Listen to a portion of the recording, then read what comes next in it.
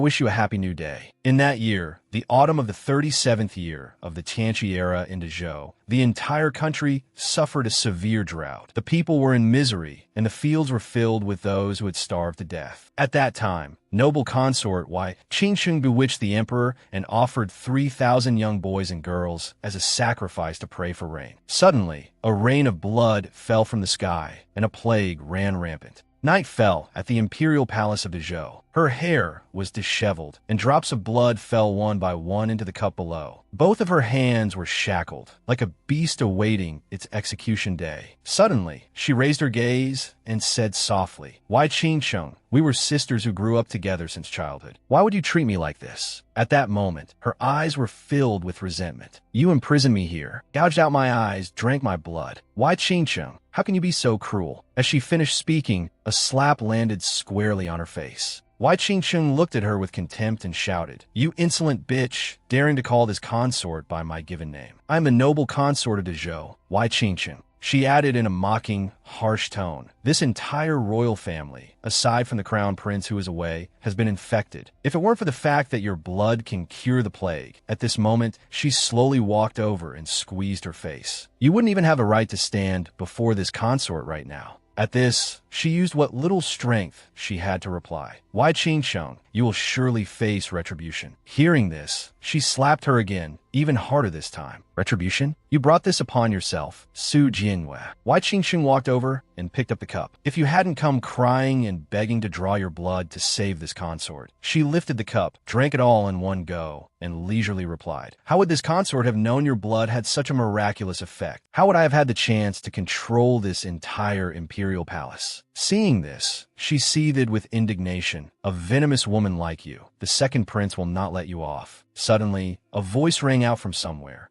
"Are you talking about me?" Her voice trembled. "Second prince?" The person approaching was the second prince of Dezhou, Ji Wuxian. Seeing him, Wei Qingsheng went to whisper in his ear, "Wuxian, your yet-to-be-wedded consort just threatened me." He wrapped his arm around her waist, his eyes full of provocation as he looked at her and spoke, "Your Highness, noble consort, do not be afraid. Your son and subject will vent your anger for you, but you must repay me later." At this moment, her eyes looked at the shameless couple before her, filled with indignation. "You too." Suddenly, Ji Wuxian pulled out a knife, slowly walked over, and lifted her chin. "I heard that if the blood can cure the plague, then the flesh must have some use too, right?" Without waiting for her reply, he struck, leaving her to let out blood-curdling screams, while he turned away and said leisurely, "This world is all mine now. Logically, I should be thanking you. I just don't know why you taste so foul." She screamed, "You adulterous couple, His Majesty will sooner or later find out about your schemes. None of you will die a peaceful death." Hitting a nerve, he became visibly amused upon hearing this. "Coincidentally, Father Emperor happens to be here as well. Why don't you have a slow chat with him?" Then a roar echoed out. It was the person Ji Wuxian mentioned, who now looked no different from a rising living corpse. He dragged His Majesty over and continued, "But we didn't give him your blood to drink, so he has turned into a jiangshi." Hearing this, her voice trembled, "Your Majesty." Suddenly, Wei Qingsheng walked over and unlocked her shackles. "We won't tie you up anymore. Go ahead and carefully serve His Majesty your flesh." With no strength left, she collapsed. Meanwhile, she casually reminded her, "Everyone in the royal family is now my person. You are of no more value to us." With that, the two of them left her behind for the jiangshi to inflict pain upon her. She screamed in despair, "Ji Wuxian, Wei Qingsheng, even as a ghost, I will not forgive you."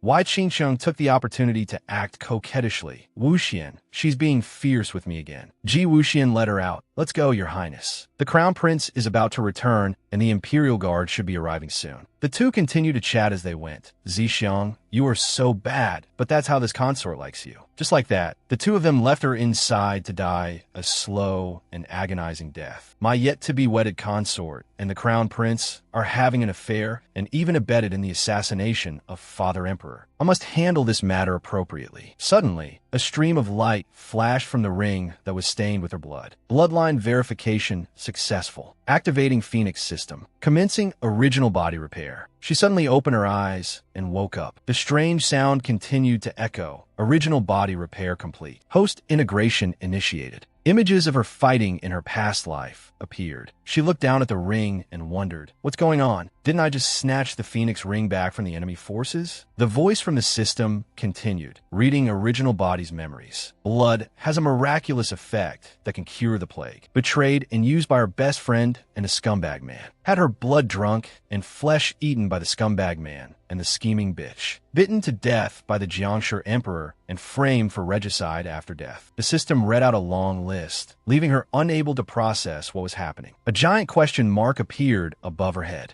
Now she began to reconsider. Are these memories in my mind? Could it be that I've transmigrated? As she finished her thought, the system announced, data reading complete. Transmigration complete. My wild guess was right. She was surprised. Holy crap, I really transmigrated. This original owner had it so rough.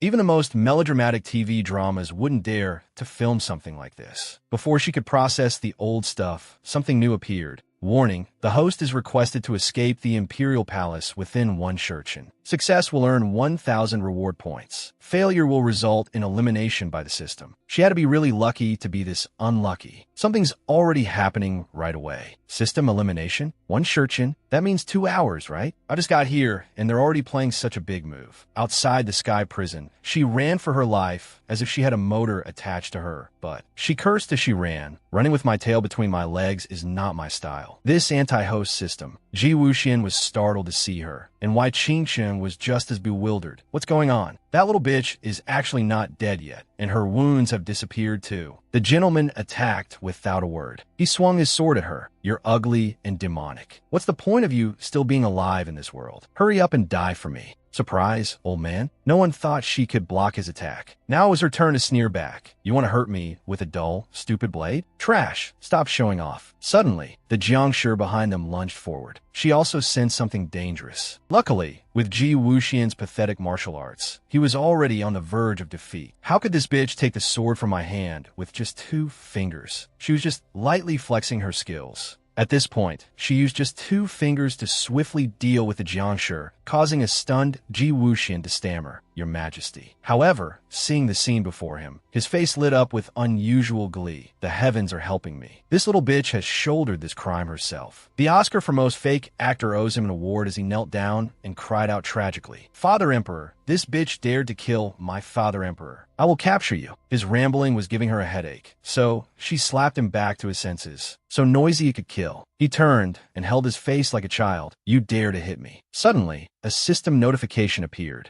Congratulations to the host for achieving hand cripple the scumbag man, earning 100 reward points. Hearing this, she felt like she had discovered a new truth. There's an achievement for that? After a moment, he regained his composure and shouted, What are you all standing there for? Hurry up and cut down this regicidal, treasonous bitch for me. The whole group of Imperial guards rushed forward. She knew this would be a tough fight. With so many Imperial guards, escaping would be a bit difficult. Seeing this, she turned to ask the system, Hey, system, according to convention, can these reward points be exchanged for items? Like a flashbang, for example. Hearing this, the system said, Flashbang, 200 reward points required for exchange. Hearing this, her eyes lit up. You really have it? I'm still short 100 reward points. If there's an achievement for hand slap the scumbag man, then, no sooner said than done. She turned and gave Wei Qingsheng a benevolent smile that scared the soul out of her. What do you want? Not letting her wonder for long, she finished her thought with a kick to her stomach that felt like it could send her to the next life. The system appeared once again.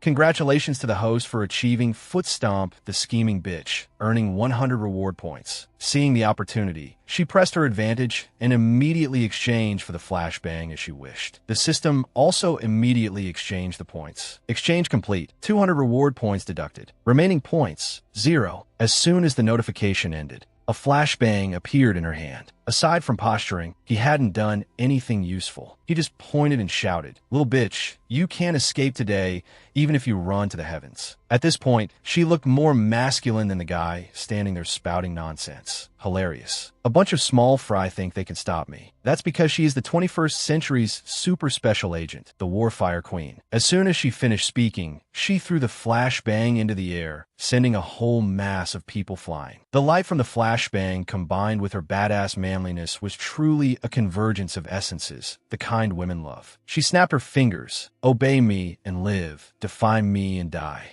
This is just a small warning. If you dare to stop me again, not even your bones will be left. Of course, the law of the strong means anywhere is this big sister's home turf. Before they knew it, she had jumped in and was beating them to a pulp. This palm strike is on behalf of His Majesty, for the unfilial son who dared to sleep with his own father's woman. This kick is on behalf of my father, Imperial Physician Su, for the venomous woman who bewitched the Emperor and killed the loyal, accompanied by blood-curdling screams from those who could do nothing. And these countless punches and kicks are on behalf of myself, for eating my flesh and drinking my blood. I'll beat you to death. Both Wai Qingsheng and Ji Wuxian, beaten into distorted shapes, shared the same question. Who are you? Night came, the moon was high, and along with it, bursts of fireworks lit up the entire sky. Amidst that scene, a pair of feet were running very fast. She ran while speaking in frustration. I originally thought I could earn some reward points from those too, but the system didn't give out any achievements at all. My hand hurts from hitting them, and I didn't even get any points for my trouble. For a moment, the whole world seemed to stop. The system displayed a notification. Congratulations to the host for successfully escaping the Imperial Palace. You have earned 1,000 reward points. She looked at the screen before her and wondered, is this interface for playing a game? The notifications appeared one after another. Tonight, at the Z hour, after the lunar eclipse reveals a blood moon, those infected with the plague will turn into zombies. Before the blood moon appears, the host must leave the capital city, or you will be immediately erased. Hearing this, she was startled. Blood moon, zombies. The blood rushed to her head, and she couldn't help but curse out loud. Isn't this just the apocalypse? A zombie attack? The apocalypse hasn't even arrived, and you won't let me leave. You cheating system, did I start a game? Or did I run into a bug? Regardless of her screaming, the system switched to a small, related topic. Today is the Lantern Festival. Wishing the host a happy Lantern Festival. She was fuming, veins popping on her face. Then she kicked the system to vent her anger. Happy my ass. I'm afraid this day next year will be my death anniversary. Still, as angry as she was, she had no other choice but to accept it and began to think. There's not much time left. The apocalypse is coming. I have to quickly hoard supplies and prepare weapons. As she thought, she stared intently at the screen, but the problem is I'm so poor right now. I don't have a single penny on me. Suddenly, a sound approaching caught her attention. She turned her head to see a whole horse right in front of her. The young man shouted loudly, "Be careful." It was too late to dodge now. She had only one option, to throw the horse straight away. The young man froze for 5 seconds, looking at her in astonishment. Such great strength to be able to throw a horse to the ground. As if a skill had been unlocked, her eyes lit up when she smelled money. Wait, aren't I short on money? Now's my chance to make some money. No sooner said than done. She spun around for a moment and fell towards him. The scamming tactic of old gossips began to take effect. Your horse injured me. Hurry and compensate me for medical expenses. As she pretended to fall, she enjoyed herself. This handsome guy's chest is really muscular. Suddenly, a group of Imperial guards arrived, shouting loudly. Who dares to block the Imperial road of the capital? She snapped back to reality in a panic. I'm screwed. Did I just run into the army? Just then, the young man lifted her chin and asked, "There are too many ignorant women in this world, but your kind is rare indeed. Have you picked out a graveyard for yourself outside the city?" She didn't understand what he was implying. A graveyard? Before she could understand, the young man brought his face closer to hers. The last female assassin I held so affectionately. I also sent her family a considerable sum for funeral expenses. Now, she finally grasped the main point. Assassin? Her face suddenly darkened. Handsome, your persecution complex is a bit serious. Still, she was still smitten. A slight pity. It's a waste for someone born with such a handsome face. To think his brain has a problem. With that thought, she let go of him. Forget it. This lady won't hold today's matter against you. Farewell. But life was never that easy. The young man had already drawn his sword, holding it to her neck and growling. Wait, did I permit you to leave? Hearing this, she scoffed. You permit me? With that, she knocked the sword away. Then she broke it to show him he had messed with the wrong person. The surrounding soldiers panicked. Protect his highness. Seeing this, she ignored her surroundings and stood proudly, warning, don't think that just because there are many of you, this lady will be afraid. I'm warning you, don't act recklessly. Otherwise, with my skills, I'm afraid you won't be able to handle it by then. Hearing this was quite a provocation. The man spoke up. I'm acting recklessly? You're quite good at turning the blame on others. Maintaining his stance, he challenged her. Today, I feel like bullying someone with my power. I want to see what tricks you have up your sleeve. In contrast to him, she approached gently. The apocalypse is coming. I can't stay here and get entangled with him. I must act immediately. Among the 36 stratagems, the beauty trap is not to be underestimated. Knowing she was beautiful, she touched his cheek. The ancients cared most about their chastity. Since you insist on provoking this sister, don't blame this sister for tainting your chastity. As she finished her thought, she boldly kissed him. He was a bit shy while she was thoroughly enjoying it. Handsome guys are different on a whole other level. Not to mention, she even flashed a sly smile. Behind them, a young man was watching the drama unfold. This young lady is truly fierce. He watched the scene with amusement. His Highness has never been close to women. I'm afraid he really won't be able to handle this. Now snapping back to his senses, he backed away, speechless. You, as if it was all part of her plan. She smiled faintly and began her act. Help! Someone is taking advantage of an innocent maiden in the middle of the night. Hey, neighbors, come out and call on your phones. She thought to herself, this sister's first kiss is incredibly precious. Did you really think I would give it to you? He realized he had run into a shrew. He immediately came over and covered her mouth. Shut up! What are you screaming about? How can a young lady like you do such a thing? What do you want? This was exactly what she wanted to hear. Big brother, I only touched you, and you want my life. What can I do? With that thought, she turned and grabbed his hand. Compensate me, then let me go.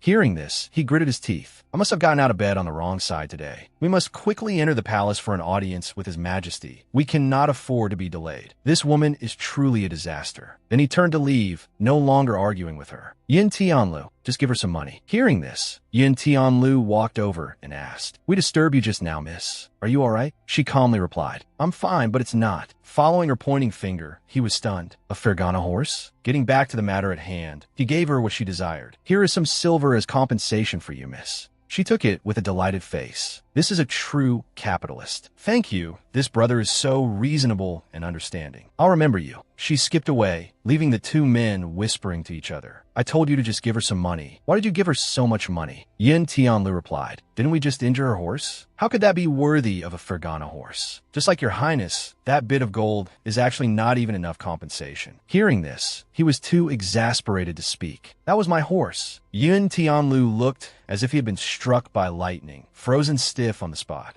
At this time, she used the money she had just scammed to buy food. I'll use 500 reward points to exchange for 5 storage spaces. The remaining 500 reward points will be for emergencies. The system storage space has a function to keep food fresh, so it's best to buy as much as possible. She raised a sword to inspect it, unable to stop thinking, a bow and arrow requires arrows. The storage slots are limited, so I can't carry a large quantity. Therefore, a long sword that is both light and space-saving is the top choice. She went outside, looked at the brilliant scenery, and calculated. Today is the Lantern Festival. It's packed with people everywhere. Once the apocalypse arrives, it will be very difficult for me to escape. The river separating the city from the mainland is the safest place. Then she grabbed onto the railing and leaped up lightly, but didn't notice someone was standing there. She was startled to see Yin Tianlu. Why are you here? In contrast, he was quite happy to see her. What a coincidence, miss, we meet again. It didn't stop there. He was having a slight delusion. She doesn't admire me, does she? Is that why she keeps following me here? Suddenly, the moon was obscured as if in an eclipse. People were exclaiming, Oh, is the heavenly dog eating the moon? But then, the sound of dry coughing began to emerge. She turned around warily. What's that sound? Yin Tianlu explained. It's the commoners infected with the plague. The epidemic is rampant, and the clinics are full, so the government has requisitioned the boats on the river to serve as temporary clinics. He added, The Crown Prince has just returned to the capital and has gone to visit His Majesty. I am his right guard commander, here on his behalf to visit and boost the morale of the people. At this moment, the moon had turned a shade of red. Yin Tianlu continued, Did the heavenly dog eat the moon and take a bite out of the sky as well? Why is it dripping like this? Just then, she realized something, her face showing clear fear. Basically, there's no safe place at all. The zombies began to approach, lunging uncontrollably, but Yin Tianlu still hadn't recognized the current threat. Oh, looking so full of vitality, it seems this patient has recovered. But why is she lunging towards me? Surely, she doesn't want to repay me with her body? Turns out he's the one with a severe delusion. He praised himself, this damn charm of mine. Seeing that this guy was useless, she stepped forward and pushed him back. Unleashing a skill that took down the zombie with a single palm strike. At the same time, the system also displayed a notification. Congratulations to the host for achieving first zombie kill. You have obtained a basic combat suit. Yin Tianlu saw this and shouted, "Under the sun of heaven's watch, with heaven and earth as witnesses, you dare to wantonly kill an innocent person?" He still hadn't realized the problem and cursed inwardly. Damn it, single for 19 years. This is the first time a girl has looked at us, and she's the type that's like a hungry tiger pouncing on its prey. She turned back,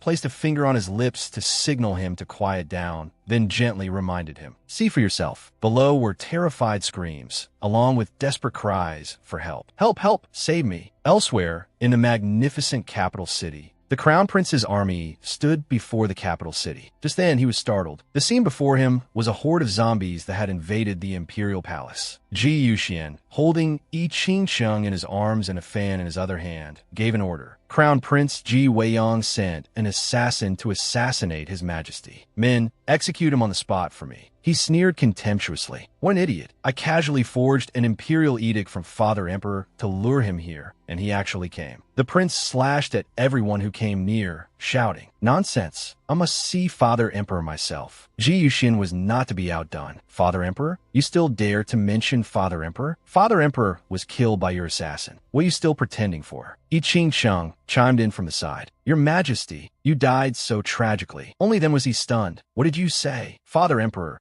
When he turned back to look, he was surprised. "Why is this soldier still alive?" Ji Yuxian smiled smugly. "Imperial brother, this is the zombie army that I've spent so much effort training. You could take your time playing with them." Suddenly, from behind, there was a scream accompanied by a desperate cry for help. "Your Highness, save me." Hearing this, he angrily kicked him away. "Die a little further away from me. I don't want to be bitten yet." Now he was puzzled, but still hadn't realized the problem. Why did someone in here turn into a zombie like this? Could it be because of this strange blood rain? Just as he finished his thought, a soldier hurriedly ran over to report. "Second Prince, the capital city, all the sick people in the capital city have all turned into zombies." Only then did he realize this problem was more serious than he had thought. "What did you say?" At this, he scrambled to run away as fast as he could. "No, I haven't ascended to the throne yet. I can't die. I must run away quickly." On the other side, hordes of zombies kept coming. Yin Tianliu's face turned pale with fear. "What do we do?" On the shore and on the boat, there's zombies everywhere. In contrast to him, she held her sword and slashed them down one by one. "What are you afraid of? Isn't your big sister still here?"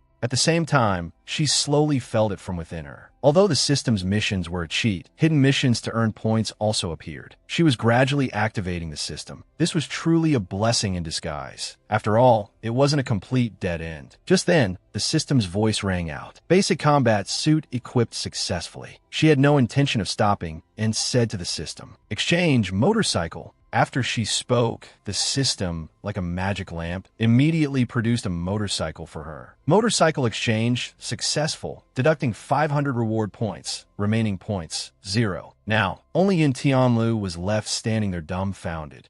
At this point, she's the beauty saving the man. No more talk, get on. Things weren't going so well for Ji Yuxian. He was surrounded by a horde of zombies. He continuously looked for an escape route, cursing as he searched. "Damn it, there's zombies everywhere. Why did it turn out like this?" He stopped in the middle of a bridge. There were zombies in front and a horde behind. He kept screaming, "All of you, get out of my way. I am a man of destiny. I command you not to come over here. Otherwise, you'll all be sliced by 1,000 cuts." At this point, Son of Heaven was just a name. Suddenly, he seemed to have found a light in the darkness. "It's her. Yes, it's her, riding that war horse like she's flying." He immediately changed his tune, his voice turning sweet, a bright lucky star for his next change of face. "You wear her. Save me. Quickly, save me. I will marry you immediately. In the future, you will be the empress of this world." She sneered, "Just you? It makes my ears itch to listen." She twisted the throttle and shot towards him in one go. "Stop joking. All the pin-up resentment. It's time to pay it back.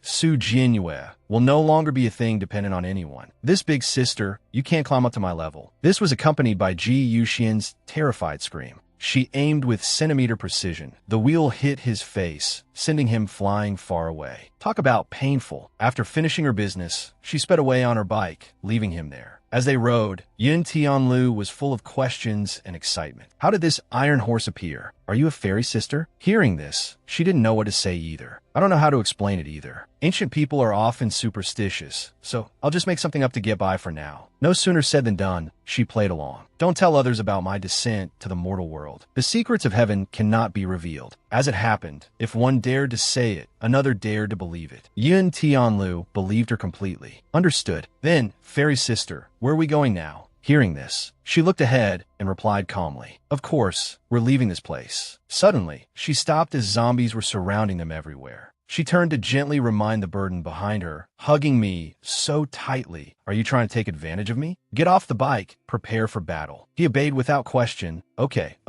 Yin Tianlu didn't understand what she was planning and asked, "Fairy sister, this shop doesn't even have a name. What are you taking a bow for?" She walked over and took a bow and arrow. She also grabbed a sword while she was at it. That's right, she drew the bow to shoot a sword, her voice full of heroic spirit. Swords, obviously. There are plenty. He shivered at this sight. Others shoot arrows, but she shoots swords. How valiant must she be? Just like that, she shot one, and this one too, and this one as well. She shot them all down one by one. But then she realized the problem. Not good. There are too many zombies, and I've used up all the swords. Just when she was out of options, a solution appeared. At the same time, the system appeared. Congratulations to the host for achieving the 100 Zombie Slayer achievement. Reward: 1 purple flame iris pistol. A huge leap forward. She held the gun as if victory was already in her grasp. My little zombie friends, you're all doomed. She got into position, her confidence more than abundant. Let me open your eyes to what's called a flawless shot. Beside her, Yun Tianlu was endlessly amazed. Is fairy sister showing her miraculous power again?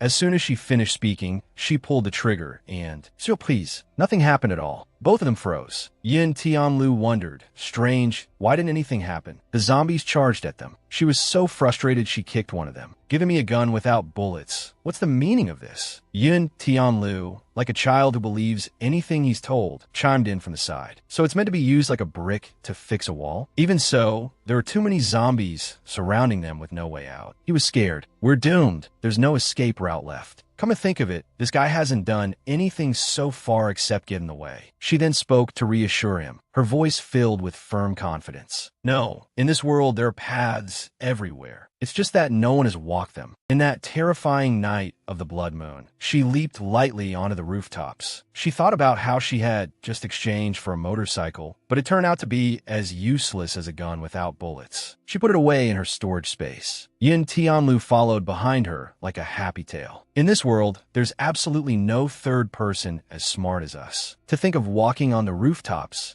Suddenly, footsteps approached. As they say, this is what happens when great minds think alike. The two parties met on the rooftop. Ji Weiyang was momentarily surprised. I've run into her again. Is it a coincidence? Or does she intend to get close to me? He walked over and grabbed her hand to greet her. Who on earth are you? 1,001 questions popped into his head. Why was she with Yin Tianlu? She cursed silently in her heart. It's true that enemies are bound to meet. Then she said aloud, what business is it of yours? Men and women should not touch indiscriminately. Let go of my hand. As she spoke, she was about to kick him in that place. But he knew what she was planning and hugged her thigh, making her freeze for a moment. You didn't lose anything. He retorted, you clearly lifted your leg yourself. When an irresistible force meets an immovable object, you can only rely on a third party. At this moment, Yin Tianlu finally made his presence known and stepped forward to intervene. Your Highness the Crown Prince, please stop. A moment ago, I was lucky to be saved by Fairy Sister, which is why I'm still alive now. She caught the most important words. So he really is the Crown Prince. He leaned closer to her and asked, Fairy Sister? Going with the flow, she also put on an act. Your Highness, from your expression, it seems you're still thinking about the unfinished business from last time. Huh? He frowned and replied, nonsense. Taking this opportunity, she twisted her body to escape his grasp. He pulled out a rope and tied her up, not forgetting to remind her, considering you saved Yin Tianlu, I'll spare your life for now. She gritted her teeth and glared at him. Not good, I fell for his trick. This guy is a repeat offender. He even carries a rope on him. After tying her up, he turned and ordered, bring her along. We can't let this troublemaker bring disaster to others. Yin Tianlu was a bit skeptical. But, Your Highness, if we do this, won't she only bring disaster to you? He got a little annoyed and warned, I'll give you 2 choices. Either shut up, or next year I'll send you to weed your own grave. Hearing this, Yin Tianlu cried without a sound, swallowing his tears and shaking his head repeatedly. And so, the whole group continued on their way. Accompanied by humming sounds, she was delighted to be carried like this. So many mounts. This isn't so bad, actually. However, only the one being ridden was not happy at all. Two people fight. Why am I always the one who gets hurt? Suddenly, a shrill voice screamed from somewhere. Su Jinhue, you bitch, you're not dead yet? Causing all eyes to turn to the speaker. Yi Ching-chung, from the other side, still tried to shout across. I was wondering why I smelled such a foul, dirty stench. Turns out it's you, you filthy insect. Perhaps bored, she decided to provoke her back. If you have the guts, then come over here. This made her so angry that she actually ordered her soldiers. What are you waiting for? Kill that bitch for me. But it seemed she wasn't aware of the current situation. A soldier spoke up, but your ladyship just now, when we fled to the rooftops to escape, we threw away all our weapons. Hearing this, she sneered at her. I actually like seeing you like this, the look of being displeased with me, but unable to do anything about it. Yi Ching-chung was furious, but could do nothing. You damn bitch, I'll take you, and... Before she could finish her words, she was cut off by Ji Wei-yong. What's with all the noise? Perhaps because there were tiles all over under his feet, he took the opportunity to kick one to the other side as a warning. The kick was so accurate it didn't miss. The soldiers beside her called out worriedly, your ladyship. He knew she was looking at him, so he acted a bit proud. What are you looking at me for? Who gave you permission to look at me? However, this time she didn't bother to argue back and instead smiled. This crown prince is a bit tsundere, isn't he? But then again, the enemy of my enemy is my friend. It seemed the rooftops weren't entirely safe either, as a zombie appeared out of nowhere. Seeing this, he wondered, what's going on? How did that zombie get up here? She looked around and then warned. No, it didn't climb up. They were already up high to begin with. Yin Tianliu's face turned so pale with fear that his legs went soft, needing her to remind him. What are you still standing there for? Run. But in this moment of danger, the system appeared like a savior, unlocking mandatory mission. Hearing this, she paid attention. Mandatory mission?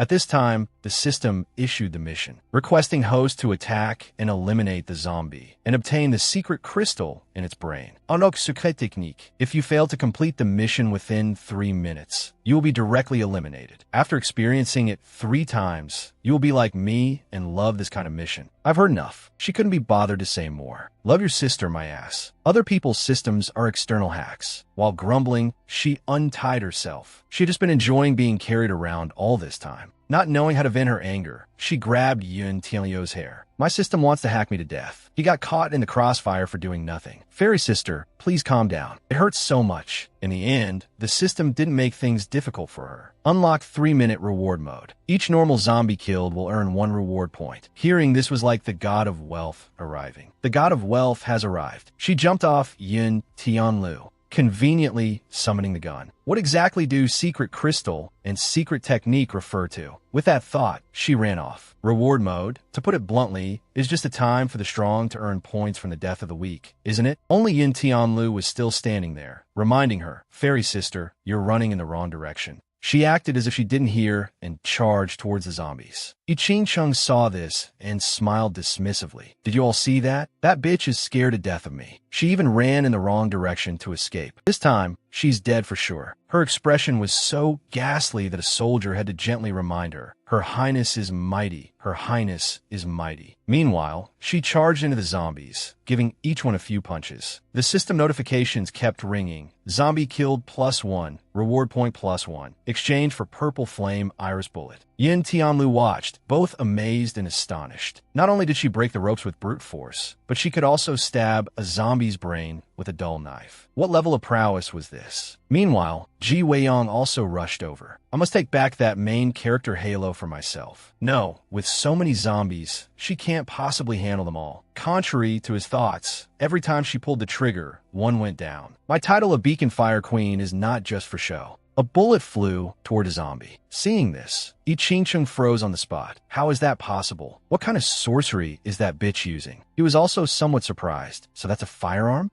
Her appearance at this moment was as absolutely cinematic as any action movie. With a touch of arrogance, she spoke. System, automatically exchange all reward points I get from killing the next zombies for bullets. She also knew this had its limits. The pistol's power was limited. It couldn't shoot through 2 brains at once, and each bullet happened to cost 1 reward point. Thus, she had bullets to use without losing a single hair. Even so, a cold smile appeared. A small matter. At this moment, seeing this, the horde of zombies charged towards her. Seeing this scene, Yi Qingsheng was as happy as could be. I get it. So it's a firearm. You idiot, you're dead for sure. A firearm can't be fired continuously. Faced with so many zombies, you little bitch won't have time to prepare for the next shot. The soldiers beside her cheered incessantly. Her Highness is wise. Her Highness is wise. But it seemed Yi Qingsheng was about to be disappointed. Not only was she not afraid, but she also declared, within 3 minutes, this queen wants all of you to fall. She did as she said, continuously firing at the horde of zombies. If the system didn't only give points for killing zombies, it would force me to kill zombies just to be able to continuously exchange for bullets to shoot. At this moment, she was like a cinematic goddess, hitting the mark with every shot. Besides shooting the zombies, another thought flashed through her mind. I must shoot that bitch Yi Qingsheng dead with one shot soon. Seeing the scene, Yi Qingsheng's face was extremely unsightly. Why can that bitch's firearm shoot continuously? Suddenly, a system notification appeared. Mandatory mission completed. Congratulations to the host for unlocking the fire art secret technique. A piece of black iron.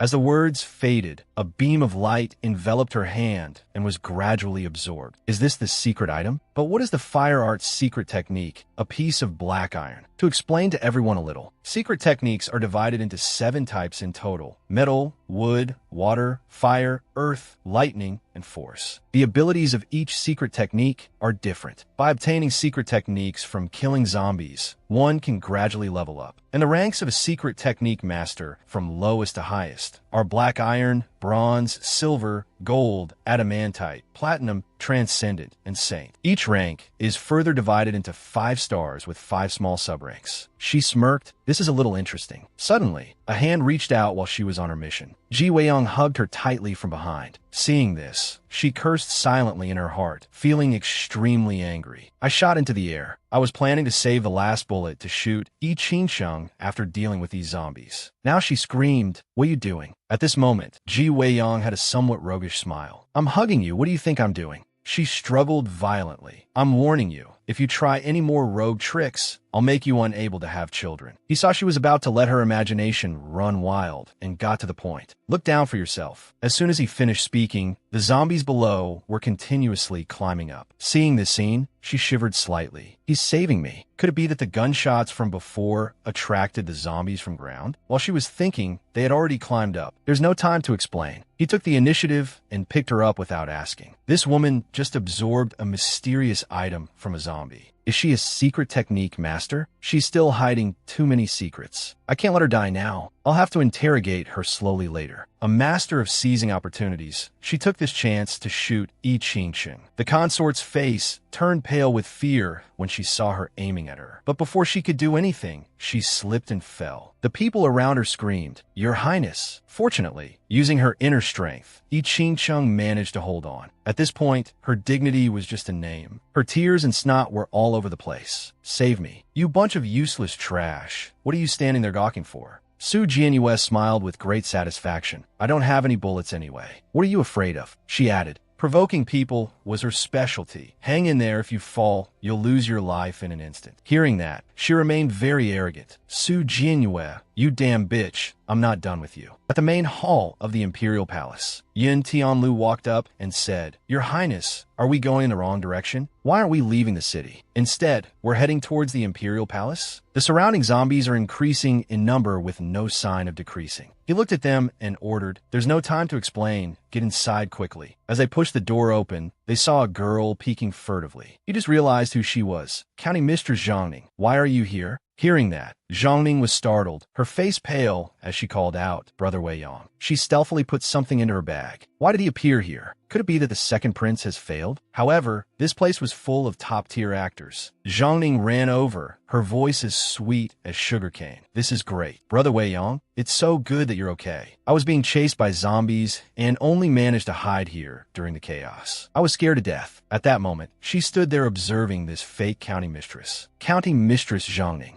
A memory from her childhood suddenly flashed through her mind. At that time, Zhang had aggressively kicked her down. While kicking, she shouted, "Get lost! Don't block this county mistress's path." This scowling face looked just like I Ching-Ching's. Where did this commoner trash come from? So disgusting. Someone change this county mistress's shoes. After kicking something so disgusting, these shoes can't be worn anymore. At that time, she was just a small child struggling in a puddle of water. "Help, I can't swim." The memory ended, and she frowned. "I remember now. So was you." Then, without another word, she quickly snatched the bag from her side. "Let me see. What were you hiding and concealing just now that you couldn't let others see?" Opening it, what a surprise. Yun Tianlu couldn't help but be astonished. This is the imperial seal of the realm. Knowing there was no way out, she could only make things up. Zhang said with tears in her eyes, "Brother Wei Yang, I risked my life to protect the imperial seal just so I could hand it over to you. It's all my fault for not guarding it well. You must not blame my sister. She definitely didn't mean to snatch the imperial seal." Snatch my ass. Out of nowhere, a system notification appeared. "Congratulations to the host for fusing with the imperial seal of the realm, activating the mystic space." As the words faded, the imperial seal in her hand vanished. Hey, the devil in her awoke. "Congratulate my ass. You damn system, you screwed me over again. Couldn't you have asked for my opinion before fusing it?" This is the imperial seal of the realm. It's unknown if Zhang was surprised, but she looked fake first and foremost. The imperial seal is gone. It's all my fault. Why didn't I guard the imperial seal properly? But I don't believe it. I don't believe such a beautiful sister could steal the imperial seal. Brother Wei Yang, please punish me. It's all my fault. The moment she finished speaking, she received a slap, knocking a tooth out. Her eyes were sharp and full of warning. What kind of green tea bitch act are you putting on? This sister is annoyed as hell right now. I'll kill you right now. Yin Tianlu was still not used to this scene. As for her, she cursed silently. Damn it, this damn woman dares to hit me. Yin Tianlu couldn't stomach the scene before him. Fairy's sister is as fierce as ever. She hit the daughter of the powerful fourth prince just like that. Moreover, she disregarded imperial authority right in front of the crown prince. Another familiar hand appeared. He came and grabbed her hand, ordering, "Hand over the imperial seal." She was also helpless in this situation. Hand it over? How am I supposed to hand it over? It's already been tricked by that damn system and fused into my body. Are you going to go inside and look for it? Seeing that he seemed determined to get it, she replied, "I can't." Hearing this, he pulled her closer and warned, "Then don't blame me." As she was watching to see what he planned to do to her, he pinned her down. She asked, "What do you want to do?" His mischievous hands are starting to get busy. He smiled dangerously. "If you won't hand it over willingly, then I can only search you myself." She looked at the man before her, at a complete loss for words. "And here I was wondering what else you were planning to do. Go ahead and search. Once you're done, you can give up for good. You don't really suit the rogue look, do you?" Seeing her stare, he felt a little unnerved. "What's with that look?" She was strangely calm. "I'll cooperate and let you search." Before he could do anything, before he could even make a move, the zombies rushed in. Yin Tianlu shouted, "This is bad. The zombies are breaking in."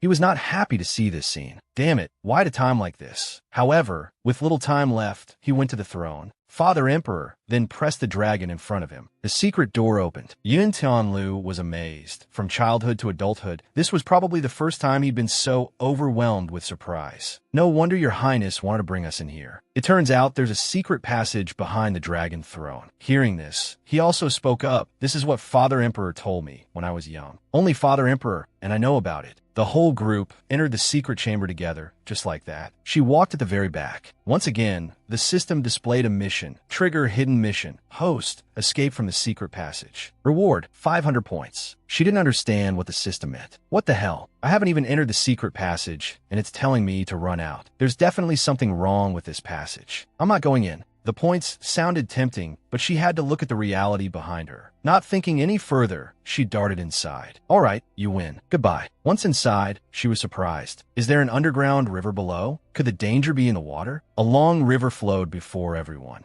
A shout rang out, drawing everyone's attention. "Look quickly. There are so many small boats on the water, and there's something on them." Someone got closer to look and was terrified. They're corpses. There's a corpse on every boat. It didn't stop there. Moreover, their faces were all covered with a cloth bearing a strange pattern. Yin Tianlu was suspicious. Strange. Why are there so many small boats with corpses in the underground river beneath the imperial city? He was just as puzzled. Although Father Emperor told me about the existence of this secret passage, he never spoke in detail about the other things. I had never entered it before coming here. She spoke calmly and knowledgeably. There is a belief that boats are the path that guides souls. Here, that familiar hand continuously grabbed her. This scene was so familiar. Unable to bear it, she spoke up. What are you doing again? He replied, preventing you from running away. Yin Tianlu seemed to have discovered something. Huh. Everyone look, there are 2 small islands up ahead. All 4 of them went to take a look and discovered them. They were stone coffins. Yin Tianlu noticed the pattern on the coffin lids. The stone coffins also have the same scale pattern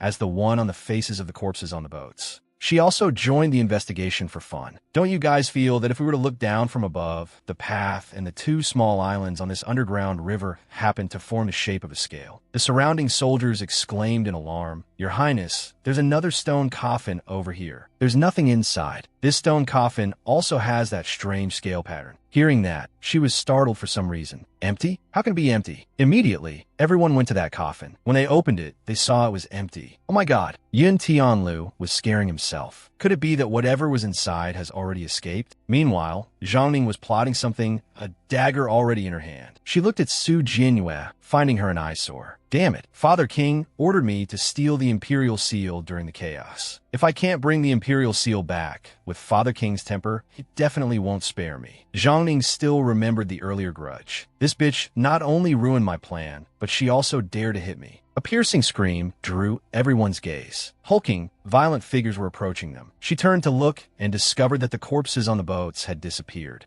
The once calm water surface was now rippling. The zombies were walking on water, heading towards them. Zhangning, for the sake of her own life, pushed a few soldiers forward. County Mistress, you. She scowled deeply. Use your lives to buy me some time. Then she quickly changed her tune, playing her part. Although I'm a noble county mistress, all lives are equal. Why should you sacrifice yourselves to save me? But her inner thoughts were the opposite of her words. For lowly commoners like you, to be able to sacrifice yourselves for the royal family is your honor. Then she grabbed his hand and ran off quickly. Brother Wei Yong, let's go. You are the foundation of the nation. You cannot die. We can't let the soldiers' sacrifice be in vain. In her heart, she thought, even if I can't bring back the Imperial Seal, being able to deliver the Crown Prince to Father King would also be a great achievement. But strangely, he was right here. You should run. Her taunting side emerged. Is your highness worried about me? This time, you didn't even bother to look at her, flattering yourself. If you die, who will I get the Imperial Seal back from? The screams of the soldiers fighting the zombies echoed louder and louder. With one slash of his sword, he took one down. Your Highness. He flicked his sword to shake off the blood, then commanded with great vigor, don't panic. Hold the formation. Advance and retreat together. As if motivated, the soldiers followed his command. Yes, sir. Only Zhangning was gleefully pleased, as if she had struck gold. Bitch, you still dare to confront me? How could a lowly commoner like you understand the political schemes of a royal like me? This county mistress's methods are limitless. You can only wait there to die. Suddenly, a familiar yet strange voice sounded from behind. County mistress, please let go of my hand. I must go back to protect His Highness the Crown Prince. She was startled and looked back. And what a surprise. The person she had been pulling all this time was Yin Tianlu. She froze on the spot. She had pulled the wrong person. Over where he was fighting fiercely, one of the men spoke up, Your Highness, our retreat is cut off. We're surrounded by zombies. The zombies only grew in number, never seeming to decrease. The soldiers were gradually getting exhausted. More zombies are coming ashore. We're doomed. We're all going to die here. One of them saw a strange light. Suddenly, her long white hair flew in the wind. Then, with one hand on a sword and the other on the handlebars of a motorcycle, she commanded, Follow me. Big Sis here will clear a path for you. She didn't forget to glance sideways at someone. You saved me once last time. Now we're even. He remained silent, but a storm was brewing inside him. To think she didn't take this opportunity to escape. Suddenly, he also placed a hand on the vehicle, using his other hand to take her sword. Seeing this, she turned to ask, What are you doing? He just replied, Focus on riding your iron horse. Leave the zombies to me. Hearing that, she chuckled. Then hold on tight, Your Highness. Yin Tianlu and Zhangning had reached the door. A loud noise caught their attention. The wheel that had ruined Ji Yuxian's face appeared. She sped on her warhorse, with him sitting behind, his soul nearly flying away. Sorry, the path is too narrow. Once again, that will ran over a not-so-pretty girl. Zhangning was furious, but could do nothing. The path in front of the door is clearly so wide. You're obviously... Before she could finish her sentence, she was trampled by another foot. Everyone ran in a panic. Quick, follow them. Close the door, quick. Finally, the door was closed. The zombies inside continuously pounded on the door, screaming. Under the light filtering through the darkness, Yun Tianlu spoke up as he looked at the scene before him. The entire room is filled with ever-burning lamps. This is the first time I've seen something on this scale. She, however, was busy thinking about something else. Previously, I was assigned the mission to retrieve the national treasure. I've also studied quite a bit of knowledge in this area, and I understand a little about ever-burning lamps. Ever-burning lamps, due to their special construction, are rumored to be inextinguishable. But in the end, this is just a distant wish. She looked at the lamp in front of her. The fact that the oil lamps haven't gone out can only prove that they were lit not long ago. Both she and Yun Tianlu stepped out of the door with light ahead. He wondered if the underground river and the boats from before were the path to guide souls, then perhaps this place can be considered the final realm of souls, the underworld. She quickly stepped out of the door. The sky was strangely clear and blue. At the same time, the system displayed a notification. Congratulations to the host for completing the hidden mission. Reward, 500 points. She felt that something wasn't quite right. Does this room connect to the outside world? Why do I feel like this is more like welcoming something's return? She stealthily turned to look behind her. Just as she had guessed, soldiers had surrounded her. While she was trying to understand what was happening, what are you all? Ji Weiyong walked over to clear up her confusion. Since all the officers and soldiers are grateful for you saving their lives, as long as you hand over the Imperial Seal, I can consider not pursuing the previous matters. If I could hand it over, I would have done so long ago. Why would I keep it? Now she didn't know what to do either and replied awkwardly, "You might not believe me, but the Imperial Seal really disappeared on its own. There's nothing I can do." Hearing this, he frowned, speechless with anger. "You." The soldiers behind him spoke for him. "How could that be? Heroine, this kind of thing is no joke. Protect His Highness." Could she be a spy sent by someone, intentionally making us indebted to her, then looking for a chance to assassinate His Highness? While she was still arguing with this group of people, a light flashed from behind. "Bitch, this county mistress will eliminate you today on behalf of Brother Weiyang. I absolutely will not let you bewitch everyone with your demonic words." Zhang Ning charged towards her like a flash. She dodged this demonic attack in an instant. Not only did it fail to kill her, but her wrist was grabbed instead. "Idiot, announcing your assassination attempt out loud." She struggled. "Do you know what crime it is for a commoner to lay hands on a royal? Let me go, you bitch." Suddenly, a pack of wolves appeared out of nowhere, startling everyone who saw them. "These wolves, they don't look quite right, do they?" One of them spoke up upon seeing the pack of wolves. "They're infected with the plague, just like those zombies." Hearing this, everyone was stunned and bewildered. She also looked over. It seemed the plague didn't just spread from person to person, but other creatures weren't immune either. It's unknown what she was thinking, but she immediately kicked Zhang Ning out. "All right, I'll let you go. Go on, you idiot." The girl, who was struggling violently, was suddenly taken aback. "I told you to let me go, you bitch." Just as she wished, she kicked her, sending her rolling down the road. The wild wolves' eyes lit up when they saw meat coming their way. A pack immediately chased after Zhang Ning. The system's voice rang out. "Grenade exchange successful. Minus 200 reward points. 300 reward points remaining." At this moment, she held the grenade in her hand and expertly pulled the pin. As expected of a dog's nature to love playing with balls, there was no way to avoid it. With that thought, she threw it straight in, startling everyone. Yun Tianlu shouted, "Fairy sister, she's a county mistress. Are you really going to kill her?" As he finished, a loud explosion went off behind them. Coincidentally, she turned and replied very cinematically, "Not kill her. Save her for the new year?" Her face showed no fear. Instead, it carried a hint of heroic spirit. "If someone offends me, I must kill them. This is my Su Jianyue's rule of survival." Yin Tianlu and the soldiers trembled upon hearing this. This is truly too fierce. Just then, Ji Weiyong came over and grabbed her hand. "You know full well she is a county mistress, a member of the royal family. Without the emperor's order, how dare you kill her on your own?" Hearing this, she just let out a scoff. Following that, she approached him, causing him to lose his imposing manner from before. What trick is she trying to pull now?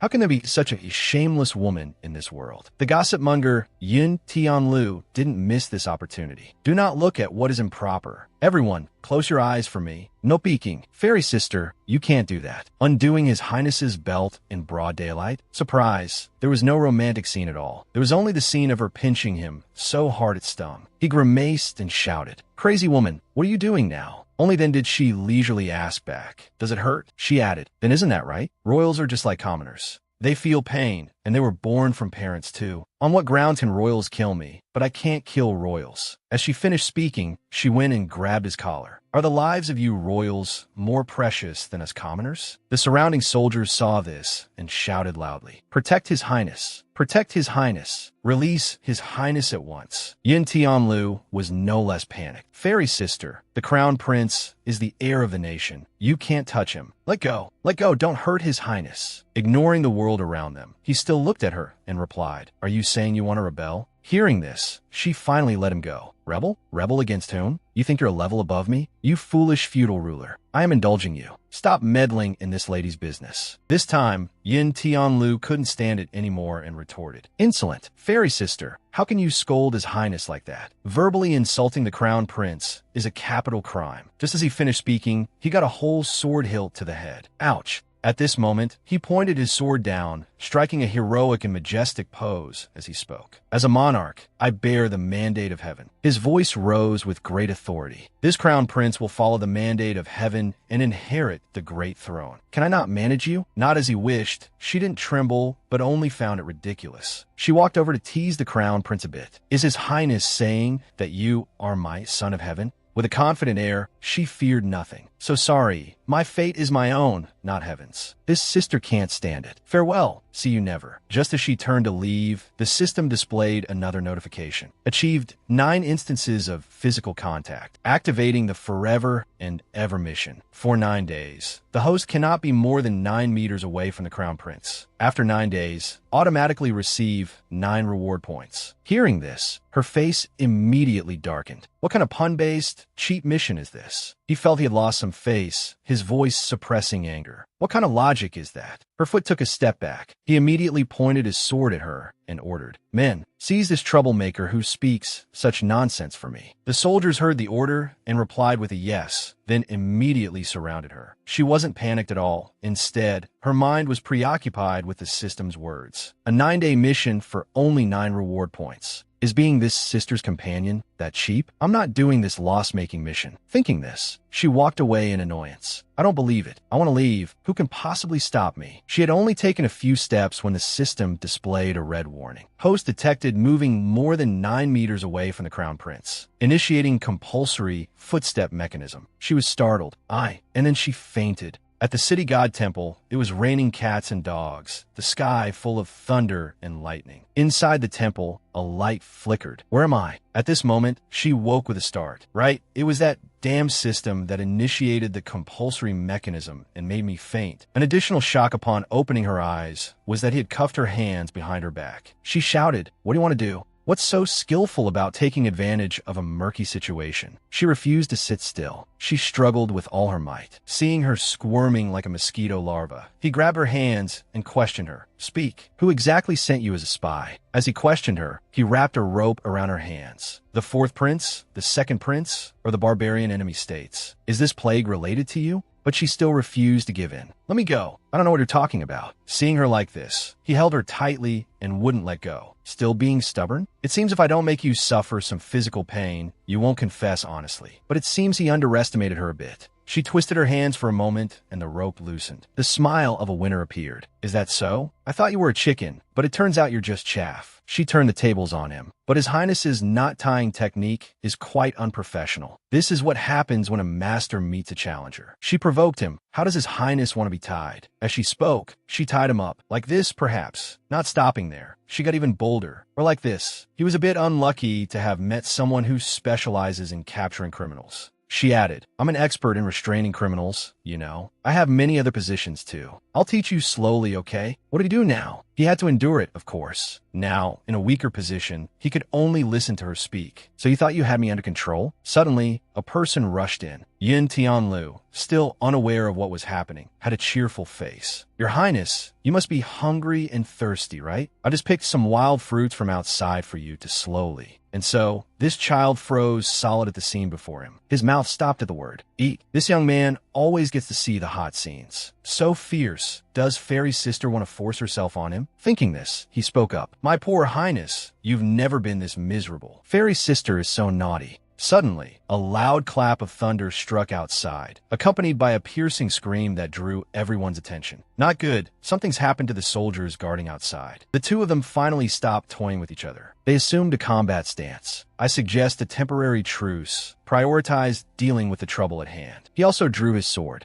Agreed. At this point, Yin Tianlu came over and called softly, "Fairy sister." He leaned close to her ear and whispered, "His Highness the Crown Prince has always kept himself pure as jade. You mustn't let him down." Hearing this, she scoffed. "Don't worry, I'll give him a proper status." He walked over and gave him a knock on the head. "Truly a waste of food and rice to raise you. So insolent." Yin Tianlu rubbed the lump on his head caused by his own mouth, unable to do anything. Back to the main issue, he felt something was not right. The elite troops all stayed at the border. The ones brought back to the capital are all newly recruited soldiers. As expected, they still lack vigilance. Outside, the piercing screams continued to ring out. Ignoring the wind and rain, he still went out to fight. Do not panic. Form up, attack, and defend simultaneously. Suddenly, a soldier approached, his voice desperate. Your Highness, save me," the man said in helplessness. "I don't want to die. I don't want to." He hadn't been cool for long when he saw this scene and froze. The soldier was still calling, "Your Highness." Then his eyes turned red, which meant the soldier had turned into a zombie. He lost his sanity and lunged at him. He only managed to dodge the attack just in time. At the same time, a bullet flew through the zombie's head before his astonished eyes. A clean shot. The system displayed a notification. Successfully exchanged for 100 violet flame iris bullets, minus 100 reward points, 200 reward points remaining. She also reminded him, "Your Highness's benevolence should be saved for the living." Like master, like servant, their degree of delusion was quite similar. He thought to himself, could I have really misjudged her? This battle had nothing to do with her. She could have escaped during the chaos. But she chose to stay and fight alongside me. As for her, she was only thinking of herself. That's the capitalist mindset. Don't run so fast. If you go past 9 meters, the system will make me faint again. And so, the two of them helped each other. A rare and hard-to-find cinematic shot. Thanks to them, one by one, they were all beaten to a pulp by the two. The bodies piled up. Among them, the fiercest and most dangerous one was still alive. It rushed quickly towards her, intending to land a blow on her. She also seemed to have guessed something. Is this big guy the leader? While thinking, she dodged that blow. It seems these zombies must all be the bandits from the nearby mountains, and she planned to take him down with a fatal blow. Even if it's a zombie, there's no way to overcome the time gap, pitting physical attacks against chemical ones. But beyond her expectations, he was able to block that bullet. She was startled. This big guy actually knows how to block bullets? At this moment, he lunged forward, raising his club to strike her down. In surprise, a sword arrived just in time to block the blow. He was like a hero saving a damsel in distress, except the snarkiness she had passed on to him had already taken deep root. Are you kneeling on the ground to perform marriage rites with him, to become the bandit chief's wife? Hearing that, she stood up and snarked right back to get even. What's wrong? Are you getting impatient? When husband and wife are in harmony, they can even drain the East Sea. How could that Jiangshi withstand that blow? He collapsed, and at the same time, the sword pierced through him as he said to her, "Now you can be a widow." She, providing cover with a gun from behind, retorted, "How could I? Don't I still have to preserve my status for His Highness?" While the two were fighting intensely, only Yin Tianlu was hiding fearfully behind the door. Why do I feel like these two are even scarier than the zombies? After a long struggle, she finally let out a sigh of relief. Luckily, there weren't many zombies, otherwise it would have been difficult. Looking at the mess the two had just cleared, Yin Tianlu couldn't help but think, not many zombies? It's clear that you're just too formidable. Suddenly, he felt sorry for his own fate. I feel so sorry for His Highness. Will His Highness still be able to manage the affairs of the nation in the future? In the sky at this moment, the cry of a falcon echoed everywhere. Hearing it, she looked up. Why is there a falcon flying in the sky when it's raining? He then explained, that is the Grand Tutor's messenger falcon. Is it your pet that you so skillfully take out the paper? That's great. It seems my old teacher is safe. He read the letter, and it seemed not as good as he had thought. Yin Tianlu came over to ask, Your Highness, what did the Grand Tutor say in the letter? He did not reply, but immediately gave an order. All soldiers, hear my command. Follow me and leave this place at once. As soon as he finished speaking, he mounted his horse. The Grand Tutor said in the letter that Imperial Consort E, relying on the Fourth Prince's private army, has basically suppressed the strange mutation in the capital. They are sending people to search for us. Yun Tianlu panicked. Your Highness, if the abnormal zombies have been suppressed, then we should go back. We just need to explain to the Fourth Prince. Hearing this, he glanced at him. Explain. His voice was full of anger. The Fourth Prince arbitrarily recruited a private army,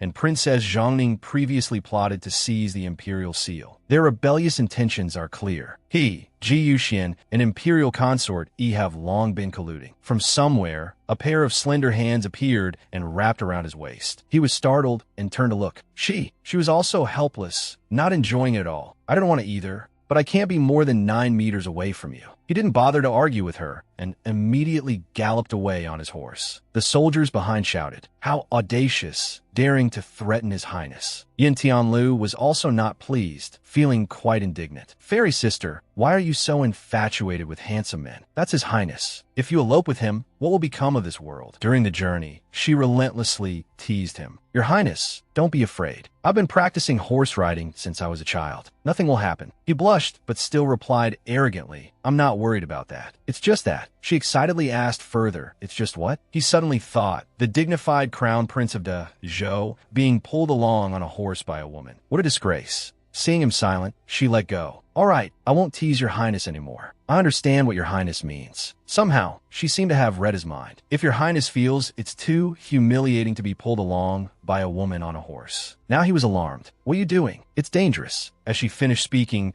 she leaped up, timing it to the centimeter as she fell, landing perfectly and hugging him tightly. Then Your Highness can pull me along. Seeing him silent, she pressed her advantage. What's wrong, Your Highness? He looked angry and displeased. You don't keep your word. Ignoring his discomfort, she chuckled with amusement. Yin Tianlu, riding behind, couldn't help but feel sorry for His Highness. Does the teasing have to be so blatant? This face-to-face riding position, isn't it even more humiliating? I feel so sorry for His Highness. He has never been close to women. How can he endure this kind of teasing? At the brightly lit and magnificent imperial palace. Somehow, Ji Yuxian had survived until now. Sitting beside him was Yi Qingcheng. This time, it's thanks to Imperial Uncle having made preparations in advance that we were able to escape this calamity. After I ascend the throne, I will definitely reward Imperial Uncle. The Fourth Prince, Ji Gongli, then spoke up. Reward? Ji Yuxian, feeling a bit guilty, asked back. What is it, Imperial Uncle? Ji Gongli just gave a cold laugh. Then this prince thanks Your Highness in advance. The moon was brightly illuminating the entire sky. His voice rang out, dismount and walk to stretch your legs. As he got off the horse, he also instructed if we encounter zombies, don't be too eager to fight. Our goal is the ferry dock on the other side of the town. The soldiers obeyed with a yes, sir. From somewhere, a crying sound was heard, startling Yun Tianlu in fear. Be on guard, there is zombies. Su Jianyue, watching from the side, felt exasperated for him. Have you ever met a zombie that knows how to cry? Over there, a child was wailing and calling out, Mother, Father. Feeling pity, she walked over to ask, Be good, don't cry anymore. Can you tell Big Sister what happened? The child, with teary eyes, looked at her and said while crying, Father and Mother were taken away by the government officials. Hearing this, he looked around to assess the situation. The lights in every house were on. Could it be that this place was not affected by the plague? After assessing, he turned to say to Yun Tianlu, take the soldiers to a nearby inn to rest and gather some information while you're at it. His eyes turned sharp again. I will go to the government office with this child. The soldiers immediately accepted the order. Yes, sir. Finally, the three of them stood before the government office. He couldn't help but think, if the abnormal zombies only occurred in the capital, then I don't need to travel by water to Jiangsu to find Divine Dr. Su. I just need to go to the border to find General Meng, mobilize troops, and lead the army back to the capital to purge the treacherous officials and rebels. He felt something was off when he suddenly noticed someone walking beside him. He turned to ask, Did I give you an order to follow? She looked at him, too weary to speak. You think I want to? Suddenly, terrifying screams echoed from inside. Both of them were startled and went on high alert. Only the little sprout grabbed his hand and called out, Father, and at the same time turned to grab her hand, Mother. The two looked at each other, full of embarrassment. The child pointed inside and said his father and mother were in there. The two were still not used to this form of address and were very shy.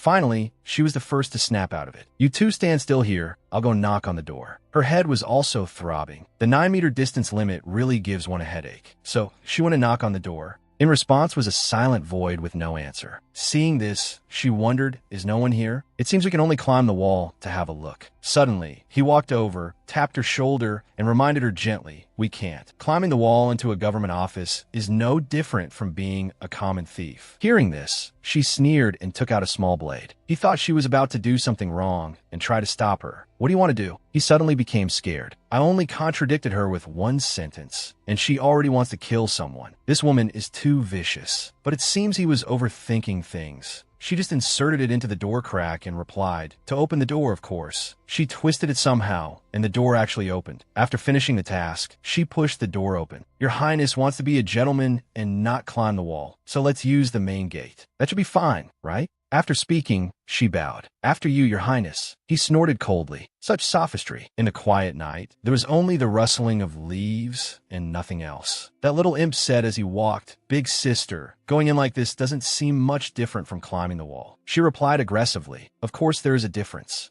Saying that, she glanced at him. It satisfies a certain someone's vanity. Feeling stung, he reached out, lifted her chin, and warned, "If you keep talking nonsense, I will shut your mouth." The innocent child suddenly exclaimed, "I know." The little boy came and took both their hands. Big brother wants to use his mouth to lock big sister's mouth, right? Just like father and mother. The kid is talented, all right, precociously so. Thanks to that, the two stopped their argument. Instead, an awkward atmosphere descended. She affectionately chided the child. "You're so young, yet already so mischievous, knowing how to tease adults." The child giggled slyly. "No, I'm telling the truth." Returning to the main issue, he began to use his intelligence to deduce. "The lights are all on, but where has everyone gone? We're standing in front of the office, but see nothing. Even the growling sound we heard outside the gate has disappeared." She seemed to have sniffed something out, her keen nose starting to work. "This is..." A moment later, she recognized the scent and spoke up. The smell of medicinal herbs. Hearing that, he understood the situation. "Let's go take a look." Late at night, in the backyard of the government office, a group of people were gathered around a fire as if for a festival. Seeing this scene, he wondered, why are there so many physicians in the backyard of the government office? What kind of medicine are they brewing? She frowned, her voice turning serious. "It's the scent of Dachira flowers. It's the main ingredient of an anesthetic." Hearing her, he turned to look. Anesthetic. She understood the look Ji Wei-yong was giving her and spoke up. "Don't look at me like I'm a bad person. I know these things because my Su family is a family of physicians." The more he listened, he seemed to discover a clue and exclaimed, "The Su family? The Su family of Jiangzhou? Could it be that you are the daughter of imperial physician Su?" Su Jianyue, after this long journey, finally revealed who she was. She confidently showed off her personality. That would be this young lady. One would expect a romantic scene, but no. He drew his sword defensively. "You are one of Ji Yuxian's people." Every time she heard that name, she would sneer. "What do you mean his person? The marriage hasn't even happened yet. Besides, it was a forced marriage. What's this, a child sits where their parents place them? That's just a bad custom of you ancient people. This sister here doesn't acknowledge this marriage." Suddenly, the sound of hurried footsteps approached. The guard had sniffed out the two and shouted loudly, "Who are you? How dare you sneak into the government office in the middle of the night?" Suddenly, he saw the boy cowering beside her and grew suspicious. But wait, isn't this child from that household from before? He looked at the two bickering over there, his heart full of doubt. Could this man and woman be helping the child find someone? Then he regained his composure, stood tall, and clenched his fist. But that's not quite right. If they were on the same side, then why would the man be holding a sword to the woman's neck? Damn it, based on my 10 years of experience as a constable, I can't figure out their intentions or relationship at all. Experts. These two are definitely experts. At this moment, he finally spoke up to question them. "Speak. Who on earth sent you?"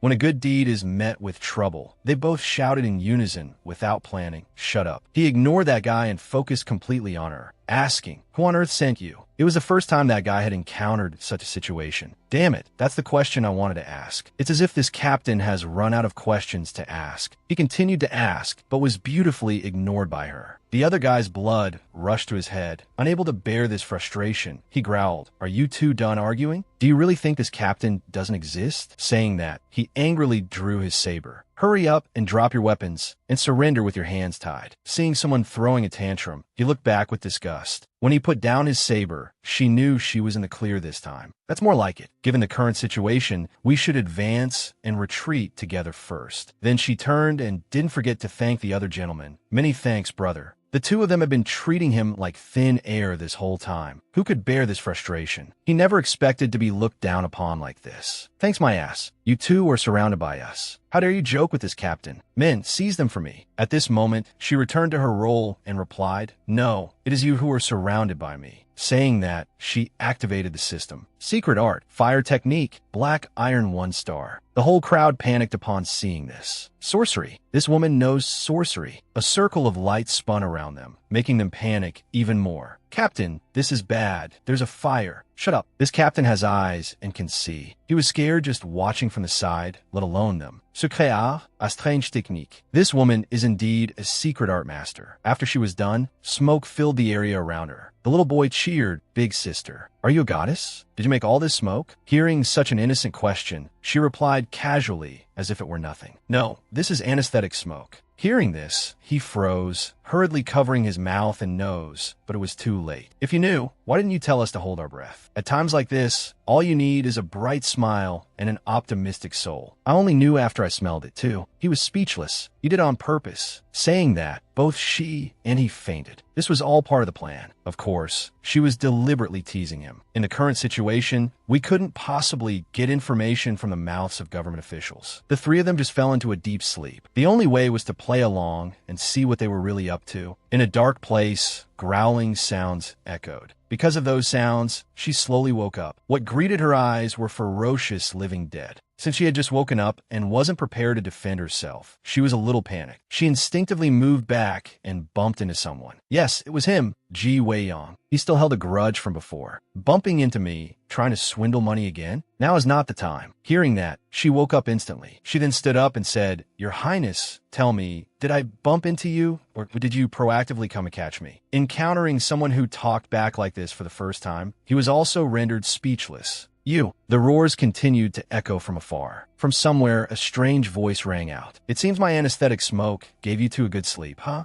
Two men, one fat and one thin, one tall and one short, approached with contempt. Just woke up and already so energetic. At this moment, she had sized them up from head to toe. The prison was full of the living dead. But luckily, there were no spare cells, so they locked us in the same one. If I were more than 9 meters away from the crown prince, it would be troublesome. The pot-bellied man, annoyed by her staring, spoke up. You lowly woman, you truly have no manners. A mere commoner dares to look directly at this official. Lower your head. She was good at many things, but best at talking back to people. My lord, your official authority is so great. That man pointed straight at her face. I'm warning you, wench, don't use that tone with this official, or else you'll see. As soon as he finished speaking, she reached out to him, conveniently grabbing his head, making him yelp. Ouch! She didn't feel satisfied yet. My lord, you were too far away just now. I couldn't hear clearly. A sinister smile appeared on her face. Now that we're a little closer, could I trouble you to say that one more time? The fat man couldn't bear the pain. He immediately humbled himself. Heroine, spare my life. It hurts so much. Please let go, let go. Seeing the situation, the thin man next to him shouted loudly. You'd think he'd been invisible until now. Bold commoner, how dare you strike a court-appointed official? Do you not want to live anymore? As soon as he finished speaking, she pushed the fat man's head down even harder. Which of your eyes saw me hit him? Finally deciding to submit, the fat official spoke up. Great-grandmother, please spare my life. Advisor, shut your mouth for me. Are you trying to get me killed? Seeing this, the thin man also began to beg. Yes, this subordinate misspoke. The young lady indeed did not hit the magistrate. She only used the cell bars to clamp his head. At this moment, Ji Wei-yong coughed lightly a few times so that people wouldn't forget he existed. All right, that's enough. Let me talk to them. Since he had spoken, she let go. She was having so much fun, she had forgotten her main mission. That's right, I still have to extract information from their mouths. The thin man went over to check on him, his face pale. My lord, are you all right? The old man angrily slapped him. Get lost. What do you mean only use the cell bars to clam my head? Released like a tiger back into the forest, the old man's attitude changed instantly. This shrewish woman has no martial ethics. I advise you to know your place. At this moment, the little boy groggily woke up as if seeing something that startled him. In front of him was a living dead, but he ran towards it, calling out as he ran, Father, Mother. Seeing him about to rush over, she immediately shouted, Don't go there. She went to stop him. He cried while demanding to go over. Let me go. Big sister, let me go. I have to go to my father and mother.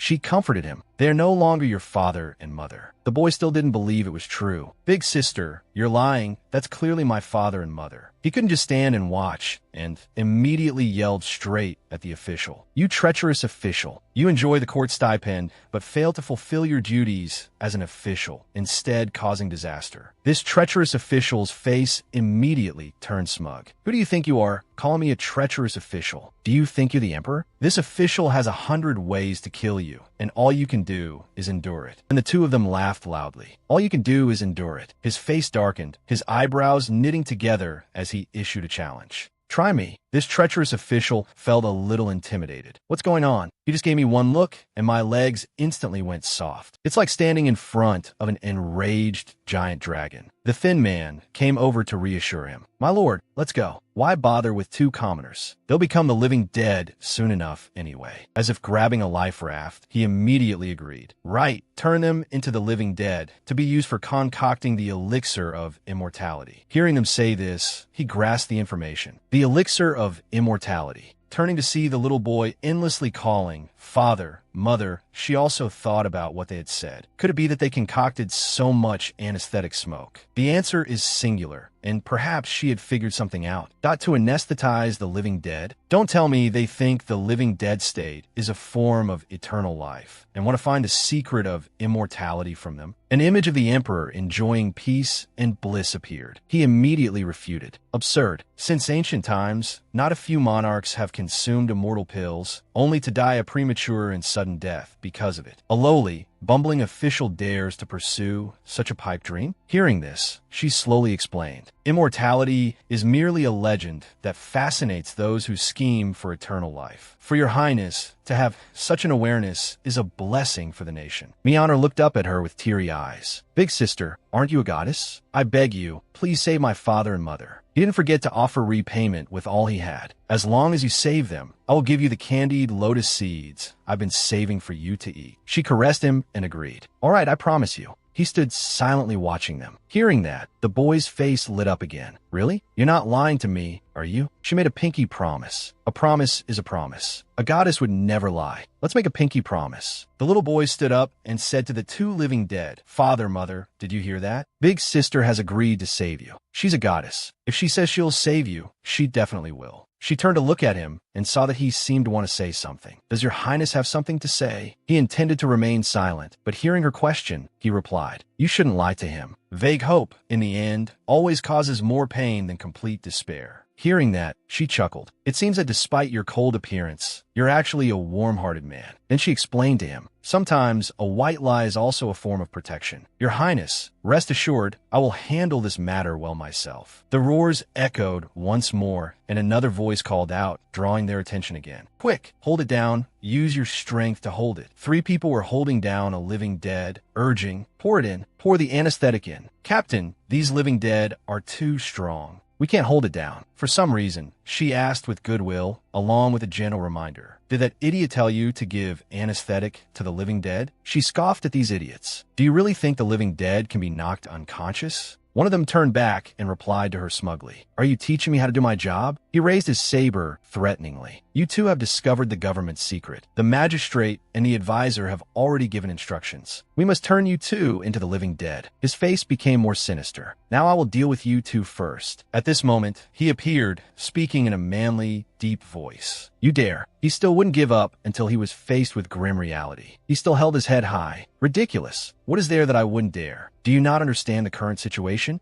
He walked over and grabbed his collar smugly. You pampered young master. You're about to die, and you don't even know it. As soon as he finished speaking, the saber fell on his foot. In this world, he was probably the only one that's stupid. Damn, I forgot about the saber in my hand. He was a bit idle. He didn't even have to do anything, and his opponent had already taken himself out. Nice. The other guy screamed loudly. It must have hurt a lot. At this moment, she just stood by and observed silently. Based on what she had, she formulated a strategy. The investigation is almost complete. We should get out of here. Another blood-curdling scream rang out. The zombies were gnawing on the people from before. One of them cried for help. Constable, save me. Please, sir, save me. Not only did he not help, but he even stepped on the man's hand. Save you? You're about to die. Just obediently wait to turn into a living dead. As long as you all die, I can spin this story however I want." As he spoke, he dangled a bunch of keys in his hand. A crazed, ravenous horde of zombies rushed out. The entire prison was now just a flood of zombies pouring out. He ran outside, his face full of glee. "I've released all the living dead. Let them gnaw until not a single bone is left. Then I can frame whoever I want, can't I?" The horde of zombies finally reached the three of them. He was concerned. A little concerned, yes. The living dead have all gathered around us. We can't get out the main gate anymore. With that, he turned to her and said, "Did you intentionally provoke that constable, pushing him to this point so he would think we were as good as dead?" Facing the roaring horde of zombies, he continued to elaborate as if he had figured out her solution. "To easily use him to spread the news of our deaths to the people in the government office. Creating a fake death for us. Convenient for our future actions, right? If you have an escape route, use it now." Seeing the scene and hearing his words, she was brimming with confidence. The system displayed a notification. Successfully exchanged for a wall-breaking hammer. -10 reward points. 190 reward points remaining. As soon as the words appeared, the wall was smashed open. She turned to him, not forgetting to strike an action heroine pose. "Your Highness, what are you muttering about over there by yourself? Let's go." He had anticipated something, but he didn't think she could go this far. Yin Tianlu always said she was fierce, and it turns out that wasn't baseless. The moon was already high in the sky tonight. Elsewhere, a Taoist priest cheered with excitement. "It's a success, my lord. The immortality pill has been successfully refined." Inside the alchemy room, many people were standing around as the Taoist priest handed it to the fat official from before. "You've worked hard, Taoist master. This official and the local gentry will certainly not treat you poorly." He stood confidently and declared loudly, "Everyone, the news is that we have joined forces to contain the epidemic. We secretly locked up all the infected people in town and used the flesh and blood of the living dead to refine an immortal elixir. Now that this immortality pill has been created, who wants to be the first to become an immortal?" He had no intention of becoming a guinea pig himself. Whether this pill is effective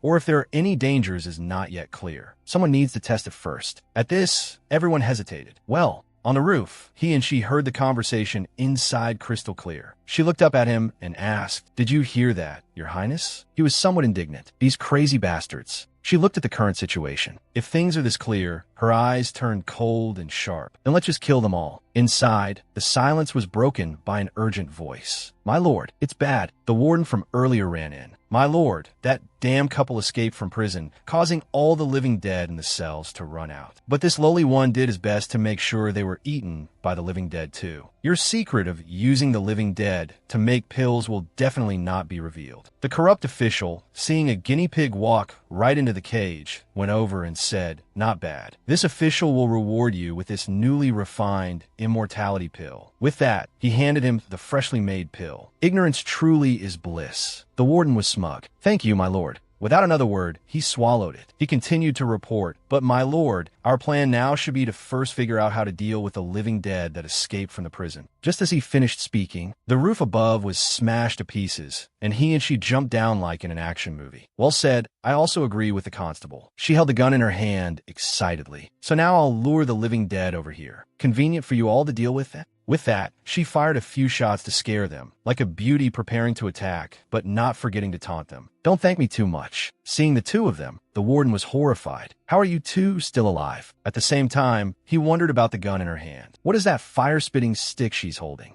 At the same time, the horde of zombies had arrived at the door. Seeing this, the corrupt official kicked him. "Useless trash, what kind of job did you do? Now you've gotten us all killed." He clutched his stomach, both scared and confused. "You crazy shrew, have you lost your mind? You led the living dead here. You won't survive either." She activated it again. The system displayed a notification. Successfully exchanged for a grappling hook gun. -20 reward points, 170 reward points remaining. She also spoke up. "I'll tell you a secret, this big sister can fly." As she finished speaking, the gun shot out a line. Its head latched firmly onto the roof above. At this point, it was a beauty saving the hero. She went to his side, wrapped an arm around his waist, and reminded him, "Hold on tight, Your Highness." With that, the two of them made their escape. They both stood above, watching the amusing scene before them. He hadn't been able to relax his brow this whole time. Seeing this, she teased him. "Why the long face, Your Highness? Let me guess, is it because I'm so strong it makes Your Highness look like a little follower?" He walked over, snatched the gun, and warned her, "Don't get delusional." He took the gun and fired it towards the next building. He wrapped his arm around her waist as if to assert something. "You think you can guess my thoughts?" She was somewhat stunned by his current expression, and so the two of them flew off once more. But this time, he was the one leading. "Below her, all dead bodies will fly straight out." She laughed with great amusement. This personality that refuses to be outdone, isn't it just like a little schoolboy? As the two flew over the chaos below, a familiar cry rang out. "Father, mother, how are you? It's me, Mjolnir." She noticed what was below and looked down with a start. "This foolish kid, didn't I tell him to wait for us outside?" Mjolnir was surrounded by a horde of zombies. She turned to him and said, "We have to save him." He stopped her from acting recklessly. "There's so many living dead down there. You can't save him. It's a meaningless sacrifice, just seeking your own death." Knowing that words wouldn't work now, she resorted to a honey trap. Her hand slid along his neck as she leaned close to his ear and whispered, "Your Highness, what are you thinking? What I thought was a romance turned out to be a farce." She grabbed his collar and shouted, "What do you mean I can't save him? That it's just seeking my own death?" With that, she pulled him down to join the fun. "You're coming with this big sister." And so, they both fell, her other hand firing the gun continuously. She jumped down, grabbed a zombie's head, and forcefully snapped its neck. She leaped up skillfully, leaving the child wide-eyed. He called out softly, "Big sister." She activated the system. Exchange, Flame Blade, successful, minus 100 reward points. 70 reward points remaining. She looked at the child and called back, "Hey kid, if you don't want to die, get over here." Suddenly,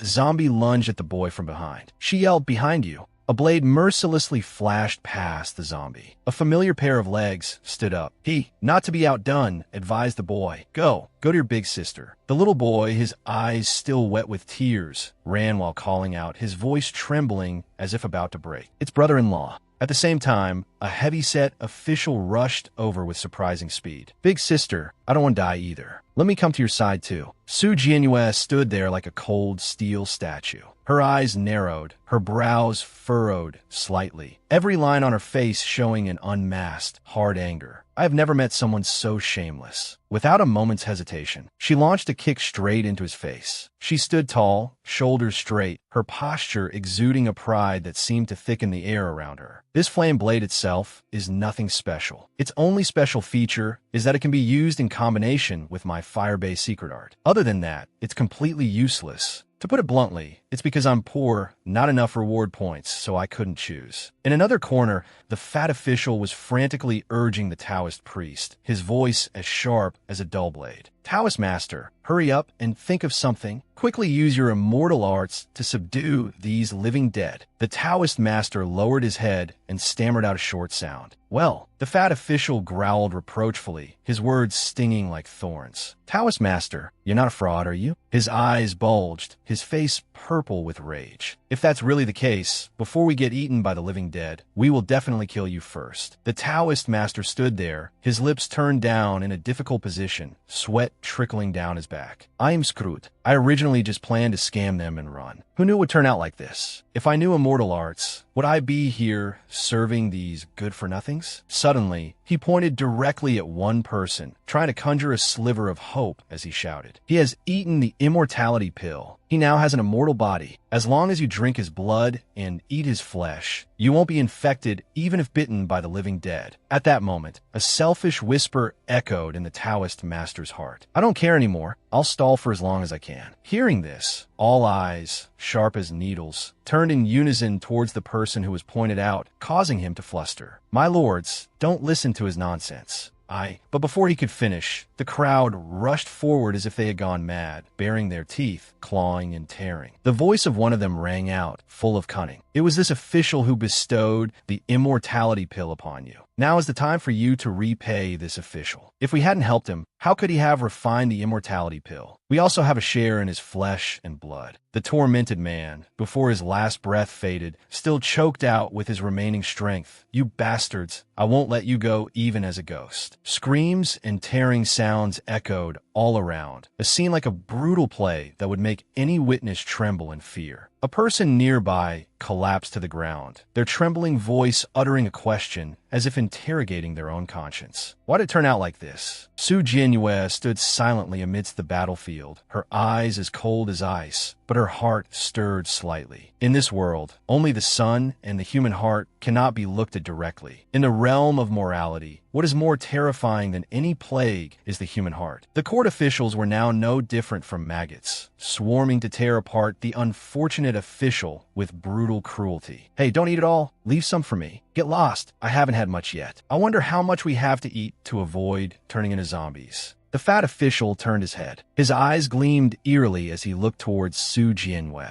You haven't been bitten to death by the zombies yet? He laughed savagely, wiped his mouth with the hem of his robe, and exhaled as if declaring a new destiny. We are no longer afraid of the living dead. Instead, all of you must die. All of you will become one of them. Once you become zombies, this official will use you to continue refining pills. Su Jianyue remained silent, sitting like a steel monument atop the pile of corpses. Her voice was icy and calm, as if she were evaluating a farce. Do you really think so? Before she could finish, the unified shouts of soldiers echoed from a distance. Arrows rained down like needles, and Yin Tianlu led his troops, arriving right behind them as reinforcements. Your Highness, we were late in coming to your aid. Please forgive us, Your Highness. Crown Prince Ji Weiyang walked over to stand beside Su Jianyue and asked, how did you know they would come? Su Jianyue calmly replied, as composed as if she had foreseen everything. Earlier, I told Mianer to wait for us outside. Your Highness was releasing a messenger falcon. What else could it be for, other than to call Yin Tianlu and his men for backup? The fat official narrowed his eyes. A sense of doubt filled his face, which was already swollen with rage. Your Highness, could he be? Su Jianyue's lips curled into a smirk. She replied in a slow voice, Official, you must have forgotten the words you just spoke. The official's face stiffened. Who do you think you are? And you, treacherous official, do you think you're the emperor? Su Jianyue remained as calm as a rock in a storm. He is indeed not the emperor. He is merely the crown prince. Her words fell crisply and coldly, as if casting a layer of fog over all illusions. Hearing this, the official felt as if he had fallen into an abyss. How can this be? He's a crown prince. I am doomed. Even so, he refused to give up, his mumbles escaping as if trying to grasp at an excuse. No, why would the dignified crown prince appear in a poor, desolate village like this? I think he must be an imposter. So what if he is the real crown prince? The warden took the immortality pill, and we only ate his flesh and blood. The words flew out like a savage self-justification, revealing a mind twisted by ambition and fear. We are now living immortals. We're not even afraid of zombies. So why the hell would we be afraid of the crown prince? This barbaric she-monkey, trying to use someone else's power to intimidate this official? Utterly ridiculous. At this, Su Jianyue slowly advanced, her demeanor feigning friendliness as if to take advantage of the situation. Do you really think so? He clung to that comforting thought and stammered in reply. Wait, what do you want to do? Take this official's advice. Violence solves nothing. Without waiting any longer, her movements were as swift as lightning, and a cold palm strike landed on his face. She stood up. With a composed look,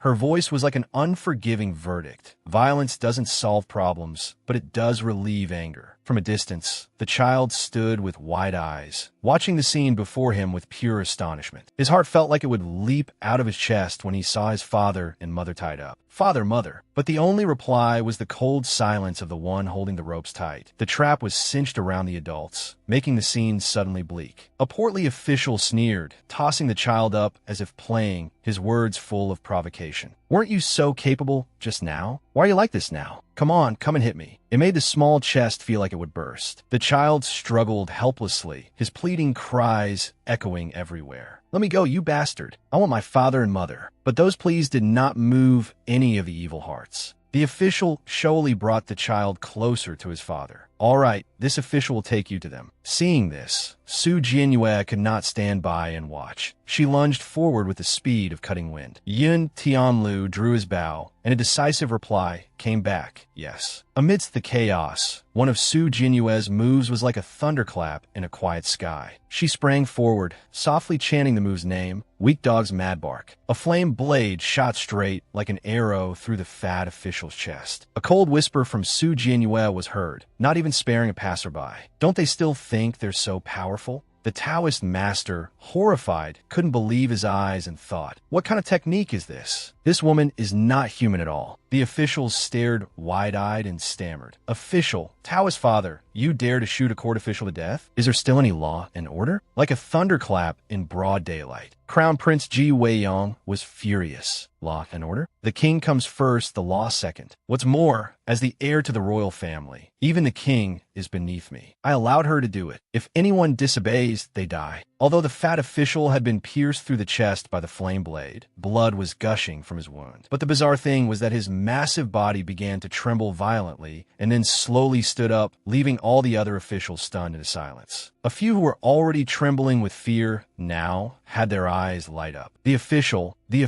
isn't dead. We truly have immortal bodies. So why are we still kneeling to him? Kill him. Let's return to the capital. We should be the kings. Su Jianyue stood at a distance, watching the chaotic scene. The wind blew, causing her hair to flutter. Kings? Are you still dreaming? It's more like you're about to become the dead. Each word was like a knife, slashing directly at their illusions. She didn't stop there. Su Jianyue coldly lifted his head up, a gory scene unfolding. Take a good look. He has already become a zombie. As soon as her words fell, the officials collapsed to their knees, their choked sobs echoing continuously. It's over. We're all done for. This time, not only did we fail to achieve immortality, but we're also going to have our lives cut short and become zombies. Su Jianyue's lips curled. Her eyes remained as cold as before. Immortality. After all, as mortals, you shouldn't covet things that do not belong to mortals. Just then, a dry laugh rang out. It was the Taoist master. A bunch of vulgar mortals. What are you so anxious about? This master has a way to save you. The world is balanced, valuing the harmony of yin and yang. The immortality pill is an object of extreme yang. You must absorb an object of extreme yin to turn danger into safety. Then he raised his head and deliberately spoke loudly to stir everyone's greed. You have all encountered great fortune. This master has calculated it. This woman is the object of extreme yin. As long as you eat her flesh and blood, you will not be poisoned by the immortality pill's yin toxicity and will sprout wings to ascend as immortals. Yun Tianlu stood beside them watching the scene, his brows furrowed, his eyes helpless. Eating again? Why do I feel like this Taoist priest is the real villain? Ji Weiyang stood next to him, his sharp gaze fixed on the Taoist master, his voice calm but filled with sarcasm. Be a little more confident. Drop the words, I feel like. Yun Tianlu replied with naive honesty, but your highness, if I drop them, my previous sentence won't flow smoothly. The reply was so innocent that Ji Weiyang could only let out a soft sigh. Bury them all on the ground right now. That sound made it seem as if heaven and earth held their breath. The army of soldiers immediately shouted in unison, yes. In that moment, the officials had still not fully come to their senses. Their eyes were bloodshot, the whites nearly gone, and their mouths chanted in unison the phrase that had become a demonic spell, immortality. Then charged forward as one. Amidst the chaotic scene, Yin Tianlu said loudly in anger, what is wrong with these people? They still believe the nonsense of this Taoist priest. Su Jianyue paused slightly amidst the falling embers. Faint images appeared in her mind. They're like drowning people at sea, desperately clinging to the last life-saving straw, even if it doesn't actually exist. On the other side, Crown Prince Ji Weiyang tightened his grip on his sword hilt, his voice ringing out loud and clear. Fall into formation. Prepare to meet the enemy. A series of soldiers responded in unison, yes. Su Jianyue then stepped forward, her voice calm, but full of determination. Wait, if they're charging at me, then let me handle it. Before she could finish, the deformed figures, half human, half zombie, staggered closer. Eat her flesh, ascend to immortality. Without a moment's hesitation, Su Jianyue spun around, her sword flashing like a bolt of lightning cutting through the darkness. I can't help you ascend to immortality, but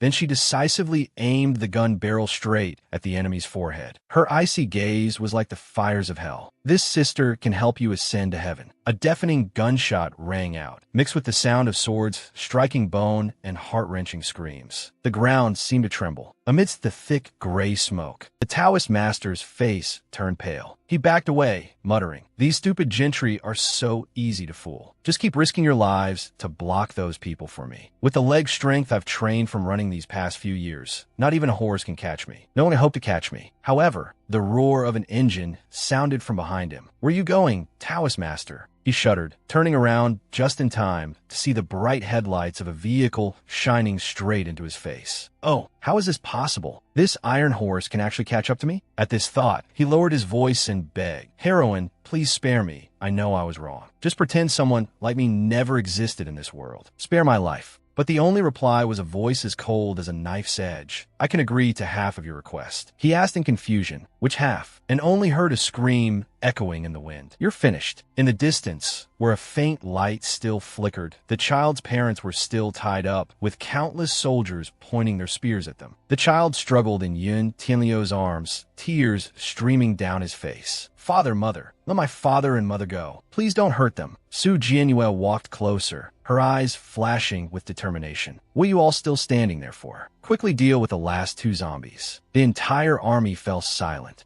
Only Yin Tianlu spoke softly, his voice hesitant. "But this child..." Suddenly, the sound of gunshots rang out, two clean and decisive shots. The child collapsed, letting out a tragic wail. "Father, mother." Yin Tianlu whipped around, his eyes trembling. "Fairy sister." But Su Jianyue only spoke coldly, word by word. "Useless compassion is nothing but hypocrisy." Her voice deepened, echoing through the empty space. "You are afraid of hurting the kid, unwilling to kill this zombie couple. But letting him see his parents like this is, on the contrary, even crueler." The child rushed forward, his face streaked with tears, his voice choked. "You liar! Didn't you promise me you would save my father and mother?" "Why?" Su Jianyue did not answer, only saying softly, "Miana, look what that is." A notification panel appeared, successfully exchanged for a complete memory projection. -70 reward points, remaining 0 reward points. Before him, his parents stood waving and calling softly. "Miana!" Miana cried out in happiness. "Father, mother!" Yun Tianliu's eyes widened, his hand covering his mouth as his voice trembled. "This is too miraculous. Divine arts, this is truly divine arts." As for Crown Prince Ji Weiyang, he stood still, his eyes as deep as an abyss, thinking, "Magic? To be able to use magic so unpredictably. Who in the world is she?" Su Jianyue crossed her arms and sighed softly. "What divine arts? Life and death are no laughing matter. Without power, once you're dead, you're nothing. But the living must carry on with hope, must continue to live well." Myeoner walked through the faint glow, thinking that if he just ran a little further, he could rush into that warm embrace. But as his foot reached them, his body passed right through them. Myeoner was stunned, his joyful smile vanishing. His trembling eyes looked at the two figures that were gradually turning transparent. "Father, mother, what's wrong with you? Why can't Myeoner touch you? Do you have some strange illness?" Myeoner's mother looked at him gently. Her voice was as light as a breeze. "Father and mother are fine. Myeoner must remember to eat his meals well. And don't kick off the blanket when you sleep at night." His father was also beside him, his gaze stern yet gentle. "A man should be strong. Don't cry. Father and mother have to go to a very faraway place. You must take good care of yourself." With that, the two figures gradually faded into a silver mist. Myeoner panicked, reaching out to chase after them. "Father, mother," he looked up at the sky, tears mixing with his ragged breaths. "Don't go. Myeoner isn't grown up yet. Myeoner still has so much to say to you." His parents only turned back to smile gently, like the moon's reflection on water, so close yet untouchable. Myeoner collapsed onto the ground, a choked call escaping him. "Father, mother." Su Jianyue witnessed it all and frowned slightly. "Myeoner, your father and mother have a message they wanted me to pass on to you. They said they want you to take good care of their most important possession for them." Myeoner looked up, his eyes red and swollen. "My father and mother's most important possession. What is it?" Su Jianyue let out a soft laugh. "It's you, you silly boy." Myeoner lowered his head, pressing his lips together tightly. "Try not to cry." Su Jianyue gently reached out and patted his head, her voice soft. "Myeoner, is there anything you want to say to me?" The boy replied with a tremble in his voice. "Sister, Don't lie to me. I know everything. Father and mother have gone to a very faraway place. They will never come back. Su Jianhua looked at the boy in silence, seeing that his eyes no longer held innocence, but a painful understanding beyond his years. Then suddenly, Mianer raised his tiny hand. His giggling voice was mixed with a sob. "Here's a candied lotus seed for you, sister." Su Jianhua gently touched his cheek, her eyes glistening as if about to shed tears. "Mionar, aim sorry. I shouldn't have lied to you." Mianer quickly shook his head. "You didn't lie to me, sister. Father and mother were saved. They've all become stars in the sky, and fairies don't lie." Su Jianhua pressed her lips together and hugged the boy. "Right, fairies don't lie. Therefore, I am not a fairy." Just then, Yin Tianlu walked over from a distance. His cloak fluttered lightly in the wind, and then he stopped solemnly. "Your Highness, it has been arranged. I have given a lot of silver and entrusted the boy to a family's care." Then his eyes suddenly lit up with a mischievous glint. His voice drawled with a hint of flattery. "So, fairy sister, I have a fiancée I've never met. I don't know where she is either. Can you help me conjure her up?" Su Jianhua whipped around. Her gaze was so cold it could stop the wind. "Get lost. Fairies don't hand out wives. Go find one with your own abilities." Yin Tianlu gave a sly smile. "Fairy sister is as fierce as ever, isn't she?" "That's right. Your Highness, why didn't we bring that boy with us? He's quite adorable." Ji Weiyang's voice rang out, full of reason. "We're still on our way to deal with the plague in unresolved areas. Bringing him along would be very inconvenient. Moreover, the capital is also sending people to capture us. It's not safe for him to be with us." But Yin Tianlu just laughed, without a care in the world. "Don't we have Fairy Sister here? Nothing is a problem. Could it be that your Highness doesn't want to have a child with Fairy Sister? That boy is very cute. It would be great if you two adopted him." Ji Weiyang immediately frowned. His gaze was as sharp as a sword. "Is the Right Guard commander also in charge of arranging the Crown Prince's marriage and heirs?" Yin Tianlu was startled, then pretended to cry out in alarm. "Fairy sister, your little brother is in danger. Please come save me quickly." Late at night, in the imperial palace, darkness fell like a thin black silk curtain. In that silent atmosphere, the sound of hurried footsteps echoed outside the hall's doors. Then a soldier in silver armor hurriedly knelt on one knee in the middle of the hall. "Second Prince, your Highness the Imperial Consort, a scout has reported back. The Crown Prince's whereabouts have been discovered in Qinghe Town, 500 miles outside the capital. At the same time, the daughter of Imperial Physician Su is also with the Crown Prince." Hearing this, Ji Yuxian's face darkened. His eyes seemed to flash with angry sparks. "What else is there to report? Quickly dispatch the dragon cavalry to pursue them. Capture them, dead or alive." The soldier trembled and bowed his head. "Yes," but just as he was about to withdraw, the Imperial Consort's gentle yet authoritative voice rang out. "Wait, summon the Grand Tutor to the palace to discuss matters first." "Yes." Yuxian frowned. His sharp gaze swept over her. "That old man is Ji Weiyang's teacher. He is probably still secretly loyal to Ji Weiyang. What does she want with him?" Yi Qingsheng did not answer immediately, only smiling faintly. Then she slowly moved closer to him.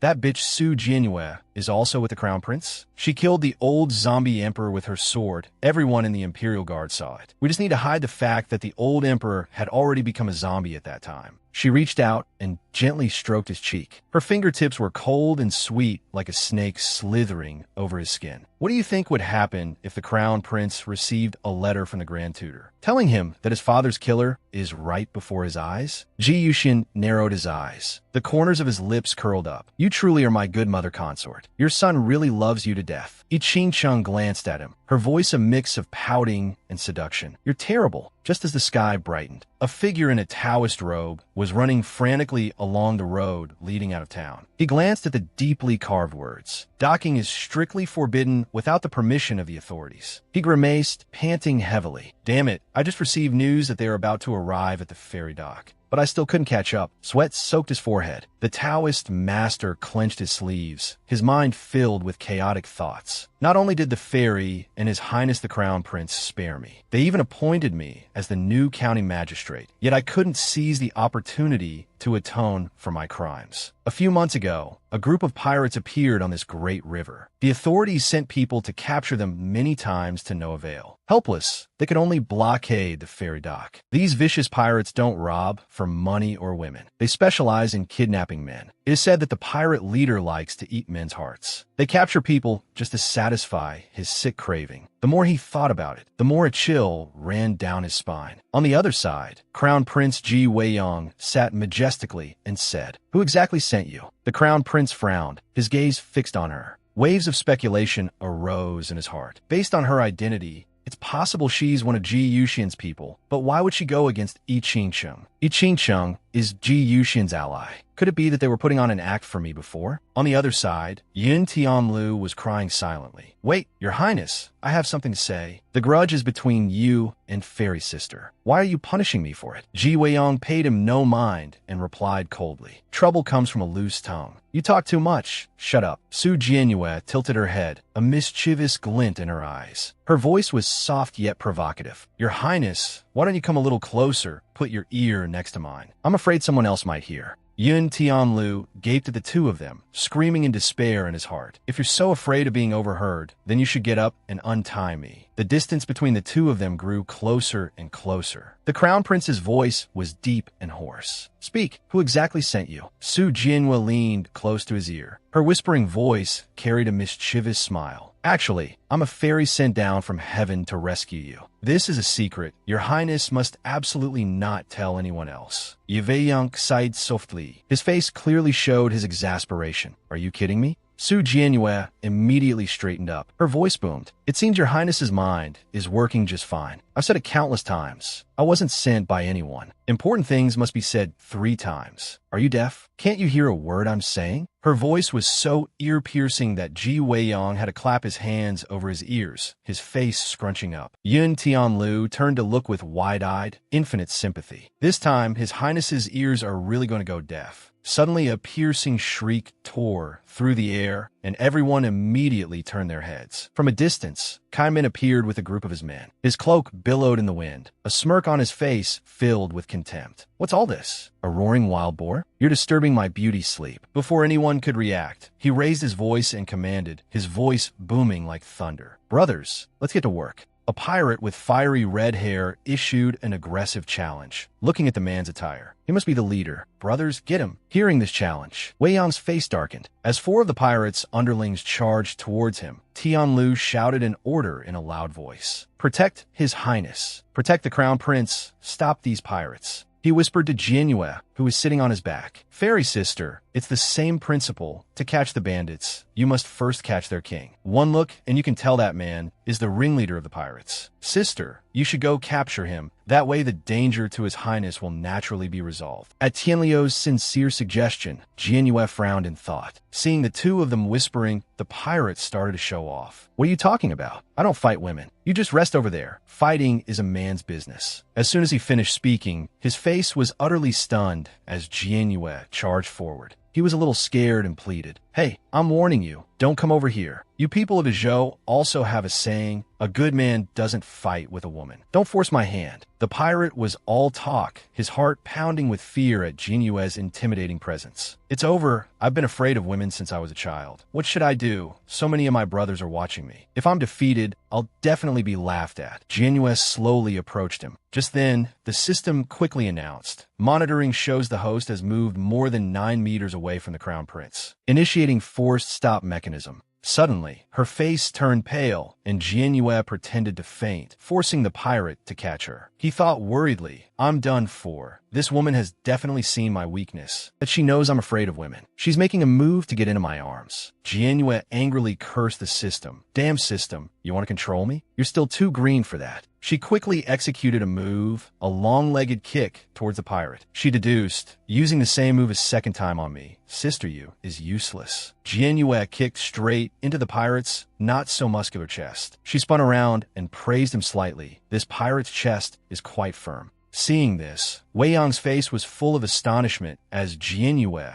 fell towards him, and Wei Yong gently caught her in his arms. Jianyue smiled, thinking about his muscular chest. His Highness's isn't bad either. When Jianyue kicked the pirate's chest, for some reason his face flushed red. He touched his own chest, feeling flustered. What's happening? That kick from her just now, why does it feel like something is pounding in my chest? It's like a deity knocking at the door. He was stunned as he wildly guessed Jianyue's identity. Could she be a fairy? Taking this opportunity, Tianlu approached to remind him, you probably got an internal injury from that kick. You have no idea how formidable Fairy Sister is. As soon as he finished speaking, the daydreaming pirate was startled. He turned his head and asked in a loud voice, wait, how did you appear behind me? Are you trying to sneak attack me? Tianlu was terrified when he was surrounded. His whole body trembled. He thought worriedly, this is not good. I forgot I was here for a sneak attack. His Highness was right after all. Disaster really does come from the mouth. Over here, Wei Yong was still holding Jianyue in his arms. He asked with an annoyed expression, in the middle of a fight, what do you mean by jumping into my arms? Jianyue had a clear reason, but she couldn't say it out loud. She could only frown and think to herself, if I didn't jump in, the system would have forced me to faint. Jianyue quickly replied with a syrupy sweet tone,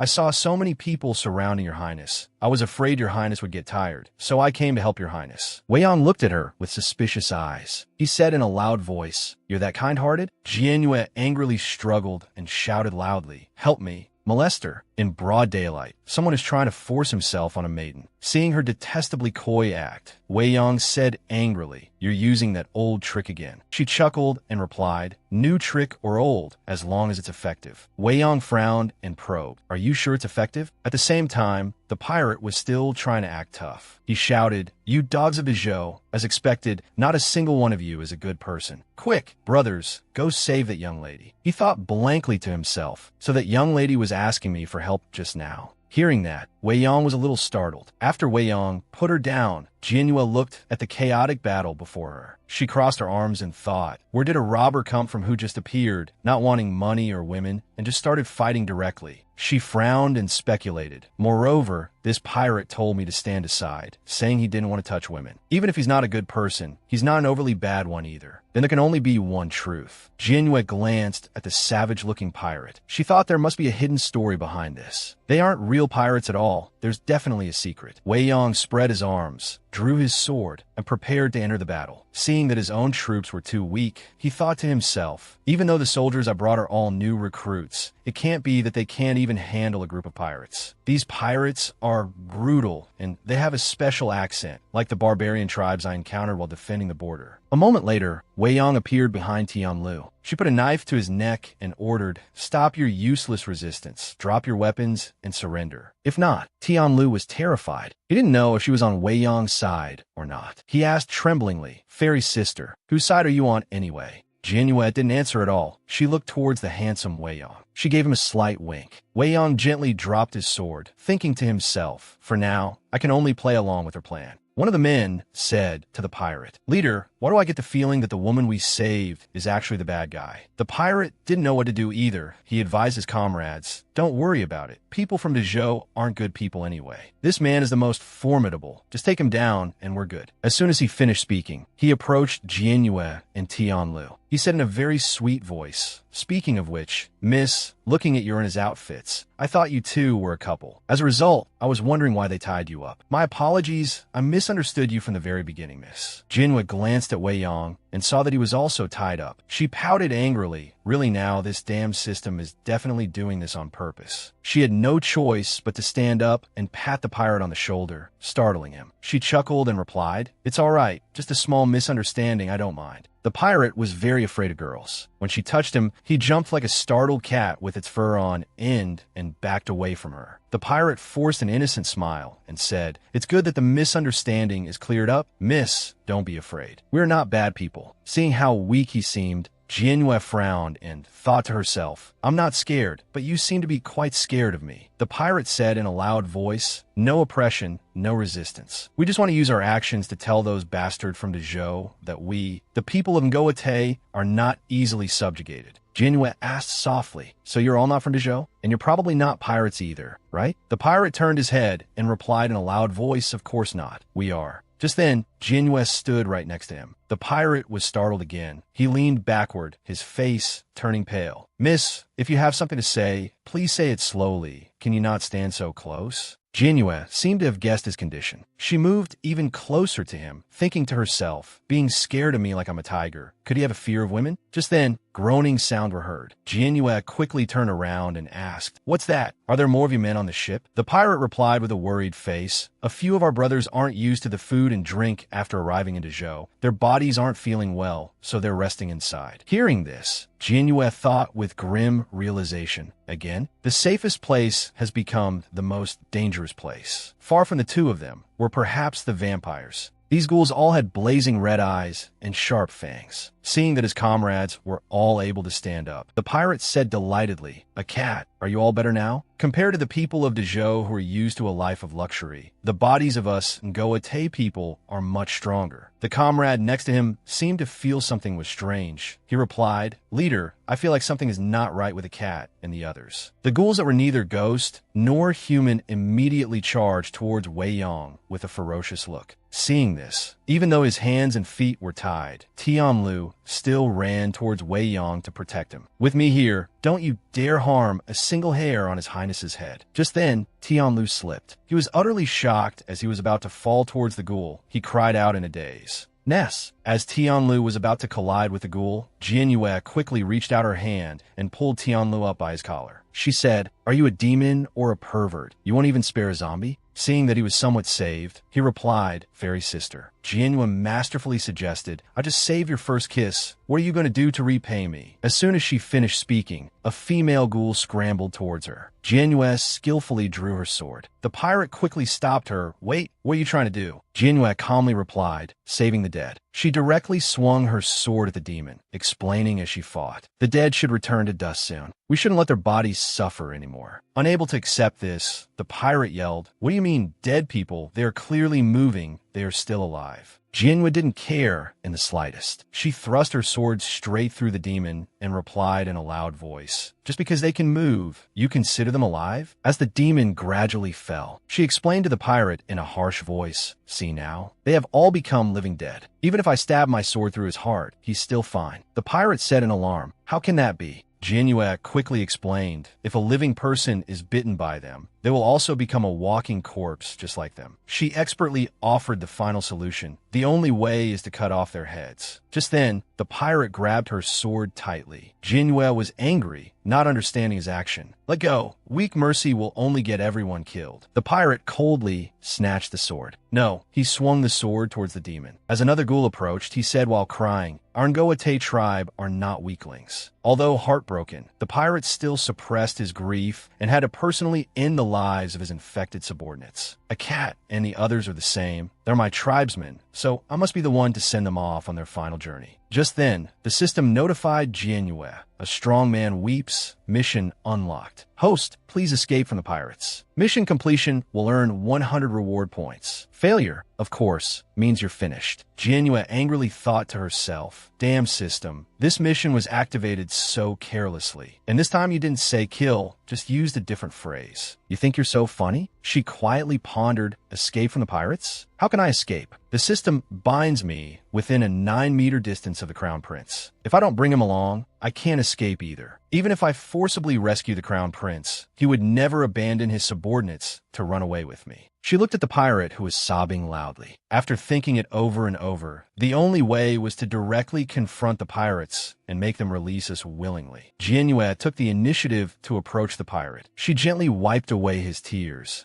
The pirate yelled in fear, "What are you doing now? I'm very upset right now. Don't mess with me." Jinhua said smugly, "A strong man's tears are truly heartbreaking." As soon as she finished speaking, she sat on Wei Yong's sturdy shoulders. Seeing this, his face contorted. Jinhua sharply asked the pirate, "Speak up, what's really going on? Who are you people, and why did you become pirates? If you have a grievance, tell us. This sister and His Highness the Crown Prince will seek justice for you." The pirate asked blankly, "What? You said he's the Crown Prince?" His comrade approached and reminded him, "Leader, have you forgotten what Anyang told you? Don't easily trust women, especially beautiful ones." The pirate replied loudly, "Right?" He roared, "Just because you say he's the Crown Prince, that makes him the Crown Prince? What proof do you have? How do I know you're not lying to me?" Jianyue didn't answer, only flashing a mischievous smile. Wei Yong secretly glanced at her, not understanding the play she was staging. He whispered, "What mischief are you plotting now? And also, get off my shoulders quickly." Jianyue had no intention of getting off him. She reached her hand into his robes, concealing it against his muscular chest, making him blush. Wei Yong turned red with embarrassment. Because his hands were tightly bound, there was nothing he could do. He roared, "Insolent! To dare disrespect the heir apparent! You are committing high treason."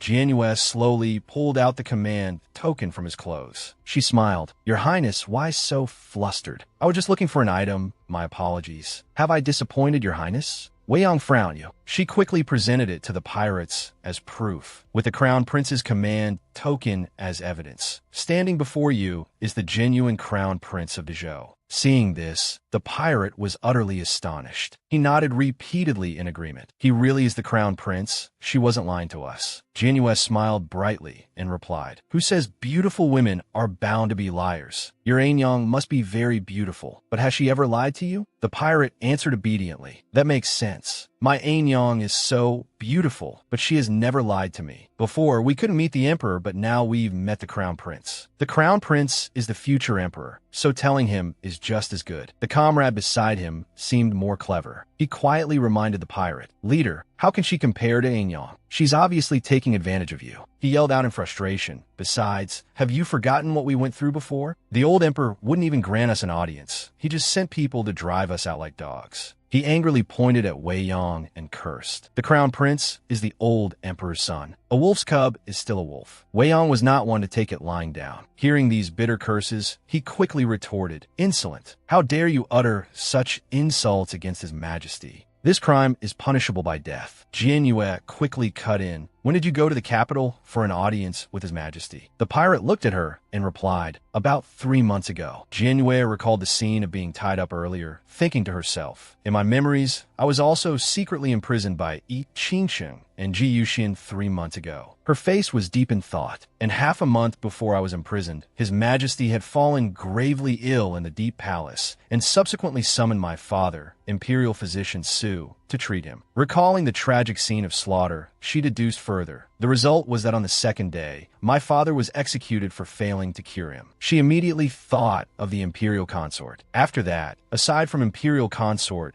who tended to His Majesty's meals and rest, no one was able to enter the palace for an audience with His Majesty. Jianyue quickly explained to the pirate, "Perhaps at that time, it wasn't that His Majesty didn't want to grant you an audience, but that he was fundamentally unable to meet you." The pirate frowned, not understanding. "What do you mean?" She replied softly, "At that time, it's very likely His Majesty had already become a ghoul." Hearing his father spoken of in such a way, Wei Yong growled, "Utter nonsense. Half a month ago, my imperial father issued an edict for me, telling me to return to the capital to see him." The comrade said to the pirate, "Leader, look, even their own people don't believe her. Do you still feel she's not lying to you?" Jianyue turned back to ask Wei Yong, "Then your Highness, have you met His Majesty since you returned to the capital?" He replied in a loud voice, "How did you know I haven't met my imperial father?" Jianyue smiled brightly. "I guessed." She thought back in fear. What a waste of words. "I had just personally cut down that old ghoul emperor right before I ran into you outside." She narrowed her eyes slightly. "Speaking of which, this is really unlucky. First I ran into the army, and now I get on a boat to escape only to run into a bunch of pirates." Just then, the boat suddenly began to sway strangely. Seeing this, everyone was stunned and confused. The pirate shouted loudly, "What's going on?" A comrade rushed to report, "There's a problem, leader. Our boat has hit a rock and run aground." Several small boats rushed over from out of nowhere. Jianyue quickly shouted, "We didn't hit a rock and run aground. Someone must have deliberately blocked the river to obstruct the boats." More and more boats rushed forward. Jianyue's face was filled with worry. This is not good. She quickly turned, then holding a sharp dagger, rushed towards Wei Yong. Seeing Wei Yong's life seemingly in danger, Tianlu pleaded in fear, "Don't, fairy sister. Even if you're seasick and uncomfortable, you can't kill someone to vent your anger." It turned out not to be what he thought. Jianyue rushed over to untie Wei Yong, and she also quickly cut Tianliu's ropes. She pinched his nose, causing him to say timidly, "Fairy sister, please don't pull my nose. I can't breathe when I talk." She smirked and ordered, "Then talk less." At this moment, the boats below were filled with ghouls. They looked towards Jianyue, their faces all revealing a ravenous hunger. Jianyue thought to herself, damn it, this blasted system is taking its wordplay too far. Escape the river ghouls, escape the river ghouls. So it wasn't escaping from pirates, but escaping from the river itself. She quickly grabbed Wei Yong's hand and gently reminded him, we have to run, there's no time left. Wei Yong stood firm and replied, life and death are small matters, but dishonor is a great one. I cannot abandon my soldiers and leave. The soldiers, though still bound, all replied in unison, Your Highness, never mind us. Please leave quickly. You are the foundation of the nation. Please take care of yourself. Wei Yong looked towards Jianyue and gently reminded her, my decision cannot be changed. I cannot leave. You should hurry and save yourself. Jianyue thought to herself, since ancient times, it is said that he who wins the hearts of the people will win the world. He already has the bearing of a sage king. But if he doesn't go, I can only go 9 meters at most. She spread her arms and commanded, untie them. I'll count down from 5. If you don't, this sister here will be taking your corpses with me. Hearing this, Wei Yong was a little stunned. Jianyue brandished her sword, ready for battle. She loudly commanded Tianlu, Yin Tianlu, count down. The pirate also ordered his comrades, what are you standing there gawking for? Go and help. Are the men of our Ngoate tribe all just going to hide behind a woman? At this moment, the ghouls on the boat were gradually advancing. Jianyue was a little worried. We're doomed. All the grounded boats are filled with ghouls. She said to Wei Yong, we can't wait any longer. We have to retreat. Wei Yong replied softly, the soldiers have been untied. He ordered his men, everyone jump into the river immediately and swim to shore. The soldiers quickly followed the order. The pirate, however, couldn't swim and was terrified. It's over. I can't swim. He pressed his lips together tightly to avoid being made a fool of. I'll never tell anyone.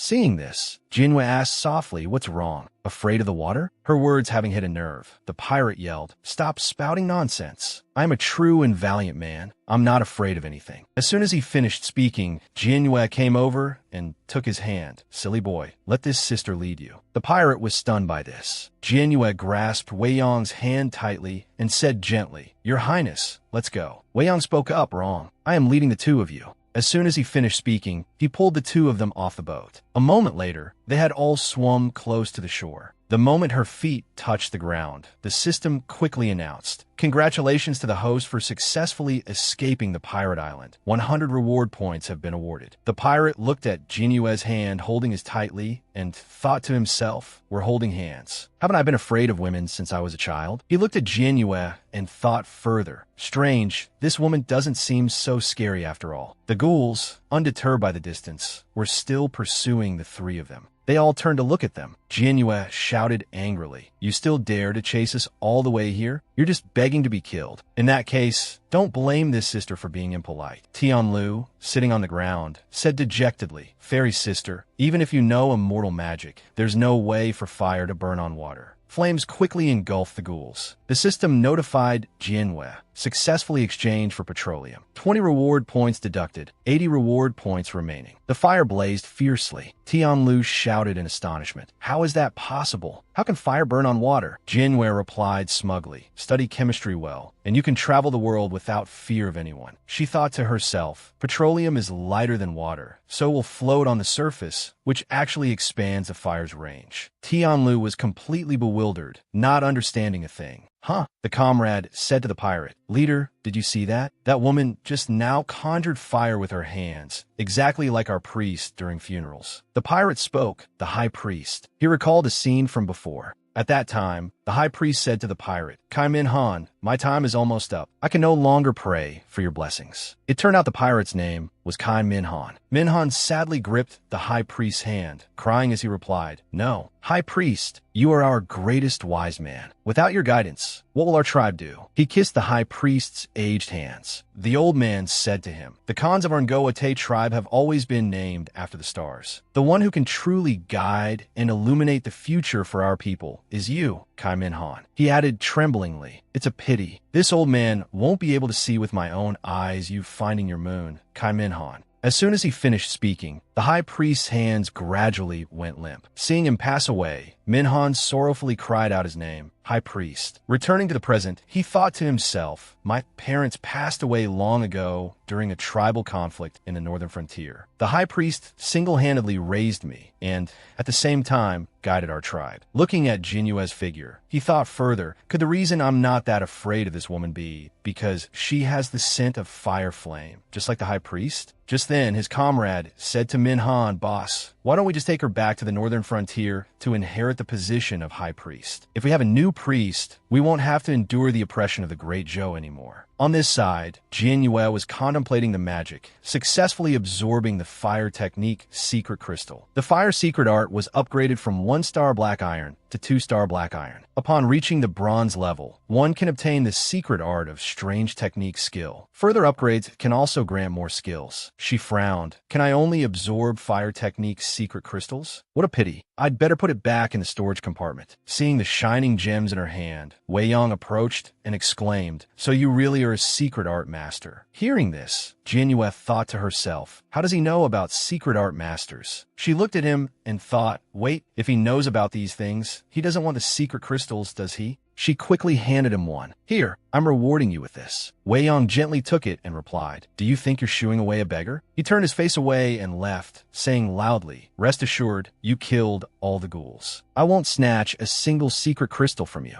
She shouted angrily, Then give it back to me. Wei Yong looked at the sparkling gem in his hand and said with amusement, But you gave this to me yourself. A moment later, in a mountain village, Minhan spoke, I guess we can say we've become friends through fighting. Since you've run into trouble on the island and can't go anywhere for the time being, why don't you stay with us for a night to rest and then figure things out? His subordinate also smiled in agreement. That's right, consider it a small compensation from us. Tianlu was extremely vigilant. He quickly reminded Wei Yong, Your Highness, fairy sister, the sudden change in these guys' attitude is very suspicious. I think they definitely have designs on us. Just then, the villagers saw Minhan return. They smiled and ran to greet him. Chief, you're back. As night gradually fell with bright stars, everyone sat around the fire cooking. Jinyue asked softly, The people in this village, their way of dressing is different from yours. Aren't they your people? Minhan gently handed her the delicious soup. He answered honestly, I won't hide it from you too. Weren't we trying to overthrow the Great Zhou? So we threatened the common folk crossing the river from the neighboring towns. He slowly added, Unexpectedly, the threatened commoners later came to farm this land, and they couldn't escape the labor and taxes either, so they voluntarily joined us. Hearing these words, Jinyue's face was full of astonishment. The villagers chimed in while eating and drinking. That's right. Before, when we paid taxes to the imperial court, we couldn't even eat our fill. Now we're much more prosperous. It's just that, for some reason, the chief absolutely refuses to let us bring our wives and children over. The two of us can only sneak back every once in a while to deliver some food. Jinyue smiled and thought, of course, it's because this guy has a fear of women. Tianlu stood beside them, his face pale with fear. He was worried by his own speculation. Oh no, this guy must have the passion of Longyang. With my looks and his highnesses, aren't we in danger? So it turns out this guy is coveting my beauty. On this side, Wei Yong was sitting in a daze, thinking the common people, to avoid labor and taxes, are willing to submit to bandits. The court's relief efforts are ineffective and taxes are heavy. These are all areas that need reform later. Minhan's comrade picked up a bowl of soup, sniffing it and praising, This meat soup smells so good. Where did you guys catch the wild boar? A villager smiled and replied, That? It's a domestic pig. We found it by the riverbank. We don't know where it came from either. The man next to him chimed in with interest, but you know, it's my first time seeing a domestic pig so wild. It took quite a bit of effort for the brothers to subdue it. Hearing this, Jinyue seemed to have realized something, her face showing clear worry. She quickly threw the bowl of soup to the ground. Jinyue shouted loudly, Throw away all the meat soup for me. In Qinghe town, urgent pleas echoed in the darkness. My lord, we don't know. We really don't know. We beg you, spare us. Despite the pleas, the soldiers continued to chop off their small heads. The vice commander of the Dragon Cavalry Army, Long Vuengung, spoke. The crown prince colluded with imperial physician Su's daughter to assassinate the emperor and his father. Yet you dare to shelter them. If you don't hurry up and reveal the crown prince's whereabouts, this will be your end. The people trembled and cried loudly. A little boy stood there, crying into his hands. Vu and Gung slowly approached the boy, forcing a bright smile. Little one, don't be afraid. Do you know where the crown prince and his people went? Tell big sister. If you don't know, she reached out and squeezed the boy's neck. Vu and Gung threatened loudly. Big sister will break your neck. As soon as she finished speaking, she lifted the boy up. An old man beside them quickly clasped his hands and begged, My lord, you can't. He's just a child. What could he know? How about you hand that child over to me? Vu and Gung turned to look at him. She angrily swung her arm, knocking him down. Is it your turn to speak here? Get your status straight. You're nothing but a dog raised by the imperial court. Vu and Gung squeezed the boy's neck tighter with amusement. She exclaimed smugly, You don't want me to kill him, so I'll kill him. If you have the guts, come and bite me. The old man had no strength left to resist. Suddenly, he stood up and bit her hand. Because of the sudden attack, Vu and Gung dropped the boy in pain. On this side, Jinhua kicked over all the food. She tried to shout loudly, Don't drink it. Nobody drink it. Seeing this, the village men were furious. They appealed to Minhan, Chief, you don't allow us to bring our wives and children, yet you yourself bring back such a shrew. We were kind enough to take out our precious meat soup to treat her, yet she acts so disrespectfully. Minhan was a little stunned. Jinhua asked loudly, How many people have already drunk the meat soup? She thought to herself, the stranded boat was full of ghouls. The pig the villagers caught most likely escaped from the boat. It must have mutated. Tianlu quickly replied, Our people all followed the fairy sister's orders and didn't drink it. Minhan also quickly answered, My men were busy hosting your people and haven't had a chance to drink yet, but the villagers. Jinhua immediately snatched the soup bowl from a villager. He angrily provoked her, Hey, go ahead and snatch it. You shrew, keep snatching. I've already finished drinking it all. Seeing the empty bowl, Jinhua said softly, Then you're finished too. A moment later, the villagers who drank the soup gradually began to turn into beasts. Jinhua quickly handed her sword to Minhan. He uttered blankly, You. Jinhua gripped his hand firmly, guiding his hand and the sword through the head of a villager. You've killed before. Don't go easy on the rest either. She gently handed the sword to Minhan. Jinhua fought while shouting loudly, Too many villagers have turned into ghouls. We need your help, Wei Yong said irritably to Minhan. She's afraid you'll be reluctant to act, since the villagers had already become your people. But the ones before you are no longer living people. Tianlu smiled and thought, Is His Highness explaining things for the fairy sister? My His Highness is truly as gentle as ever. Minhan frowned and said loudly, I don't need you to tell me. I know. Instead of comforting me, you'd be better off helping her. Although Wei Yong was very angry at Minhan's words, he restrained himself and said, You brute, quickly order your troops to form up and support her. His troops obediently replied, Yes, sir. Tianlu spoke to Minhan's comrade with a disdainful tone. Brother, the fairy sister only needs our His Highness. Please ask your chief to back off. He said through gritted teeth, She will definitely be ours. Hearing these words, Tianlu was very surprised. Minhan's comrade thought resolutely, She will surely be convinced by Kai Minhan's strength and willingly become our high priest. On this side, the old man was trying to save the little boy. He quickly pushed the boy away. You little brat, what are you still standing there for? Run, don't look back. Just keep running forward. Seeing this, Vu and Gung was furious. Her eyes widened as she screamed, You damn dog, you dare to bite me? It's always been me tormenting others. How dare you hurt me? The old man quickly took something out of his pocket. He thought sadly that Taoist priest refined 5 immortality pills back then. Originally, only these 4 were left. I was planning to take them to the capital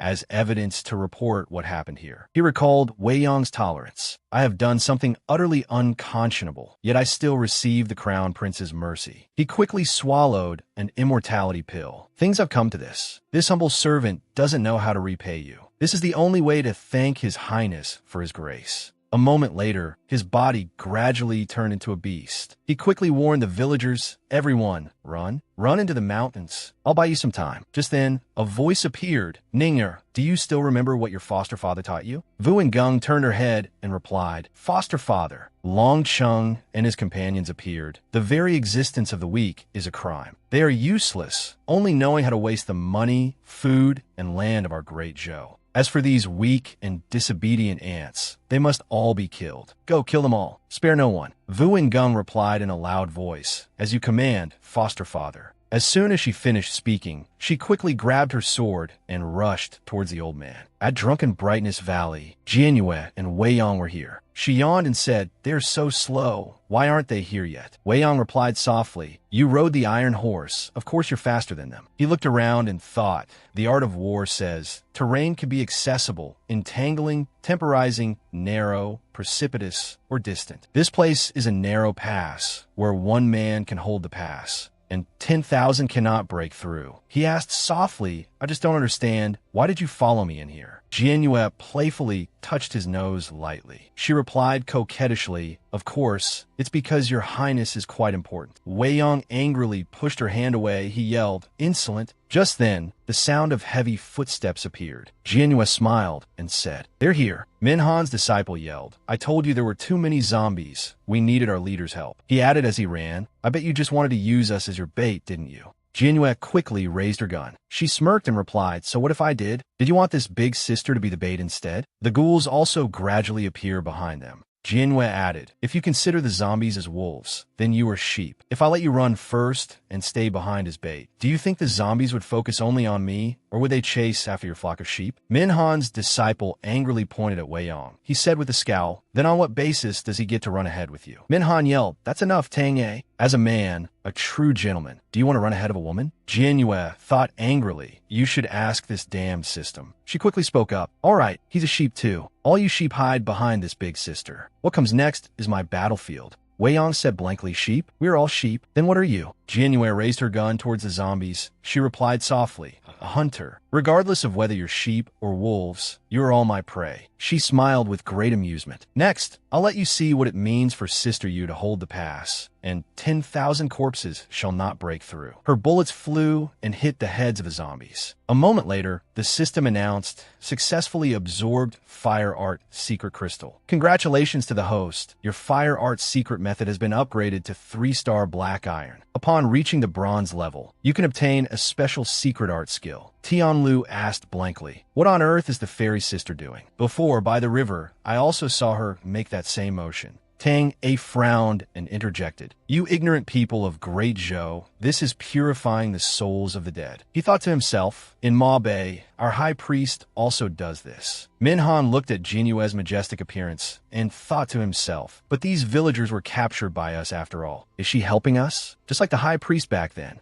Jianyue turned her face and said to Wei Yong, "Your Highness, the remaining secret crystals are a gift for you." He scowled and turned his face away. "I don't need them." Jianyue smiled brightly. "Then that's for the best. I can take them all." Suddenly, Minhan approached and bowed towards her. Jianyue was extremely surprised. She asked, "Hey, what are you doing?" Minhan replied softly, "Maiden, you purified the villagers. Kaimin thanks you on behalf of their souls." Minoyet thought to herself, "Brother, I think you've misunderstood something." She gently pointed a finger to the sky. "Does Kaimin refer to that star in the sky?" "Minan Frovnid." "Maiden, you know of it?" Jianyue quickly replied, "One night, the forest is filled with white starlight and moonlight." She moved closer to him and whispered, "If you're the star, then this big sister will be the moon." She said cheerfully, "What's with the formality? From now on, this big sister will look after you." Minhan's face turned red as a tomato. One night, the forest is filled with white starlight and moonlight. He gently touched his heart. Such a beautiful poem. "High priest, it seems Kaimin has found his moon." The moon was now gradually disappearing. Everyone quickly followed Wei Yong's command. "Stop." Tianlu softly asked His Highness. "We have been walking in this forest for over an hour. We are surrounded by dense woods. It seems we have lost our way." Tang-e sneered with amusement. "Useless people of Great Zhou." Tianlu angrily yelled, "Who are you calling useless, you uncivilized, stinky monkey? Our Great Zhou has a network of roads reaching in all directions within its territory. We don't normally venture into such deep forests." Saito Minghan, Hi Minghan. "Our chance has come. Let's kidnap that maiden now and run. These directionless people of Great Zhou won't be able to catch us." Tang-e smirked mockingly. "Once we return to Ma Bei, she can only resign herself to being our high priest." Over here, Min Noyet gazed at the full moon. She spoke in a sweet tone, "I can't tell the true shape of Mount Lu because I'm right in the middle of it." Tianlu was blank and didn't understand anything. He had to ask, "That sounds reasonable, but fairy sister, what are you talking about?" Jianyue quickly replied, "See those 7 brightest stars over there? Don't they look like the shape of a dipper? It's called the Big Dipper." Tianlu quickly interjected, "So, the fairy sister is hungry." Jianyue angrily knocked Tianlu on the head and slowly explained, "Take the 2 stars at the end of the dipper, connect them into a straight line towards the dipper's mouth. Extended about 5 times that distance, there is a faint star that is the North Star. It points to the north." She smirked. "Haven't we found our direction now?" Seeing this, Minhan thought to himself, "The things the high priest taught me, she also knows." Tang, it was a little dejected. "Our plan can't be carried out now."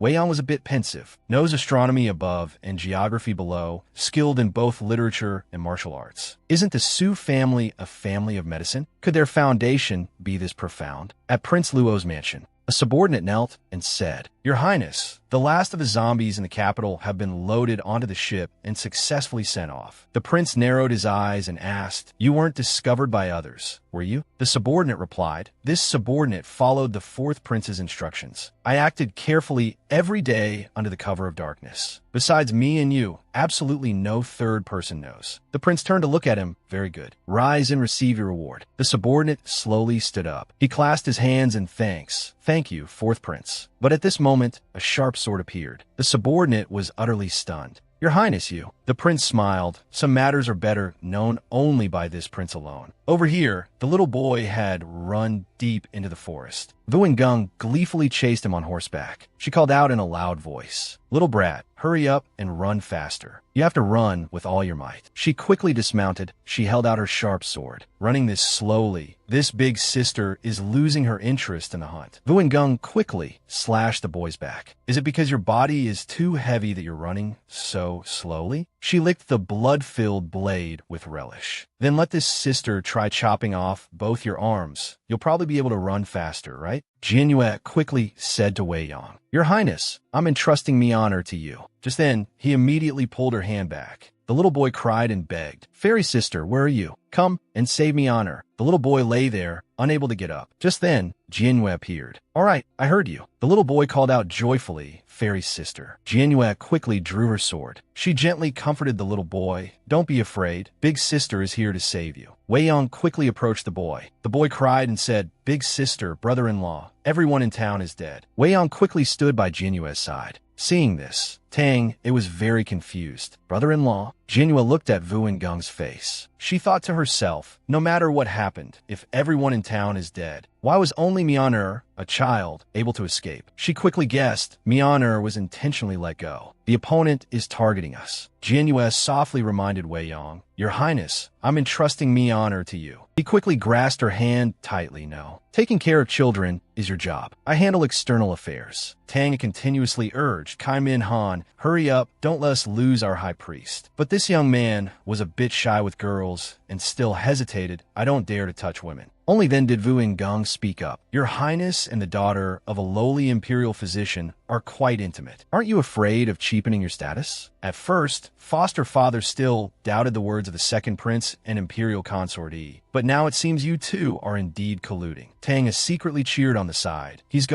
finally going. That's our Kai Min Han. So he went to pull a hand. It was also pulling a hand, but it was Ji Wei Yang's hand he pulled. "You guys go see the child. Leave the fighting to me." She stood to the side, thinking she was the female lead of a romance novel. Who would have thought? Well, pulling away the rival is not a bad strategy either. Tang Ye's face froze on the side. When Tianlu trembled on the side, his mouth stuttering, "You scoundrel, let go of His Highness. His Highness belongs to the fairy sister." Seeing that everyone's minds were about to wander, he knocked each of them on the head, truly causing trouble. Vuengung stood there with a disdainful face. "Hey, are you guys done playing? Hand over His Highness. The rest of you can then commit suicide. You can keep your corpses intact." After speaking, she rushed forward and grabbed Vuengung's head, then slammed it hard onto the ground. Vuengung at this time also took out her weapon and shouted loudly, "You dare sneak attack me." Jianyue easily dodged that slash. She also took out her sword to play along. Her body is so tough. Vuengung seemed to have been provoked. The daughter of a lowly imperial physician dares to make my body endure pain for the 2nd time in my life? A battle of what? When it comes to a battle of words, she was the master. Jianyue immediately retorted, "No manners. Every time you open your mouth, it's the daughter of a lowly imperial physician." Then she introduced herself with dignity. "This big sister has a name, Su Jianyue." Vuongung had no mind to listen to the end. She just rushed forward to fight. "You bitch, I'll rip out your guts and make them into soup to share with the Dragon Cavalry Army." She also took the challenge, not afraid to fight at all. Clearly a woman herself, yet she speaks to insult women. Dream on, you are demeaning the value of women. When Tianlu on the side trembled and stammered. Dragon Cavalry Army. Ji Weiyang now spoke up to explain, the Dragon Cavalry Army are all black cavalry in black armor. They're the only special army outside of the great Zhou's military, taking orders directly from the emperor. 10 years ago, the D tribe of the Northwest suddenly refused to continue paying tribute to Great Zhou. So Father Emperor ordered the Dragon Cavalry Army to go on a punitive expedition. The images of those years replayed in his memory. 3,000 black armor dragon cavalry directly annihilated the entire Western D nation. But the most terrifying thing was the commander of the Dragon Cavalry Army, the sinister Long Chong. After he conquered the Western D nation, he ordered all 100,000 D people, regardless of gender, to be killed. The Western D tribe was completely annihilated, their nation and race extinguished. He continued, I didn't expect Ji Yuxuan and Yi Qingsheng could mobilize him.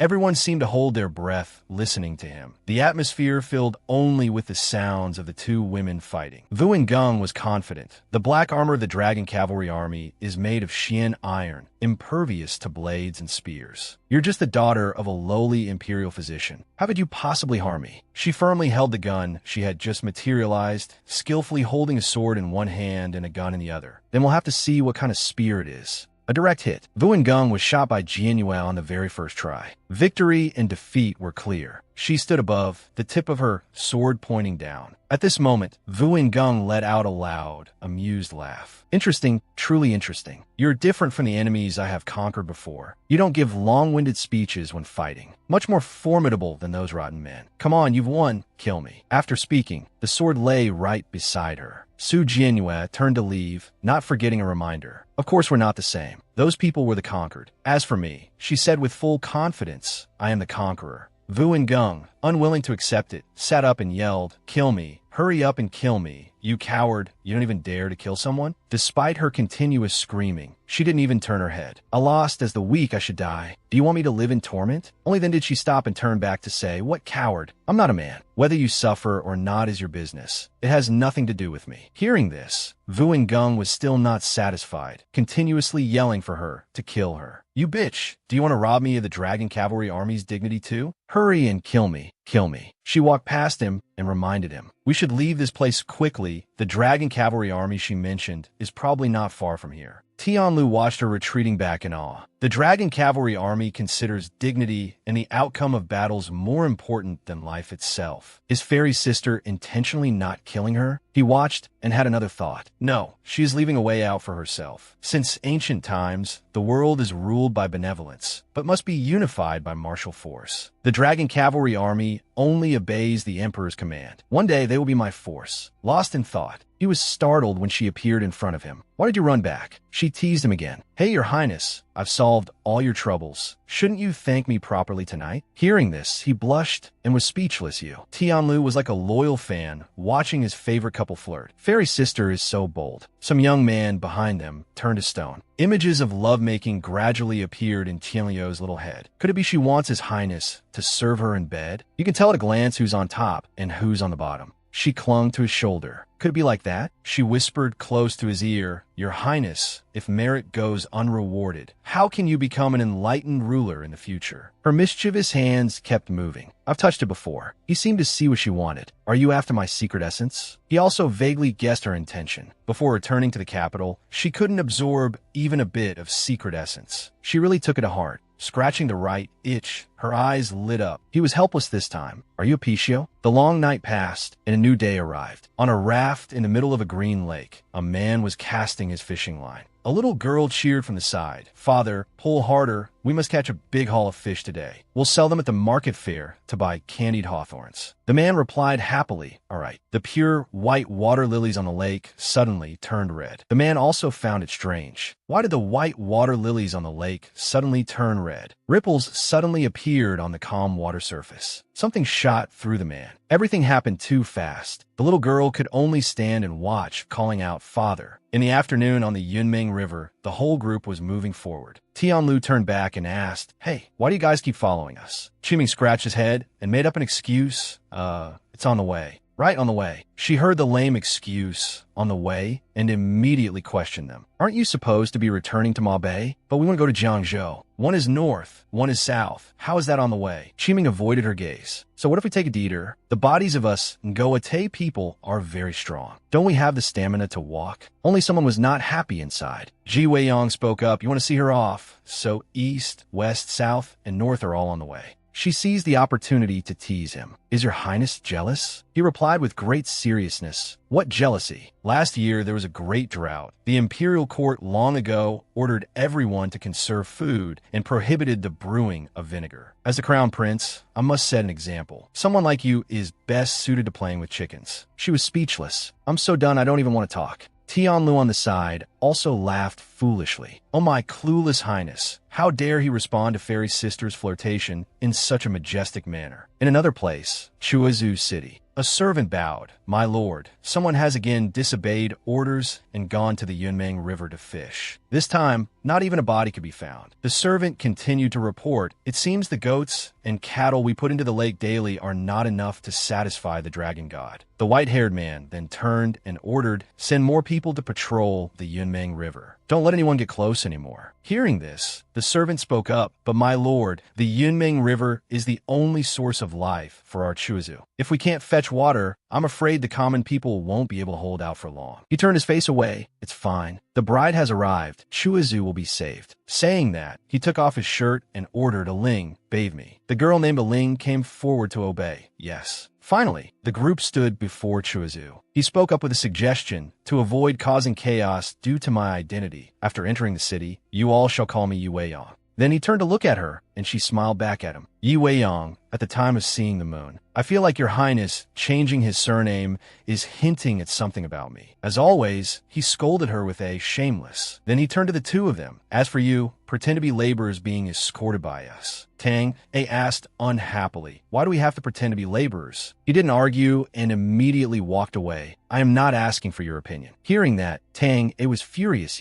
A hand was placed on him, and she reassured him. "How can one be a monarch without being autocratic? A monarch is still a monarch. If you want to live long, don't casually offend the monarch's authority." He turned to look at her, "But just now you..." She also explained, "I was helping you guys test his limits. Why don't you understand my painstaking efforts?" After speaking, she turned and left. Qiming was completely smitten. "I can't believe she would think of us like that. Truly a good woman." Tang A knew it was too late for him to stop it. "Snap out of it, Qiming. We are following her to seize the opportunity to capture her and make her the great high priestess, not to let her play us like crickets." Inside was a bustling street. He looked around, observing. It seems the plague is different in each place. Chua's city is extremely lively, not like they're living dead. Qiming followed and asked, "Is today a big festival in your great Zhou? Why are there lanterns and flowers hung everywhere in celebration?" She looked up, even more puzzled. "I'm even more curious. Why are there coins hanging on the trees in the city like this?" A girl appeared from nowhere and explained from behind her, "You probably don't know, miss. Our prefect, when he took office, once found some coins on the road. Since he couldn't find the owner, he hung the string of coins on a tree." She explained further, "Later, the common people in the city saw money on the tree, thought it was a divine tree, and flocked to hang coins on it, hoping for more wealth. As time went on, this became a custom in our Chuzu." At this moment, Qiming asked, "Miss, you are..." Seeing Qiming staring, she came over and covered his eyes. "Don't just strike up conversations with strangers. Be careful or you'll be sold off." This young lady now revealed her purpose. "Miss, why are you so wary of me?" "Actually, I am looking for you." Hearing this was enough,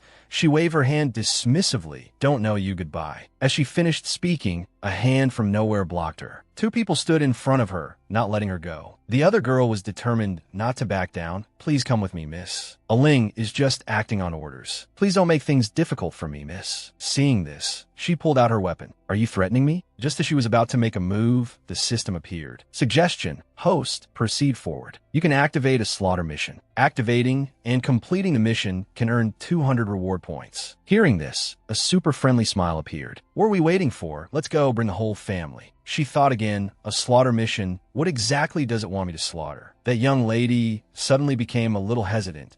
She said nothing more and immediately stepped into the sedan chair. The system displayed a notification. Host has accepted the suggestion. Minus 10 reward points. After hearing that, she wanted to smash the sedan chair to pieces. System, you suck. At the Southern Palace residence, their group lay unconscious on the floor. A voice rang out, asking, my lord, there are quite a few of them, so to avoid trouble, I use soul-bewitching incense to make them pass out. He is the prefect of Chuazu, Nangong Yi, who came to carry Jinwei up. Then why did you bring so many people? Didn't I tell you to only bring her? Ling didn't know how to answer at this moment. This servant. He didn't seem to care much, gently putting her down. Never mind. You may leave. His hands started to get restless. His mouth wouldn't stop talking, miss. There was no other way. Please forgive my offense. As soon as he finished speaking, a hand grabbed Nangong Ye's collar. She pulled it back. Tell me, how is there no other way? The situation had now changed. She had taken the upper hand. Let's see if I'll let you live. Her face broke into an amused smile. It was Nangong Yi who found it hard to smile. Didn't she pass out? He finally asked, Miss, do you think you can escape from my heavily guarded residence all by yourself? She found it ridiculous. Escape? Why would I need to run? With that, she snapped her fingers. Which of your eyes saw me running alone? As if understanding, he turned to look at the people around him. One by one, they all woke up, leaving him stunned. None of you passed out? Seeing this, Ji Weiyang's eyes burned, and he gritted his teeth. Old habits die hard. Is she interrogating him or taking advantage of him? Seeing that someone was getting jealous, she stood up. You mean, you feel that I took advantage of you before? After being teased so many times, he still hadn't learned his lesson, left speechless on the spot. You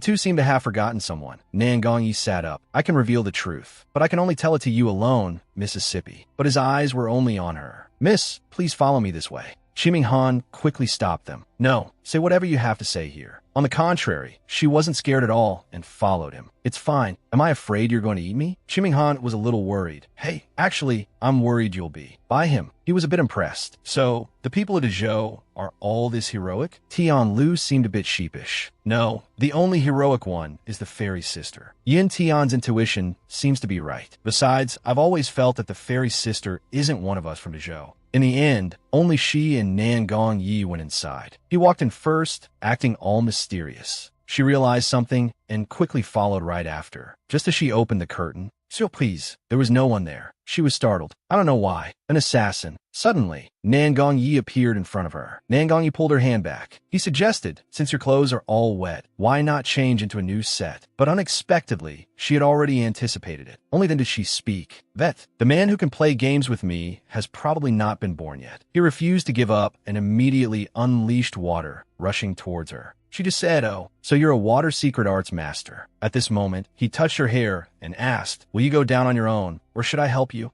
Outside, he also realized something. Ever since entering the residence, I've noticed some clues. The architecture of the houses all have doors facing south, but here. He looked at the door in front. The door faces southwest. He immediately began to deduce in his mind. The Grand Tutor once said that the southwest position is the gate of death. It's an inauspicious matter, only suitable for punishment, war, hunting, and killing. He knew she was in danger and immediately rushed in. Get her out. Leave this place quickly. This house is a trap. We've all become prey, trapped in a cage. Suddenly, a hand pulled back the curtain. She walked out in a red wedding dress. Everyone, welcome to my wedding. Ming Han was petrified, rooted to the spot. High Priestess, my moon is no longer bright. He shouted, what are you doing now? Only Nangong Yi was leisurely enjoying himself. Younger brother, your mind is unstable and your actions are careless. Just leave the superficial matters for your older brother to handle. But then he himself screamed, how much longer are you going to imprison me, older brother? Isn't what I've done for you enough? Dark-circled eyes appeared. I'm only doing this for your own good, younger brother. Just be patient a little longer. His legs were also tightly bound by shackles. Very soon, you will be free. Outside, it was like a real wedding procession for a bride. She lifted the curtain to look. Now I understand why the city is decorated with lanterns and flowers. It turns out there's a joyous occasion, and the bride is me. He, walking outside, spoke up. We're out of the cage that is the Nangong residence now. You don't have to keep acting. She refused immediately. No, Your Highness, have you forgotten that the trees in the city are all hung with copper coins? Tian Lu understood very quickly this time. I get it, as expected of the fairy sister. You mean, since we're already here, we should naturally follow these ownerless strings of copper coins, right? Smart, but a smart aleck. She was speechless at this hopeless case. Borrow it? I'm still on the ground,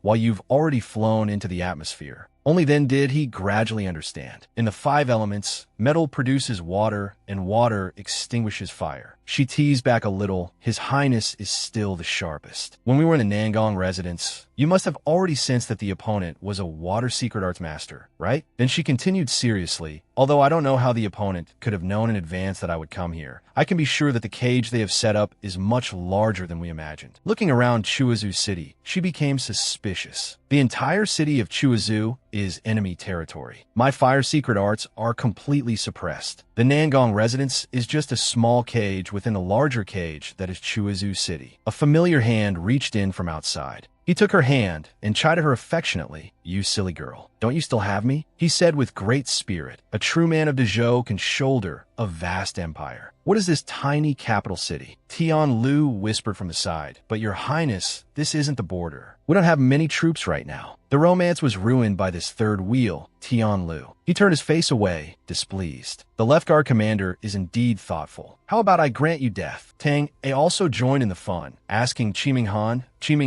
are you really going to let her be taken out as a bride? She is our future high priestess. Qiminghan looked up thoughtfully. No, she is the future bright moon of Saibei. With that thought, he regained his composure and ordered, prepare to make a move. His subordinates responded, yes. The procession suddenly stopped. In front of them stood a familiar figure, planted there imposingly. Aling, not understanding what was happening, spoke up and asked, my lord, you? He said nothing and immediately rushed forward, attacking the people around him. Minghan, seeing this, also didn't understand. What kind of logic is this? Attacking his own people? Conversely, she, inside the sedan chair, lifted the curtain and said to Wei Yong, Your Highness, I have a favor to ask. He was a bit dazed, but still listened to her. No matter what happens, I hope Your Highness will not move more than 3 zhang away from me. Captain Tian Lu was happy for him upon seeing this. My prince is so lucky. The fairy sister wants His Highness to stick close to her. As soon as he finished speaking, he entered her sedan chair. He was still very polite, kneeling down, but his words were quite the opposite of his actions. If you don't want to die, come with me. She said nothing more, just placed her hand on his as a wordless agreement. Ji Weiyang must have been feeling a little jealous again. When the two of them left, he also followed. Tian Lu sighed from the side. So there are times when His Highness listens to others. Minghan immediately ordered, let's follow them too. Everyone left, leaving the cowardly Tian Lu behind. He was completely surrounded. Someone come save me. At the Yunming River, it was now just her and him. She spoke up. Why did you bring me here? He asked back meaningfully, Su Jianyue, have you forgotten me? He looked into the distance, his eyes filled with contemplation. Then, do you remember Xia Yuha at the Yunming River that year? Could there be an unexpected plot twist here? She fell silent, trying to remember. An image from her childhood. She was sitting by this river, sobbing. A young boy approached and reminded her, you're soaked. It's not good to catch a cold. He came over to shelter her from the rain and also asked, where are you from? Why are you crying? At this, with tears streaming down her face, she explained, I'm from Jiangzhou. There's a bad man called the Emperor who wants my father to send me to live in the palace. She continued, he said that when I grow up, he will marry me to his second son. But I don't want to go. He bent down, patting her head to comfort her. Then will you marry me? That way, you won't have to go live at that bad man's place anymore. The flashback ended. She vaguely realized, you're that person from that year. She said a very naive word, Kappa, implying he was a type of water demon. Hearing that was frustrating, of course. He shouted, my name is Nangongyu. Nangongyu also added, don't take what happened earlier in the bath to heart. My older brother forced me to do it.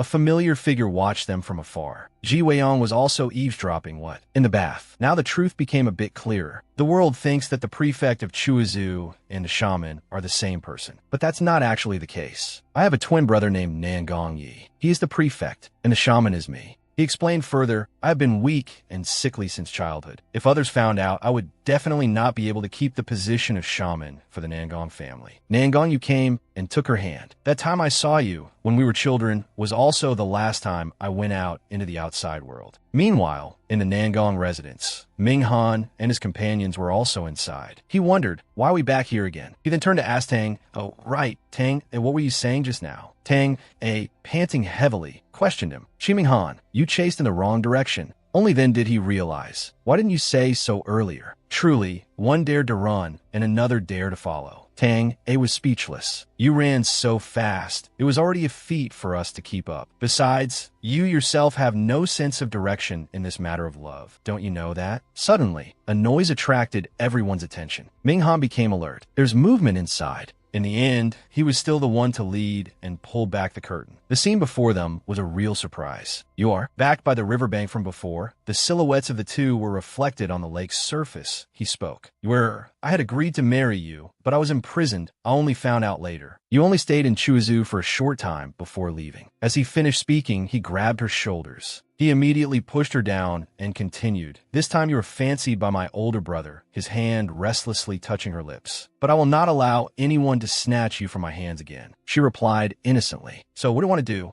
He moved closer to her and whispered, since we've met again in the water, how about we? His voice revealed a deeper intention. Continue in the water. Suddenly, a cough rang out, interrupting their conversation. He walked over. He's been fuming for a while now. He spoke resentfully. It's fine. You two just continue. Finally, a three-way confrontation. She finally spoke up. You're the one who said it. He was dragged away by her. She ignored Ji Wei-yong and pulled him away quickly. Let's go ignore him. Let's go into the water and continue what we left unfinished. He didn't expect to be played like this. Shameless. The two of them went to the river. He found her actions amusing. You err. I didn't expect you to be in such a hurry. Then he suddenly turned hostile, intending to push her down. Then you go down first. Her face showed no sign of panic at all. She quickly dodged him, turning the tables on him. He stumbled forward, his whole body falling into the lake. She stood above, laughing scornfully. A man's mouth is truly a deceiving devil. You said I was in a hurry, but instead, you yourself hastily jumped down first. Soaking wet, he still tried to act elegant. You err. You're truly mischievous. Since I'm already in the water, why don't you hurry down here? She wasn't stupid enough to go down there and wait to die. Hasn't your mother ever told you anything? She stood up gracefully and added, the meaning was plain as day, not to casually trust women, especially beautiful ones. Luckily, Ji Wei-yong, who was standing nearby, also managed to witness everything. She, on the contrary, was very self-aware. This was the person she wanted to tease the most. Your Highness, are you praising my beauty? It was the same tone he had used with her before. Shameless. I meant to say you were a deceiver. The more he acted like that, the closer she moved. But I've never deceived your Highness. She continued. Oh, right, I once said I wanted to give your Highness a proper status. I was serious. Hearing this, his face turned red. He was clearly hooked, but acting shy. Absurd. You're getting more and more audacious. Seeing this, she turned to leave, acting spoiled because you're favored. He was a loss for words, completely tongue-tied. The two were so engrossed in their conversation, they forgot about the person in the water. He finally spoke up. Enough, what exactly do you mean? Hearing this, she turned back indifferently. What do I mean? Right then and there, she exposed everything. You want to play a game of traps within traps with me? You're still too young and inexperienced, Nangong Yi. He was silent, and silence meant agreement. Knowing he couldn't hide it anymore, he asked, what did you find out? These cheap tricks can only fool a child. How could they fool me? I found out from the very beginning. Did you think I wouldn't recognize you just because you wore Fam Nu's clothes? Nangong Yu has a tear mole at the corner of his eye, but you don't. Hearing that, he was a little puzzled. Who is Fam Nu? But he quickly dismissed it to get to the main point. On the contrary, I have underestimated you. I didn't expect you to be so observant. She continued to explain. Also, he is a water-type secret arts master, but you are wood-type. Even if you disguise yourself as a water-type secret arts master, you still can't fool my eyes. He was stunned, still not understanding why she had been silent until now. Then why didn't you expose me from the beginning? Because I simply prefer a cat and mouse game. I had to play along with your acting. How could I pretend not to see? If you like to act, then I will play with you until the end. She stood proudly, retorting. I clearly didn't resist. Yet you still had to set up this scheme, intending to use the childhood bond between me and Nangong Yu to completely paralyze me. Her face was filled with annoyance. You must have too much time on your hands, don't you? Suddenly, the system displayed a notification. Congratulations to the host for activating the dragon's concubine mission. Killing the dragon god will earn 1,000 reward points. What am I hearing? A dragon? Nangong Ye's face darkened, hiding the rage boiling inside him. Not only did you toy with me, but you also dare to continue mocking me. Do you think you know everything? He shouted, filled with resentment, and immediately attacked her. No, you don't know anything at all. He seemed to have lost his mind, extremely smug. Whose bride do you think you will be? Why do you think I brought you to this Yunmeng River?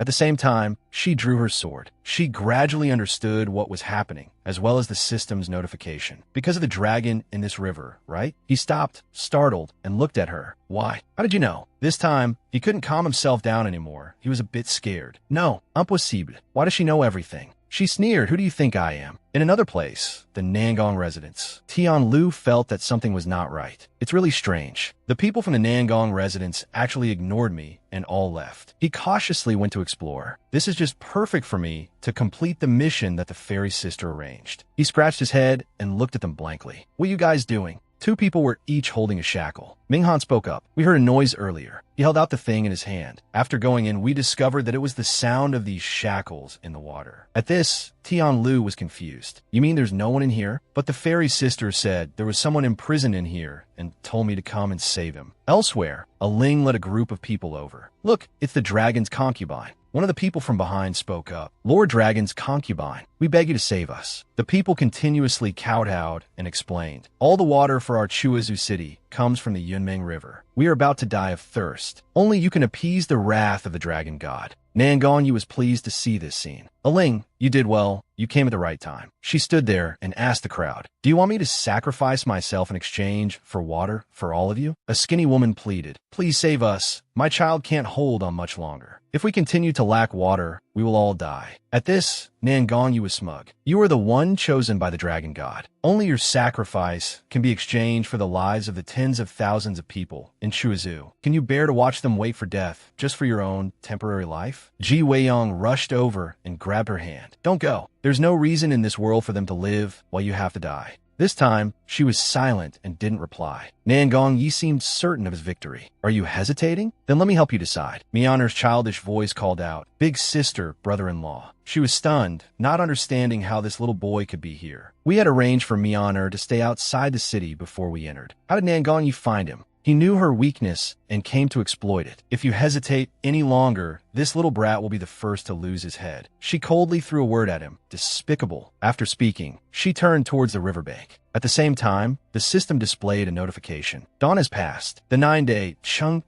Jiu mission is complete. Congratulations to the host for obtaining 9 reward points. You can now go find the Xia family. She looked at the notification and pondered. The timing is perfect. Your Highness no longer needs to stay by my side. However, once she made a decision, she wouldn't change it. But what the hell is finding the Xia family? It had better not be another one of these damn binding things. At this moment, he quietly walked closer to her. She turned back and called softly, Your Highness. The two of them, as if about to part forever, spoke their last words. Have you forgotten? I promised you that I would never be more than 3 zhang away from you, no matter what. He continued seriously. Since things have come to this, I will go with you. Even so, her teasing nature was still strong. Your Highness, is this a suicide pact for love? As if motivated, she jumped straight into the water. Don't worry, I won't die. You stay here and take good care of me, honor. Your Highness, wait a moment. I'll be right back. No one could stop her at this moment. Underwater, she opened her eyes wide and looked, horrified by the sight before her. In front of her were skeletons from who knows when. Seeing her, the whole horde rushed over. She still didn't understand what was happening. Skeletons can move? Without much thought, she slashed out. But it seemed she didn't notice the strange vines around them. Those vines immediately wrapped tightly around her. Blood flowed from her neck. She couldn't even scream. Those white flowers turned red. Nangong Yi exclaimed from the side, as expected of the immortal blood of a secret arts master to actually bear so much fruit. It seems the dragon god will be very pleased this time. People of Chuazu thanked the dragon god for his grace. As he finished speaking, the crowd rushed forward like hungry tigers, continuously scooping with bowls, their mouths chattering nonstop. It's dragon fruit. The great dragon god has bestowed dragon fruit upon us again. We're saved. We can continue to live. In the Nangong residence, a servant brought something. Elder, it's time to eat the dragon fruit. She was rooted to the spot and immediately screamed. The plate of fruit in her hand fell. She couldn't stand steadily. Her whole body trembled. Minghan's group also ran over and asked, Miss, what happened? Tang, it was too tired to speak. Minghan, we are in someone else's territory. You still dare to meddle in their affairs. The female servant tremblingly pointed forward. The elder, Everyone looked in the direction the girl was pointing. In front of them, the elder was entangled in vines, twisted into a strange shape. On Ji Weiyang's side, Mianer screamed. Brother-in-law, he seemed to not care about his surroundings, having only one concern. She's been gone for too long. Nangong stood watching and sneered. Foolish, you could have lived well, yet you insist on rushing to your death for a mere woman. Ji Weiyang finally jumped into the water to find her. Before him, she was entangled in vines. He went over and cut them off, and then gently touched the girl in front of him who was lacking oxygen. And what had to happen, happened. He was just giving her oxygen, you know. She gradually opened her eyes and saw the person before her. Your Highness. Nearby, Nangong looked at his arm with some worry. Has the plague spread my arm?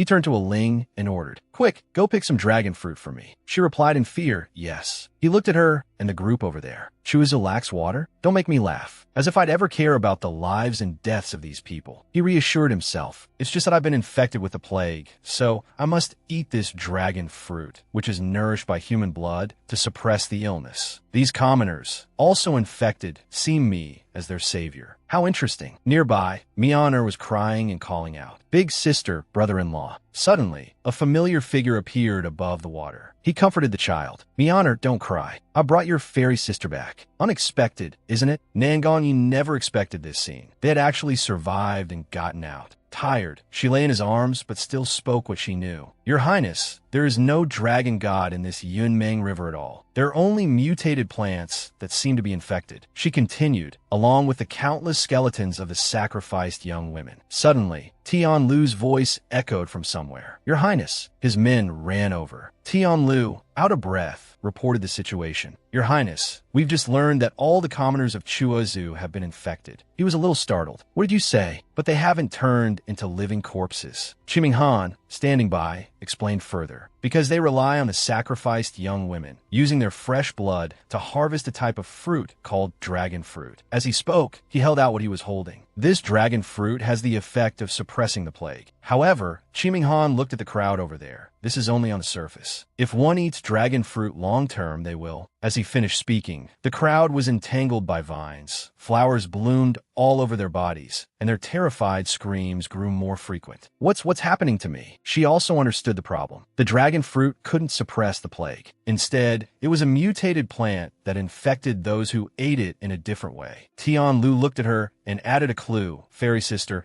the person you mentioned wasn't in the bathing pool of the Nangong residence either. But the maids in the residence said that every time a young woman passes through Chuizhou, she is married by Nangong Yi as his bride. She thought she had misheard. You said what? Rewinding what had just happened, she realized her initial judgment was wrong. Wrong. I was wrong from the very beginning. He not only deceived me, but he also deceived himself. Nangong then screamed, Why even me? No, impossible. It must be because I haven't had enough dragon fruit. He aggressively pushed a Ling forward and ordered, As long as I have enough dragon fruit, I'll definitely be fine. She panicked. My lord. The vines pulled a Ling down, while he kept eating voraciously. Dragon fruit, eat. As long as I eat more, I'll definitely be fine. Not enough.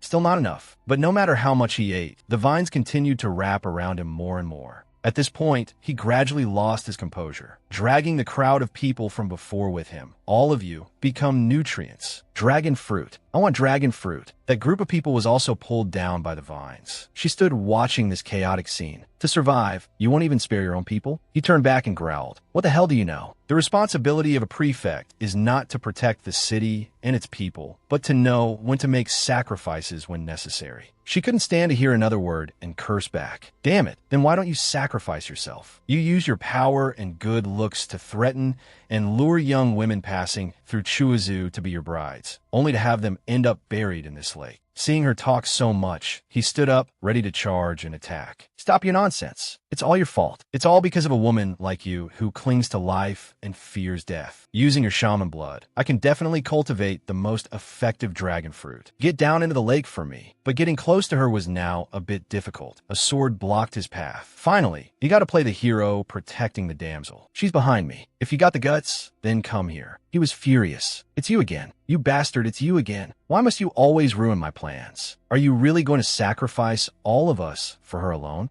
The crowd kept moving toward them. Why? Why won't you sacrifice yourself to save us? We don't want to die. That bitch refuses to save us for the sake of her own fleeting life. Let's sacrifice her now. Maybe it's still not too late. He raised his hand, not wanting to hear their rambling anymore. So, these are your last words. As he finished speaking, he ordered the soldiers, fire. Hundreds of arrows were continuously shot from behind. He didn't forget to leave a final sentence. Morality has always been for restraining oneself, not for harming others. Nearby, Tian Lu rested his chin on his hand, thinking worriedly. His Highness never shows his emotions. I've never seen him like this. It seems His Highness is truly enraged this time. Piles of corpses, rivers of blood, a horrifying scene. When the Son of Heaven is angered, 1,000,000 corpses are laid bare and blood flows for 1,000 miles. She glanced over, then intended to turn and leave, but a hand grabbed her leg. At this, her eyebrows furrowed. She turned back to see what it was. Nangong Yi dragged his body over to beg. Please, I beg you. Don't go, please don't go. You can't leave. Even if you won't sacrifice yourself to save me, don't you even care about my younger brother, Nangong Yu? Unsurprised, she replied indifferently. If you hadn't mentioned him, I would have almost forgotten. Suddenly, vines from his hand wrapped around her leg, tightening their grip. Seeing this, he burst out laughing. Foolish woman, you've fallen into my trap. He was still smug, thinking he was the final boss. Unexpected, isn't it? I've long been cultivating these vines, born from the dragon fruit within my body. These vines will frantically suck your blood, resulting in more dragon fruit for me. She looked at these vines, too bored to even argue. What are you thinking? Who do you think I am? As she finished speaking, flames enveloped her, burning away the vines. Now, she rested her hands on her hips, looking at the cowering figure. Try to remember carefully. Where did your younger brother come from? It was all just a psychological change that created two personalities. Hearing this, his face turned pale. She gradually revealed the secret behind the curtain. After every evil deed, you would lock yourself up. Then you'd pretend to be an innocent younger brother. And after performing your one-man show, you'd continue to do evil. He still stubbornly argued, "You're talking nonsense. Didn't you say my younger brother is a water shaman? And I'm a wood shaman? Besides, he has a tear mole that I don't have." On the contrary, she was very certain of her argument. If you're a wood shaman, then how could you disguise wood magic as water magic during that attack? Her eyes reflected the naked truth for him, because you were a dual-element water and wood shaman all along. She also pointed out the matter of the mole. As for the so-called tear mole, it was just covered up by you with powder. The world naturally doesn't know about both Nangong Yi and Nangong Yu, because you two are actually just one person. Each sentence was a revelation of the truth. She continued, satisfying his curiosity. Even if you deceive yourself, the evil things you've done can never disappear. At this moment, he grabbed her skirt, kneeling and begging like a puppy. If that's the case, you err. Don't want to save me? I am Nangong Igreku. He hugged her. It's unclear which of the two was being led on all this time. I know you wouldn't have the heart to see me suffer. Then he suddenly changed his expression, baring his sharp teeth, determined to take her down with him. Then let me bite your neck to pieces, suck your blood, and directly promote the growth of dragon fruit, shall we? She was beautiful, not stupid. Knowing his intentions full well, she grabbed his face and pushed him away, looking up at his currently distorted face. Stinky little brother, stop daydreaming. As she finished speaking, she took out a sword and stabbed him. He thought he was the predator, but he was the prey. She also gave a final reminder. You've tried to harm me time and time again, so don't blame me for not showing you any mercy. As he fell, the system displayed a notification. Congratulations, host, for successfully slaying the dragon god. You have received 1,000 reward points. She looked at him, already knowing the hidden meaning the system had set up for her. It turned out that slaying the dragon referred to eliminating the person who created the lie about the dragon god. It's time to use my internal energy again, she mused. The living corpses created by the mutated plants also have similar mystic crystals. After absorbing these mystic crystals, my shamanic arts should be able to level up. Chiming Han just stood behind her, watching her, his eyes filled with many emotions. What a kind-hearted girl. Even though these people wanted to kill her, she still wants to guide their souls to salvation. so he hesitantly asked, "You, may I call you that?" She lowered her head, completely immersed in her thoughts, ignoring Chiming Han, who was looking at her with an expectant gaze. Strange. Why isn't there any reaction at all? Could it be that absorbing so many mystic crystals still isn't enough to level up my shamanic arts? Seeing this, he was overjoyed. She nodded. Does that mean she agreed to let me call her that? So he didn't hesitate to make plans. Have you ever been to Mabe? There are vast grasslands, immense golden sand dunes, and also the most brilliant galaxy. His face flushed slightly with shyness. We have to return to Mabe soon. My clansmen are still waiting for me. Would you like to go see the scenery of Mabe with me? I remember you people of Dezhou often say, a hero is paired with a beauty. Do you think I could be a match? Hearing him talk for a while, she finally turned back and asked, what are you talking about? As she finished speaking, the system's voice rang out. Congratulations, host. Your fire shamanic art has advanced to the bronze tier, and you have acquired a skill. Upon advancing to a higher level, the body will be in a state of complete weakness for a period of time. Host, please prepare to cope accordingly. She didn't have time to react. She could only curse silently in her heart. Falling on a Chiming Han, your sister, is this scammer system lagging too? Hey, how am I supposed to prepare for this? She fell, but Chiming Han was determined not to catch her, bracing himself with his hands instead, frantically calling out, "Uwe." He wondered to himself, so she doesn't want me to leave this badly? Tanga saw this and just wanted to smack this idiot. Chiming Han, what are you doing? She's already thrown herself at you. What are you still afraid of? Just carry her back to Mabe. That's how we'll get a new high priestess. In another place, outside Chuiz's city, at the mountain god temple, she still lay there motionless. Tian Lu spoke up worriedly. What's wrong with Fairy Sister? Why can't she move at all? She can't even speak. He remained silent, not answering, just searching for an answer. Could it be due to the previous wounds from being entangled by the vines? However, Tian Lu also noticed the others. Hey, didn't you guys say you had to return to Mabe? Why haven't you left yet? Tanga replied irritably. When we leave, is that any of your business? Tian Lu knew their intentions all too well and taunted them. Even if you guys stay, you won't have a chance. My Highness is the one whom Fairy Sister herself promised to make things official with. He kept speculating there are many places on her body that were injured by the vine's attacks, and those vines were all infected with the plague. Could it be that she's been poisoned? She was just being controlled by the system, but she was still very much conscious. Skirt, what is he doing lifting my skirt? Only then did he speak up. All of you get out. Let me be alone with her. I have important matters to discuss with her. Chiming Han certainly wouldn't agree. What do you want to do? He just glanced at him and ordered, "Get out." Chiming Han, annoyed, stubbornly asked, "And what if I say no?" He didn't bother to argue, turning his face back to warn him. "Just you try." Seeing the tense situation, Tanga came over to mediate. "Chiming Han, let's go outside first. Don't bother with this self-righteous, great Zhou person. At least this young man knows to leave a way out. Anyway, we have to prepare to leave soon. There's no need to cause more trouble." Bored from just sitting around, Tian Lu also chimed in to lighten the mood. "Come on, rest assured, I'll stake my reputation on it. His Highness will absolutely not do anything to harm Fairy Sister." Chiming Han felt a little aggrieved in his heart, but he still turned and left, just going with the flow. He didn't look at them, just focused on sucking the wound on her hand. She was confused by his action. What is he sucking? He didn't know what she was thinking, so he showed no signs of stopping. Her whole body stiffened. "It tickles, it's so ticklish, stop, please stop." Outside, Chiming Han gritted his teeth. His heart was aggrieved, but there was nothing he could do. What on earth does he want to do? Why did he have to kick all of us out? This foolish young man finally realized something. Could it be that the scene everyone is thinking of is about to unfold? Seeing this, Tanga came over to ask, "Chiming Han, are you alright?" Chiming Han didn't feel happy at all. "I'm fine. What could possibly be wrong with me?" When his actions didn't match his words, no one would believe him. Back to the present, he had lifted her feet like a prince kissing the top of her foot. Her face turned completely red, and her breathing became a little different. "What's happening? My body is numb." The feeling is becoming more and more helpless. Knowing she couldn't answer, he still turned to ask, "Do you feel a little more comfortable?" This sudden question also flustered her. To be honest, she liked it, but because of her pride. Confortable. What does he mean by this? This isn't a foreplay, is it? As soon as he finished, he kissed her neck. Every wound was touched by him. She struggled in her thoughts. "Don't. I've been wise and pure my whole life. I haven't even had a serious relationship. Am I going to be devoured just like this?" This time she was really scared. Damn you, system, I hate you. At this moment, the two were face to face. He stood straight, looking at her. She chanted a prayer in her head. It's over, it's over. Is he going to get to the main event now? Despite being stubborn, she kind of liked him. Looking at him this closely, he's truly incredibly handsome. Knowing there was nothing she could do, she closed her eyes to enjoy it. From childhood to adulthood, I've never been hurt by others. Actually, I'm very afraid of pain. He also gently kissed her forehead. His next words were full of hidden meaning. Don't worry, I'll be a little gentler next. Slowly, gradually, I won't let you feel any pain.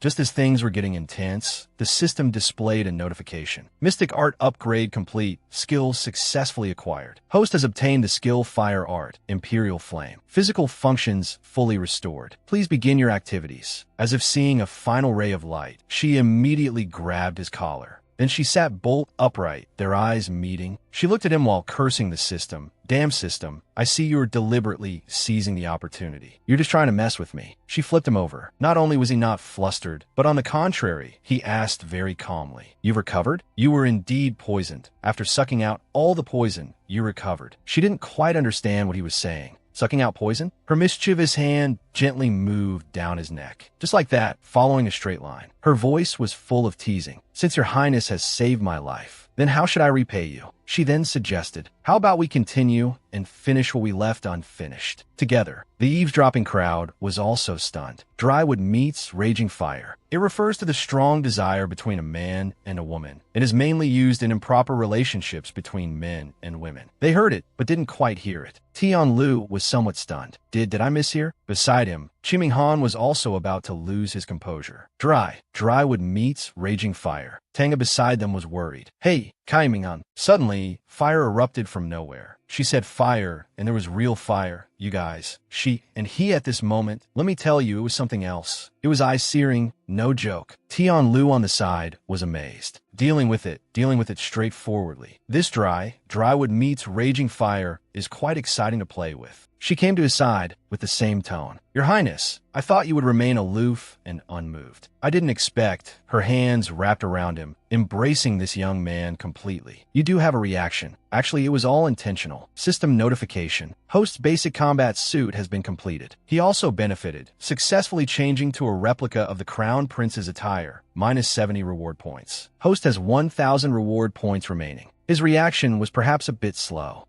She feigned innocence and looked away. I didn't mean to look. At the same time, she also explained further. "It's my first time using the Mystic Art skill, so I'm not proficient yet. My control isn't good. You see, even my own clothes have been burned to a crisp." Suddenly, the sound of galloping horses, the dragon cavalry unit was moving in. Shifting to another place, the Imperial Palace. Ji Yuxuan sipped his tea while pondering. It's been so long since I sent people out to deal with Ji Weiyang, but not a single piece of news has come back. As he finished speaking, Yi Qingcheng, who was sitting next to him, reassured him. "Yuxuan, calm down, don't be anxious. The ones dispatched are the dragon cavalry. We have nothing to worry about." She whispered beside him. "How about we go to Mother Empress's chambers? I'll help you relieve your worries." He shot up and shouted, "No, I can't sleep well until he's dead. I want to personally lead the Imperial Army." On the surface, Yi Qingcheng was still very cheerful. Forcing a smile, "Be good. Stop making a fuss. The Imperial capital cannot be without a ruler. If you want to vent, you can gallop on Mother Empress's bed." But inside, she was already cursing him. "Fool, you haven't even ascended the throne yet. What's with this personally leading the Imperial Army nonsense?" She still went along with him. "Your Highness, I support you." Suddenly, Ji Yuxuan's face showed a hint of panic. "Imperial uncle?" Elsewhere, the fire blazed fiercely. He turned to ask the group, "Aren't you supposed to return Mabe? Now is the time." Then he also came to persuade her a little. "You go with them. Let my ears have some peace and quiet." Hearing this, she gave him a look that was barely half an eye. Seeing that look, he asked, "What are you still worried about? Go, this is an order. If you defy me, I will kill all of you." Perhaps he had forgotten, in front of his better half, he was just a name. If she went along with it, he'd be dead. "I'm just not going. If your Highness wants to kill me, then go ahead and kill me, as long as you're willing." He just uttered one phrase, "Crazy woman."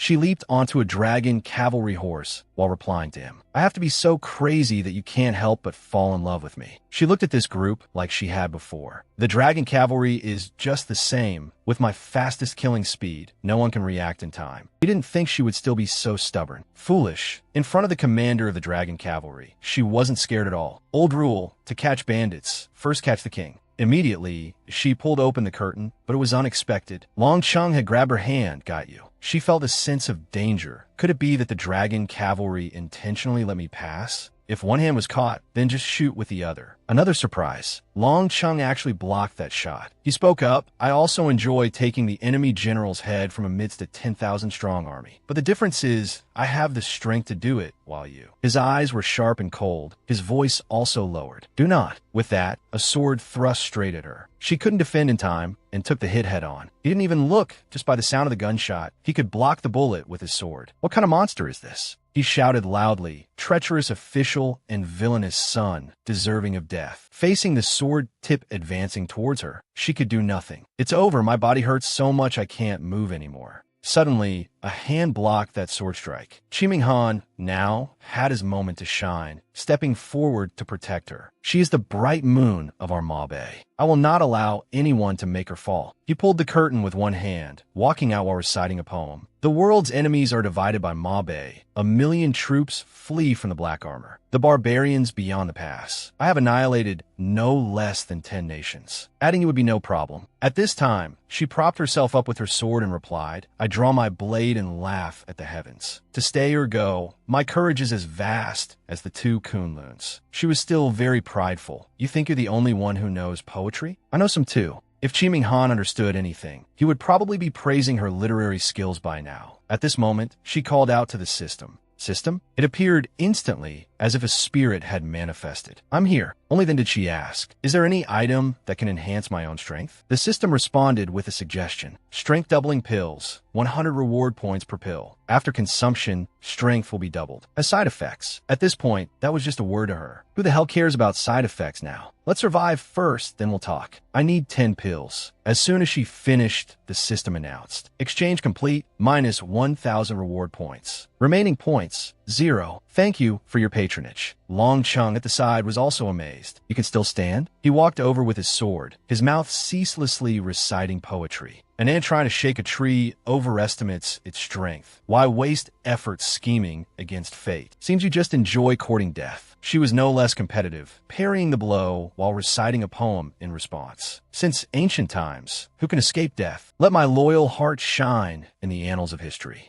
Minhan's face went blank at the side. Why is nothing happening to me all of a sudden? Tang, it was calling him from the side, but he couldn't hear. Chiming Han, stop holding the sword. Let go, please let go. If Ji Weiyang understood what was going on, he probably would have rushed in a fight too. What on earth are they doing? As for Tian Lu, well, he was already dazed as usual. As expected, when masters clash, every move is insane. Wu Ning hadn't thought her father's passion for poetry was so fiery. Although her godfather killed people like flies and was known as the living king of hell, very few knew he was also a great poetry enthusiast. The two of them just fought while exchanging poems. If you can't win in martial arts, you must at least win the war of words. Treading on the moon and sun to slay Yama. Suyin breaks through the mist to dominate the sky. One man turning the tide of battle across 3,000 li. One sword once faced 1,000,000 soldiers. Below, 3,000 rounds of combat and poetic duels have been omitted. After dragging on for so long, both were panting heavily. She also hadn't expected her opponent to be so game. Is this old geezer even human? I've taken 10 strength-doubling pills, and I can only fight him to a draw. Long Chung laughed with delight. Exhilarating, exhilarating. In all my years of campaigning on the battlefield, I have never met my match. Today I have found this rare joy in a little girl. Hearing that, she immediately retorted, who are you calling little? The life and death missions I've undertaken are more than the salt you've eaten. She was also extremely combative, determined not to lose. Still want to fight? This big sister will take you on till the end. Suddenly, a hand grabbed her wrist. Long Chung leaned close to her ear and said, Consort Yi and the second prince say that you and the crown prince colluded to kill his majesty. I just want to ask you one question. Is it true or not? She replied decisively, it's not. Hearing her answer, he finally faced her, hand holding her hair, his words full of hidden meaning. Your name is Su Jinhua, right? I'll remember you. With that, he turned and gave an order, Dragon Cavalry, hear my command. The soldiers acknowledged the orders, sir. Only then did Ji Weiyang raise a question mark. Is it finally time to launch an all-out attack? As soon as he finished, he also gave an order, all soldiers, hear my command, form up. The soldiers replied, sir, Long Chung just turned away and said, "Withdraw and return to the capital." Hearing this, Tian Lu didn't understand his intentions. "Your Highness, the dragon cavalry is just retreating like this?" Wu Ning approached the palanquin and asked, "Godfather, are we really letting them go just like that?" Long Chung replied, "Of course not. It's just that someone who can compose such a heroic poem with an aura that could swallow mountains and rivers would surely not be the kind to kill a king and usurp the throne." His face was full of cunning. "I'm giving them a chance to prove their innocence, but a chance must also be earned through strength. If they can't survive this next stage, then it proves they're all weak, and the weak have no right to live." At this point, Tian Lu turned to ask him, "Your Highness, where do we go next?" Ji Weiyang replied, "Back to Sochao City. The journey to Jiangzhou is still very long. We need a resupply." In truth, he was also thinking to himself, Long Chung would absolutely not let us go so easily. He must have some kind of plan, but what could it be? Suddenly, the system displayed a warning. "Warning, the effects of the strength-doubling pills have ended. Side effects are about to begin. The host has fainted due to extreme cold." She was stunned and couldn't react in time. These side effects came way too fast. As she finished speaking, she collapsed. The system appeared one last time. "Host, you still don't have much life experience. Who said the side effect was just fainting? The real side effects haven't even started yet." Tian Lu reacted quickly and immediately rushed over Fairy's sister. He almost caught her, but he wouldn't let him do it. A familiar hand pushed him away, leaving him bewildered. The one to catch her had to be him, of course. He looked at her, worried for his beloved. Her body, why has it suddenly become so cold? In another, more over-the-top version, Tang A caught Tian Lu as if for real. "You did that on purpose, didn't you? The moment you had a chance, you got close to me. What are your intentions, huh?" At times like these, what could Tian Lu do but stay silent? In another hazy, ethereal place, the system's voice rang out. Host's spiritual body approaching. Mystical space opening. She walked through this poetic landscape. Mystical space. In front of her was an incredibly beautiful white cat. She recognized it immediately. "System? System, come out and explain what on earth is going on." This arrogant cat still looked at her leisurely. "Are you blind? Isn't this system right here in front of you?" Hearing that, she went over and poked it. "So you're that scammer system?" The cat screeched upon hearing that. "Don't you touch me. You foolish humans have so many germs on you." Only then did it explain to her the inner city structures correspond to the treasure pavilion, the academy, the forge, the shop, the clinic, and so on. It continued, outside the city, there are also fields and farms. After being unlocked, they will produce food and money for you at regular intervals. All of these require you to build and upgrade them using the reward points you obtain. The higher the construction level, the higher the amount of resources you can receive. It winked playfully, but it's useless to tell you all this now, because your remaining reward points are 0. As it finished speaking, she pinched its cheek and spoke in frustration. "You cat, why didn't you say so earlier?" She kept pinching it until it was about to reach its limit. "Foolish host, the space has been open for so long, and you never took the initiative to check it out yourself. What more is there to say?" Inside Sochao City,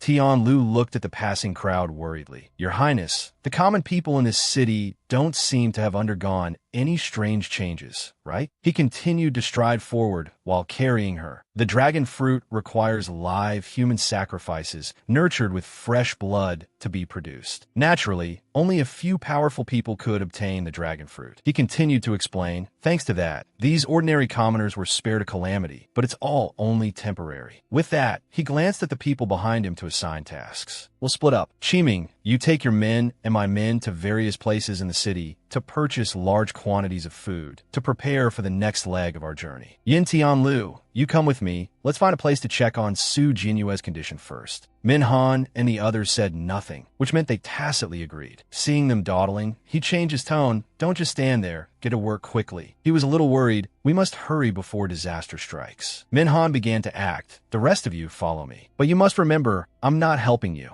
I'm helping you where." Hearing this, he smiled, looked at her, and replied, "It's the same thing." Tang A, at the side, felt indignant on Min Han's behalf. "Qiming Han, why do I get the feeling you're being sold and still helping the seller count the money?" When he heard him say, "It's the same thing," that smug look clearly meant to say we're all one family. Helping her is the same as helping him. Only now did Min Han notice another strange detail. "And why are you bringing this kid along?" Donc, Garimioa explained, Austage. What if that crown prince secretly steals our high priestess and runs away? A hand grabbed the hem of his robe. He turned to look him. A little girl asked him timidly, Big brother, what's wrong with his big sister? Is she sick? The little girl then suggested, would you like to bring her to my house? I know a little bit of medicine. I could take a look at her. He didn't answer right away, his eyes constantly sizing her up. In the end, for her sake, he followed the little girl to her house. Sitting beside her, his heart was burning with anxiety. Her body was getting colder and colder. Tian Lu gently sat down and asked the little girl, Miss Xiao, are you the only one at home? Where has everyone else gone?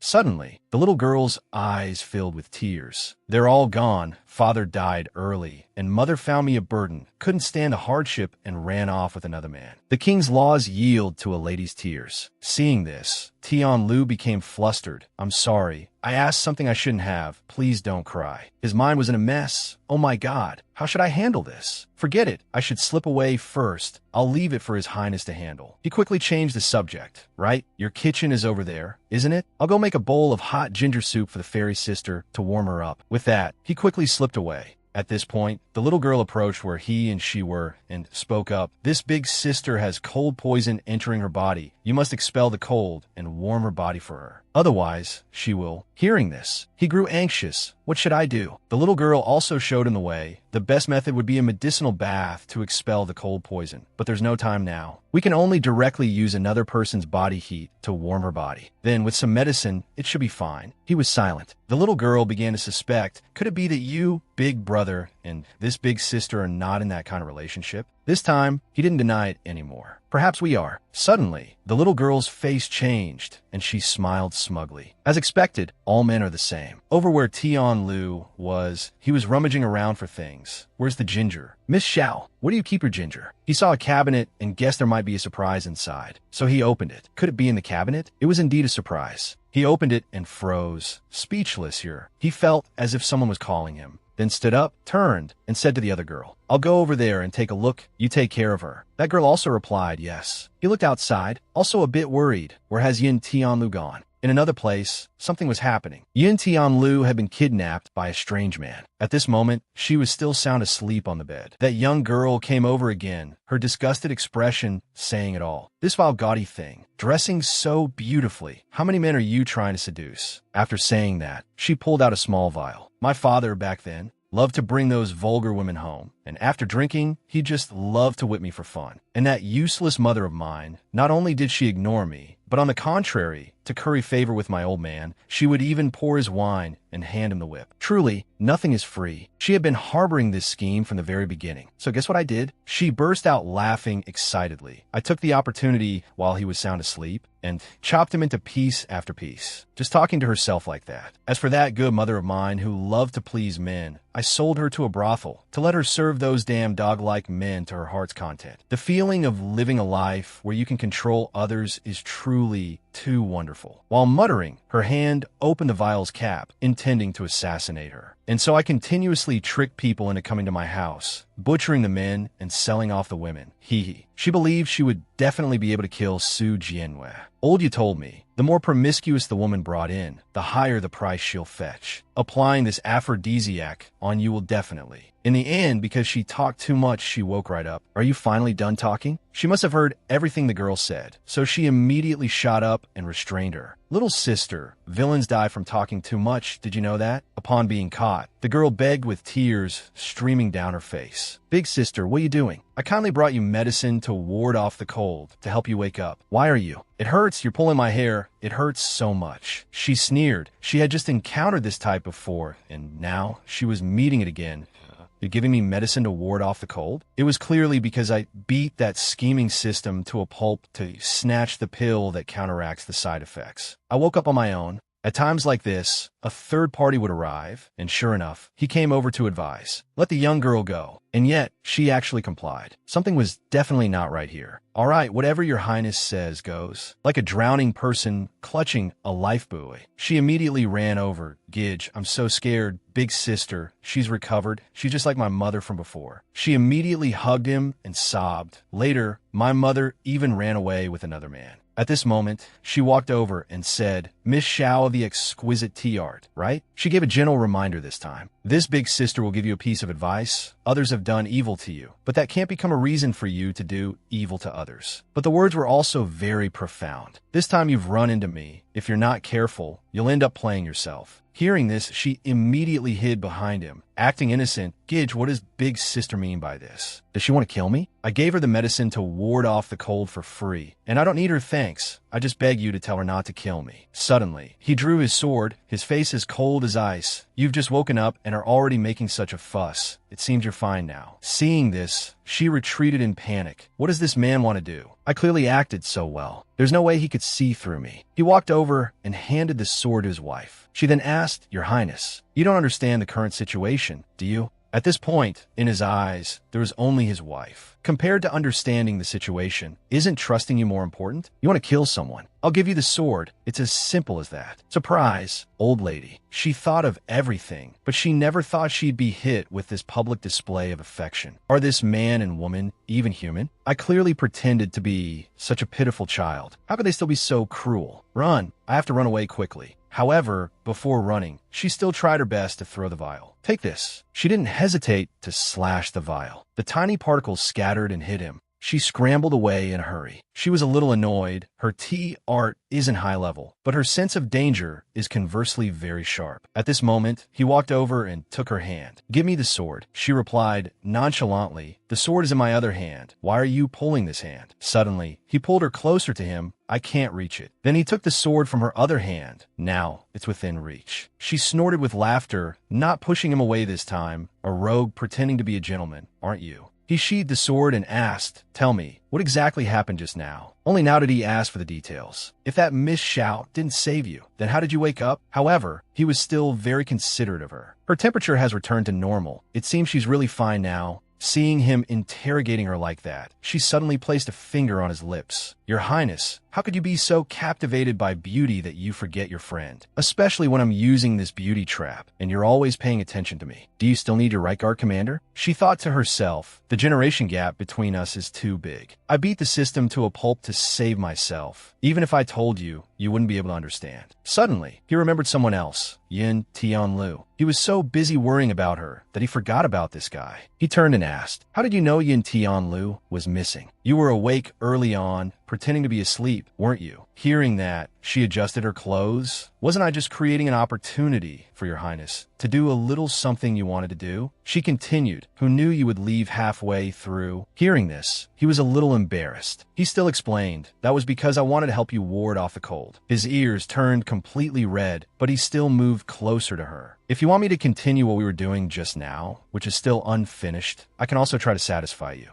From another perspective, two people were watching this couple. Tian Lu was crying his eyes out on the side. Someone did remember me, but it was insignificant. My life is hanging by a thread right now, and you two are making me watch this scene. Have you considered my feelings? It seems I can only save myself. By now, he knew he couldn't rely on that man and woman. At the moment on the brink of life and death, I suddenly thought of a plan, and yet, the way he chose to save himself was extremely unique. Well, to save myself, I'll just close my eyes and go in for a kiss. As soon as the other guy was forcibly kissed by him, he immediately pushed him away and shouted, Go to hell. Do you have to be so disgusting? I'm gonna puke to death. He tumbled a few times. In the end, the result was that he was freed. The end always justifies the means. Now I have achieved my goal. He was proud, successfully saved himself. The man was furious. It's over. I've lost the hostage. He continuously thought of a way. 1 against 3, there's no chance of winning. It seems I can only use that move. In the end, it was the most cowardly method, kneeling and begging. Great heroes, spare my life. The little bitch from just now is the one who wanted to harm you. She was the one who contacted our brothel, saying she had a deal she wanted to make. Then she told me her sob story. I don't know anything. I just came to capture the person. Please let me go. I won't do this anymore. I have to go home and raise pigs. Suddenly, the sound of knocking on the door from somewhere interrupted the conversation. The sound of people talking rang out. What happened? Just now, I think I saw that little maid run out of the courtyard. Forget her. She ran off at the right time. We don't have to pay her anymore. Just go inside and help Brother Dao capture the person. The other guy heard this and stood up smugly. My men are here. You all are finished. Finished? You just triggered her fighting spirit. Brother Dao, is it? You're quite cunning, aren't you? Seeing her like this, his confidence dropped to 0. What do you want to do?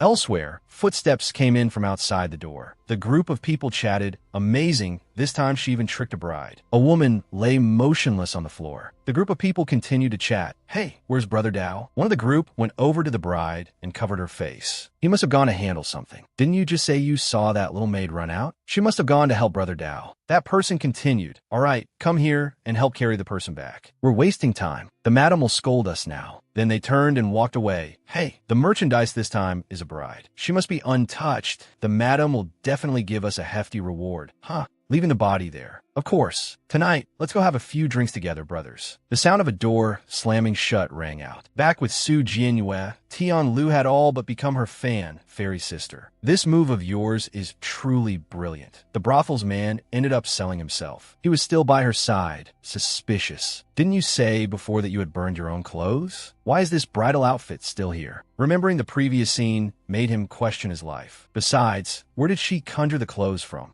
She had no intention of telling him, and even if she did, he probably wouldn't understand. I was just saying it casually, and your highness actually believed it? After saying that, she changed the subject. All right, let's go meet up with Kaming and the others quickly. Suddenly, his face flushed. He remembered that he seemed to have been hit by the drug earlier. Is this medicine to ward off the cold really that effective? But it's making my mouth bitter and dry, and my whole body is covered in sweat. As he thought this, his hand touched her shoulder. She reminded him, stop messing around. After saying that, she bluntly pushed his hand away. Chuizu City has a large population. If people have been infected, it's impossible that only a few people by the lake were infected before. I guess the number of dragon fruits produced is limited, and most of the infected people didn't get to eat the dragon fruits. And yet, he stubbornly placed his hand back on her shoulder. Those patients who haven't used the dragon fruits, on the contrary, they have temporarily escaped one fate, but in the end, they all turned into living corpses. To avoid complications from delays, we must seize the time to meet up with Kaming and the others, and leave this place. As a natural reflex like before, she also intended to push it away. I told you to stop messing around. Our time is very tight right now. But this time was a little strange. She couldn't push it away no matter how she tried. This time, she finally turned around to remind him. Why are you holding me like this? Let go quickly. We have to. Before she could finish her sentence, he pounced on her. His face was all red. He moved forward and lifted her leg. Yet she didn't seem scared. You. He looked at her with a passionate gaze, and even took off her stocking. Tian Lu was eavesdropping from the side. See no evil, see no evil. This is great. Our great Zhou is finally going to have an heir. He knew he was about to become a third wheel, so he tactfully left. Time is of the essence. We'll split up and act. I'll go find Tanya and Kaming first. Seeing this scene, her face turned red, her breathing ragged. Her mind was spinning. It's over. It's the aphrodisiac. The vial of aphrodisiac that spilled on him earlier has taken effect. Their faces were so close, they were almost touching. She became timid at this moment. Your Highness, please sober up a little. This isn't the real you right now. You have to control yourself. As she finished speaking, he pushed her down, his tightly clenched hands trembling. He also didn't know why he was like this. What is wrong with me, really? Her eyes looked at him worriedly. Your Highness. At this moment, he began to take off the shirt he was wearing, constantly saying, so hot. Why is it so hot? Before her, it was a muscular body that many women would admire. She was no exception. To be honest, I think I'm getting a little hot now, too. He looks quite something right now. This flushed face of his,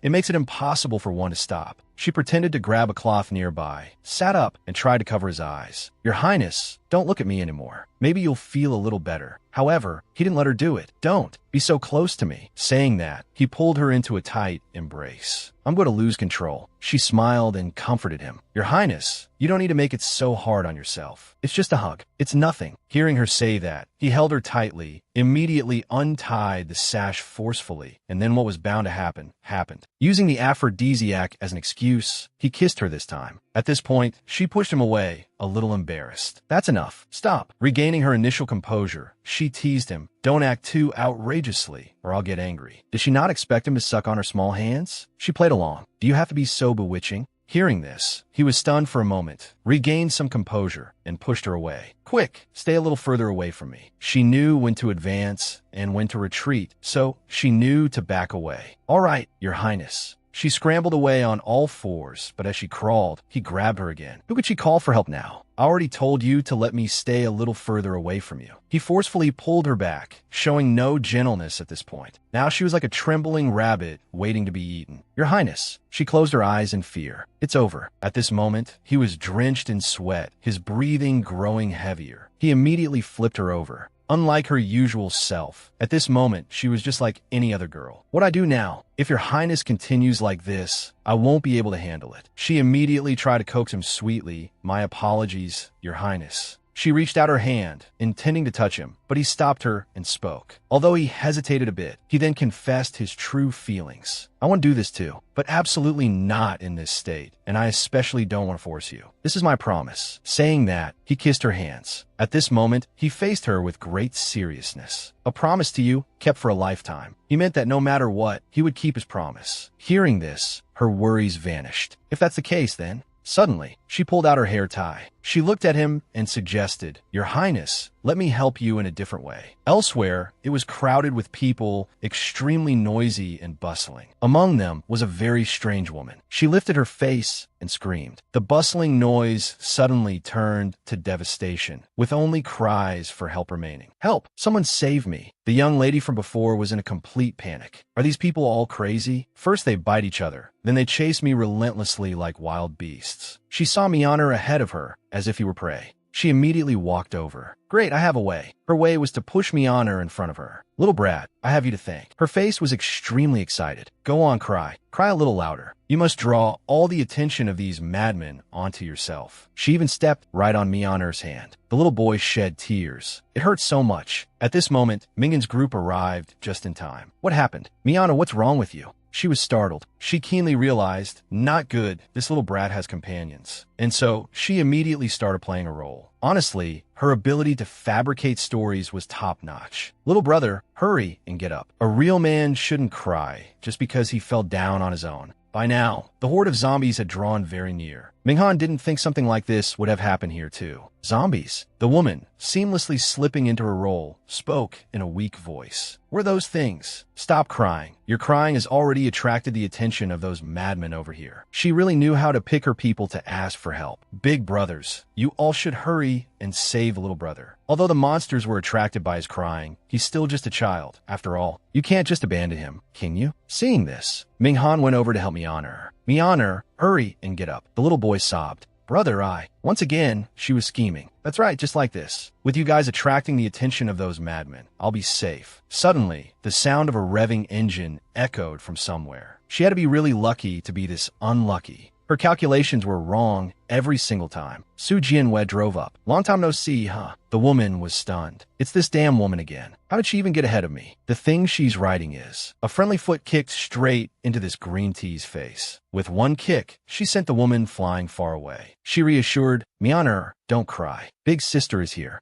She looked at the horde of zombies in front of her and said to the system, put one high explosive grenade on my tab. This time, the system did not comply. I refuse. She got annoyed. I'm so unlucky to have this system. Say that again. See if I don't come in there and find you, huh? The system displayed a notification. Host detected exhibiting threatening behavior, deducting 200 points as a penalty warning. Host remaining reward points, minus 200. She cried without a sound. Today, I'm not only poor, but also exploited by the capitalist. You damn cat. Tears she couldn't hold back fell. I don't want to laugh anymore, man. The woman struggled to get up, grabbing her bow, an arrow. A good opportunity. I coated this arrow with a potent poison earlier. I finally have a chance to use it. Go die, you bitch. But she didn't expect that just as the arrow flew, a bullet also flew by, straight over her head. Su Jianwei then spoke. You wanted to use us to attract the zombies' attention, to buy yourself time to escape, didn't you? She continued. You should save your brilliant plan for yourself to enjoy slowly. Saying that, she turned to the rest of the group. Let's go. Her corpse will help us delay the zombies' pursuit. Tanya watched with a pang of pity. This is too cruel, not even sparing the corpse. I'm starting to waver. If she really becomes our high priestess, will Kaming Khan be able to control her? The moon was now high in the sky, giving way to the next morning. At the city gate, there were many people around. Tian Lu shouted loudly, Fairy sister, over here. I'm over here. He immediately went to report. Your Highness, following your instructions, I have brought all the disaster-stricken commoners we found along the road here. But the city gate has been sealed. No one is allowed in or out. At this moment, arrows were continuously aimed down from the top of the city gate. One of them shouted loudly, "Listen up, everyone turn back immediately, or we will shoot our arrows." The people at this time felt indignant. Turn back? The city is full of zombies everywhere. Aren't you telling us to go back and wait for death? We're not going back. We won't go back even if we die. The commander didn't seem to care much and immediately gave the order. Fire the arrows. He sneered. Who cares about the lives and deaths of you commoners? We are not the city gate guards of Chuazu. We killed those guards long ago. Looking at the suffering crowds below, he felt a sense of joy instead. We are the Dragon Cavalry. If you want to blame someone, blame the Crown Prince for being in this city. You are all just sacrificial objects to be buried with him. Although the general only told me to observe the situation and monitor them, the second prince has also given me quite a few benefits. The Crown Prince must die. Hundreds of arrows rained down continuously. She shouted loudly, "Fall back. Everyone fall back quickly." Looking at the people who had been hit by the arrows, she observed not a single miss. The local forces of Chuazu are this capable? Why do I get the feeling that these city gate guards are not like the ones we encountered before? A growling sound rose up. The horde of zombies had now arrived. It's over. The zombies have caught up to us. We're dead for sure. Everyone was worried. Oh God, someone come save us. She turned and asked Minghan, "Where are the materials you all bought earlier?" The commander burst out laughing with delight. "Fire the arrows. Keep firing the arrows." The Crown Prince must be among this crowd. He was endlessly joyful. These zombies arrived at the perfect time. Attack from the front and back. Not a single one can escape. Below, a barrier had been set up. You error. The bags of materials are ready. They've been placed in the positions you mentioned. That commander was laughing so hard he was crying. Hurry, and look at what those idiots are doing. Do they think doing that can stop the zombies? No way. No way. This is killing me. I'm dying of laughter. She had to praise this agility. Quick movements, well done. Just a small compliment made Minghan happy, but also slightly delusional. Is her action blowing me a kiss from a distance? At this point, she walked over to the sandbags. Then she shouted loudly, "Imperial flame!" A flame erupted from where she placed her hand, blazing up to form a solid wall of fire. That commander was about to drown in his delusions. If I succeed in killing the Crown Prince this time, the second prince will definitely reward me handsomely. He kept fantasizing. No, not just the second prince. Even the noble consort will reward me. Who knows? I might even be rewarded with an official position in the capital. Just thinking about it feels great. He ignored the cries for help. "Help, please save me." He burst out laughing. Still crying for help? Who would bother to save you? Idiots. It's useless even if you scream your lungs out. She then rushed toward the spot. "Help! These zombies keep chasing me. What should I do now?" Only then did he notice the surrounding situation. He panicked. What the hell is this crazy woman doing? "Get down, quick!" She jumped up, turned around, and reminded him. "You said it, not forgetting to leave a small gift. All right then, I'll leave these zombies for you to deal with yourselves." After saying that, she immediately jumped down, leaving him with a horde of charging zombies. At this point, he was truly left with only the path to death. "Crazy woman, you damn bitch. I won't let you go even if I become a ghost." Meanwhile, she landed safely. She was sick of hearing these lines. "Then you'll have to get in line. You're not the first one to say that." At this moment, he finally understood her intention. Burn the materials, use them to separate the zombies from us. Then lead the zombies to the city gate. Even had to praise her, this leading the trouble east tactic of yours is brilliant. Hearing this, she walked over and lightly touched him. "Your Highness doesn't need to praise me. Instead, just give me some direct benefits." He took her hand and asked, "What kind of benefits do you want? Weren't the previous benefits enough?" She suddenly remembered their previous kiss and blushed. "You call that a reward? You're really a sly one." Tanya then spoke up regretfully. "But the materials we worked so hard to gather have all been burned up just like that." Hearing this, she replied confidently, "I can't be sure about other things." She brought out a spread of food that made everyone's eyes light up. "But when it comes to rice and meals, I will definitely make sure everyone eats their fill." Tian Lu was completely smitten with her by now. "Fairy sister, you really know immortal arts." He was also surprised, which only piqued his curiosity more. This woman indeed hides too many secrets. Minghan then realized the problem. "You all are celebrating too soon. The zombies can't hurt us for now, but we are also trapped here." Suddenly, another weapon appeared in her hand. She walked over and teased, "Little boy, it'll be fine if I just break down the city gate for you guys, right?" In another place, Yu Xian and Long Cheng had also met. Yu Xian spoke first. "Long Cheng, you have some nerve. I ordered you to hunt down Ji Weiyang. Not only did you fail to capture him, but you also dared to retreat. What dragon cavalry? I see they're just a bunch of trash. I still had to come in person."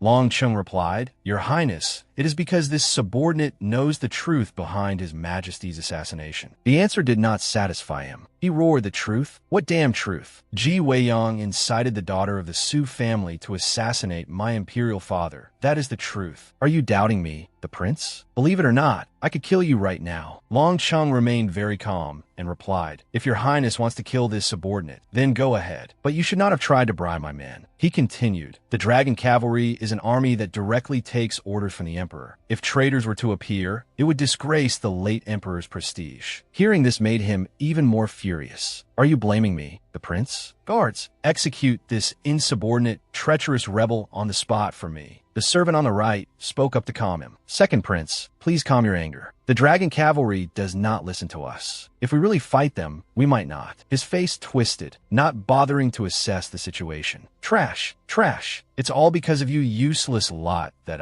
the prince, have suffered such a great humiliation. He was dreaming of a distant future. After I ascend the throne, I must slaughter all of you. Slaughter them all. In another place with a clear blue lake, she was searching for something. According to what System Meow said, the map projected by the Imperial Jade Ring can only be seen by me, and those red dots are the locations to trigger missions. The ring on her hand clearly displayed the map. However, she was also facing a few problems. I can finally trigger missions according to my own will. If I hadn't beaten System Meow to a pulp, I wouldn't have known this feature existed. Minghan still hadn't given up and suggested, "Why don't you come back with us?" Before he could finish, she had already turned to Wei Yong and asked, "Your Highness, where are we going next?" Deeply hurting someone, her face turned quite sinister. "I'll be blunt. To complete the missions, I have to wander around a lot, and His Highness's status is basically a protective umbrella. Following His Highness means I'll have meat to eat." He then replied to her, "Jiangzhou, the Su residence. These locations were carefully calculated by me. The places we've been to all have the plague. It seems the plague situation is more severe than I imagined. We must find the antidote." "This place looks familiar," she asked.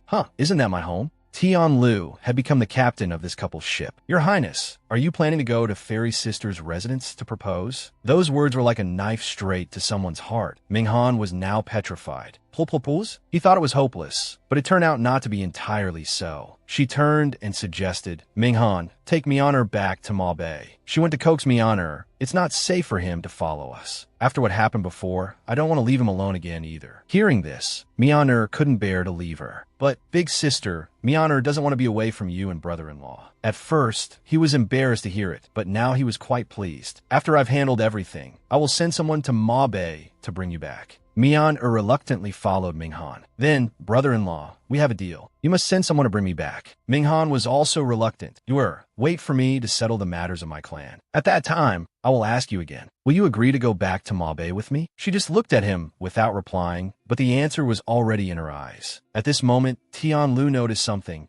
Fairy sister, where did you conjure these horses from?" She didn't answer Tian Lu, but of course, she had her own secret. "There's a stable in the secret spatial realm. I conveniently put all the horses from Chuizu City in there. There's still many more." At this point, Mianer asked innocently, "Second brother-in-law, you said you would come back. When will that be?" Mianer's question made this young man blush, but he also felt happy. "Say second brother-in-law." Suddenly, a messenger hawk arrived. Everyone recognized it as the Grand Tutor's messenger hawk. He looked up at the bird. It landed gently on his shoulder. He opened the letter and read it. Whatever was written inside made his face turn pale. His gentle eyes that looked at her now became strangely cold and sharp. She felt something was wrong and asked, Your Highness, what's wrong? The way you're looking at me is a bit scary, as if you want to eat me alive." He didn't reply, only drew his sword, looking at her fiercely, to the point that Tian Lu had to intervene. "Your Highness, that's Fairy Sister." Seeing this, she was somewhat surprised and stepped back. He pointed his sword at her and shouted, "You're not allowed to follow me anymore." She remained very calm and asked him, "Your Highness, no matter what is written on that paper, didn't you say you would trust me?" He seemed to lose control and roared, "Trust? How do you want me to trust you?" He shouted with extreme disappointment. "Right now, my heart feels like it's being cut by a knife. My mind is in ashes." She looked at his reaction and said nothing. Meanwhile, he had mounted his horse and warned her, "If I see you again, I will definitely kill you." After saying that, he immediately galloped away on his horse. The soldiers hurriedly chased after him. "Your Highness, wait for us." Her eyes, somewhat sad, watched him. "Is it because you don't want to kill me that you're in such a hurry?" She walked over and picked up the piece of paper. After reading the letter, she was also stunned. The one who killed His Majesty is the daughter of Imperial Physician Su Hyunjue. All the Imperial guards witnessed it with their own eyes. She looked off into the distance. There were no words to describe it. "Your Highness, you're such a fool. Although you left in a hurry, so you wouldn't kill me, that very action has made me lose the chance to explain." She seemed to see a part of his character. "However, even if I explained, it would just be words without proof. Facing your father's killer, it would naturally be very difficult for you to believe, right?" In the Imperial Palace, Qing Cheng was surprised by the news she had just received. "Prince Luo, what on earth do you mean? You know very well that Yuxian is no match for the crown prince and that bitch. So why do you still support him?" Prince Luo calmly replied, "The body of my daughter, Princess Chongning, was found in an underground cave. He also felt uneasy, but the imperial seal was not found." He walked over and touched the throne. "Currently, Ji Weiyang and Su Jianyue are our common enemies." She was arrogant. "Currently? What about later?" She added, "Prince Luo, restrain your grief, but don't do anything out of line because of excessive sorrow." She slapped Prince Luo's hand away. "There are things that did not belong to you from the beginning, so you will never be able to take them." She warned, "Prince Luo, you'd better not have any ideas about overstepping your bounds." Prince Luo said nothing, but his thoughts were different. Back with her, she had also brought out her warhorse. Suddenly, there was a call, "Fairy Sister." She turned around to see Tian Lu running towards her.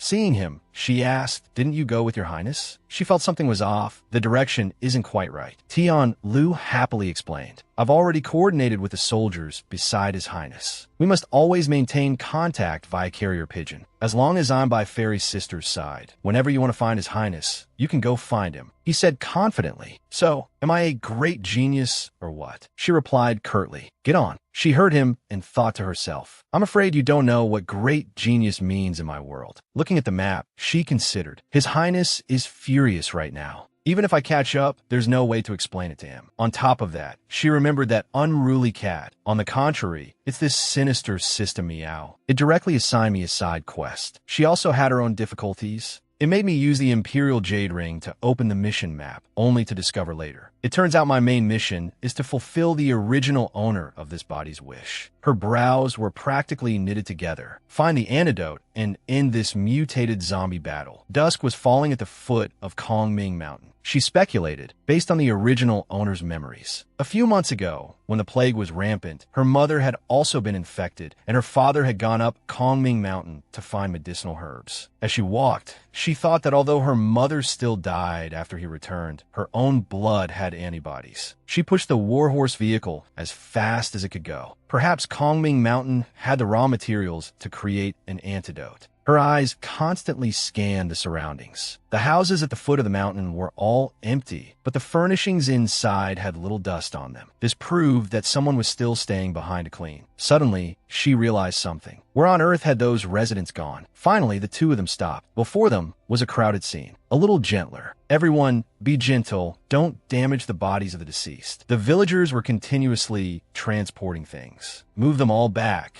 then perform a salvation ritual for them before giving them a proper burial. She approached and asked, "What are you all doing here?" The man turned back to explain to her. For some reason, small boats containing corpses are always floating down from upstream. The Grand Master is compassionate and told us that if we encounter any bodies, we must collect them. She looked at the corpse before her and speculated. The corpse's attire was new, and there were no signs of it being soaked in river water. These bodies did not come from upstream. At this rate, the only thing she was missing was a pair of glasses. Was a hole in the corpse's forehead left behind after its secret crystal was removed? The brother added, "Miss, you must also be here to find the Grandmaster for an antidote to the plague, right? Come up the mountain with us. I'll inform the Grandmaster for you." Arriving at the Kongming Grand Hall, the man led her and Tian Lu to a place. He bowed. "Grandmaster, we have visitors. They are here to ask for medicine." Both she and Tian Lu seemed to sniff something out at this moment. "Only now did I realize, Fairy Sister, you smell so good." She immediately corrected him. "No, the fragrance is coming from their Grandmaster." She now turned to the person called the Grandmaster. "Moreover, it's a mixed scent of beeswax, pine resin, and tar." He walked over and called out repeatedly, Grandmaster, Grandmaster. Seeing no response, he turned and said to them, I'm sorry. Perhaps the Grandmaster has fallen asleep. You've traveled a long way to get here. You must be very tired, right? Our Kongming Mountain's hot springs are the best. I'll take you for a soak in the hot springs first to relax a bit. In another area, she was enjoying the hot spring. This is so comfortable. Kasha halls hold the mountain range. Orchid waters gush naturally. Up above, Tian Lu was even showing off his poetry skills. Cold cliffs hide beautiful colors. The warm valley reveals a round spring. Hearing this, she quipped lightly, since when did you understand elegance and know how to compose poetry? She seemed to have figured something out. He took the bait with just a little lure. Let me see how long you can keep up this act. He leaned down and asked, compared to this, fairy sister inviting me to bathe with her, aren't you afraid His Highness will find out? She reached out her hand, pulling him a little closer. You've followed me for so long.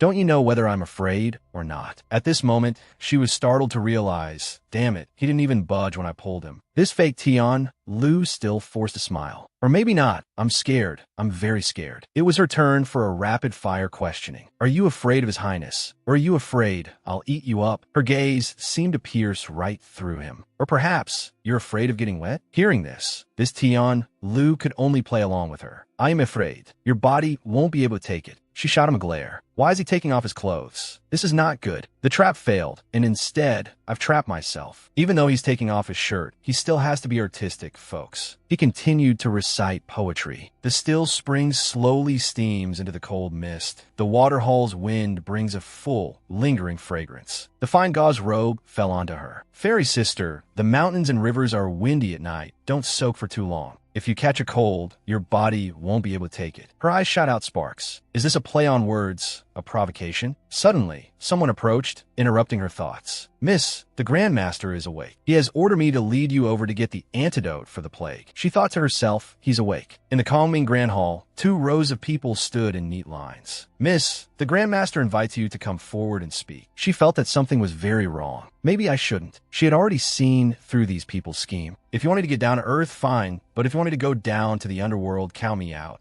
Those people still feigned ignorance. Miss, what do you mean by that? At this point, she reasoned like that little detective. Earlier, someone was afraid I wouldn't notice the scent on your Grandmaster's body and deliberately reminded me. If I still didn't figure out, wouldn't that make me a fool? She continued, you used pine resin, beeswax, and tar on your Grandmaster's body. These things are all used to prevent a corpse from decomposing. Then she delivered a fatal line. How can a dead person talk to me? In another, quieter place, he stood before a person and asked, is she in there? This young lady pointed very enthusiastically. It's only been a short while, and Big Brother is already here looking for her. The affection between you and that sister is truly enviable. Unfortunately, I have already become a cultivator. I didn't get to meet Big Brother sooner. Not wanting to hear anymore, he said coldly, get lost. The other party's attitude changed instantly. I must find a way to stop him. I can't let him ruin our plan. However, she still tried to be manipulative. I'm just heartbroken for you, Big Brother. There's only one portion of the plague antidote left. She told me not to tell you.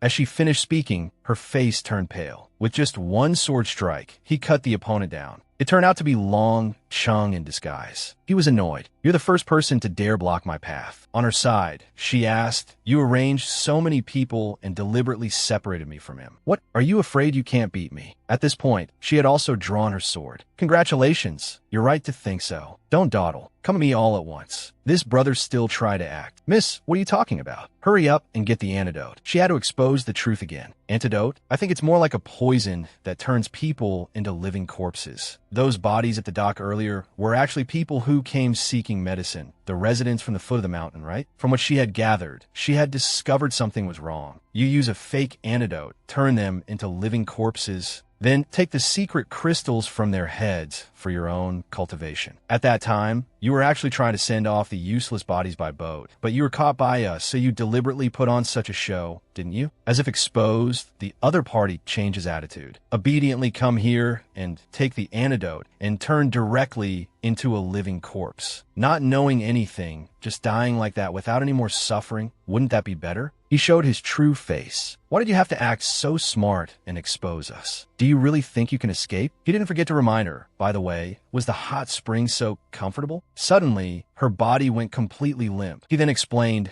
"My apologies. We soaked some muscle-softening powder in the hot spring for you." He looked rather horrifying now, since you refused to obediently fall in line. "Then let me take care of you and teach you a little lesson." As he finished speaking, the door was kicked open. "I'm here now." He immediately went to her side to support her. "Fairy sister, you see? I told you if you caught a cold, your body wouldn't be able to take it." Her face was pale. This guy knew long ago that there was a problem with the hot spring, and he deliberately didn't say anything. Is he playing me? If you're going to act to the end. He reassured her, "The wind is too strong. We can't let Fairy sister's condition get worse. Let me go close the door." After speaking, he went and closed the door. He turned to look at the group of people pointing their swords at him. The man scoffed incessantly. "Look at this idiot. He's even helping us close the door, letting us trap a turtle in a jar." He replied, "It might just be closing the door to beat the dog." He sat down and borrowed her sword. "Fairy sister, let me borrow your sword for a moment." After that, he told her, "You should rest for a bit." It turned out this was Long Cheng's way of repaying a favor by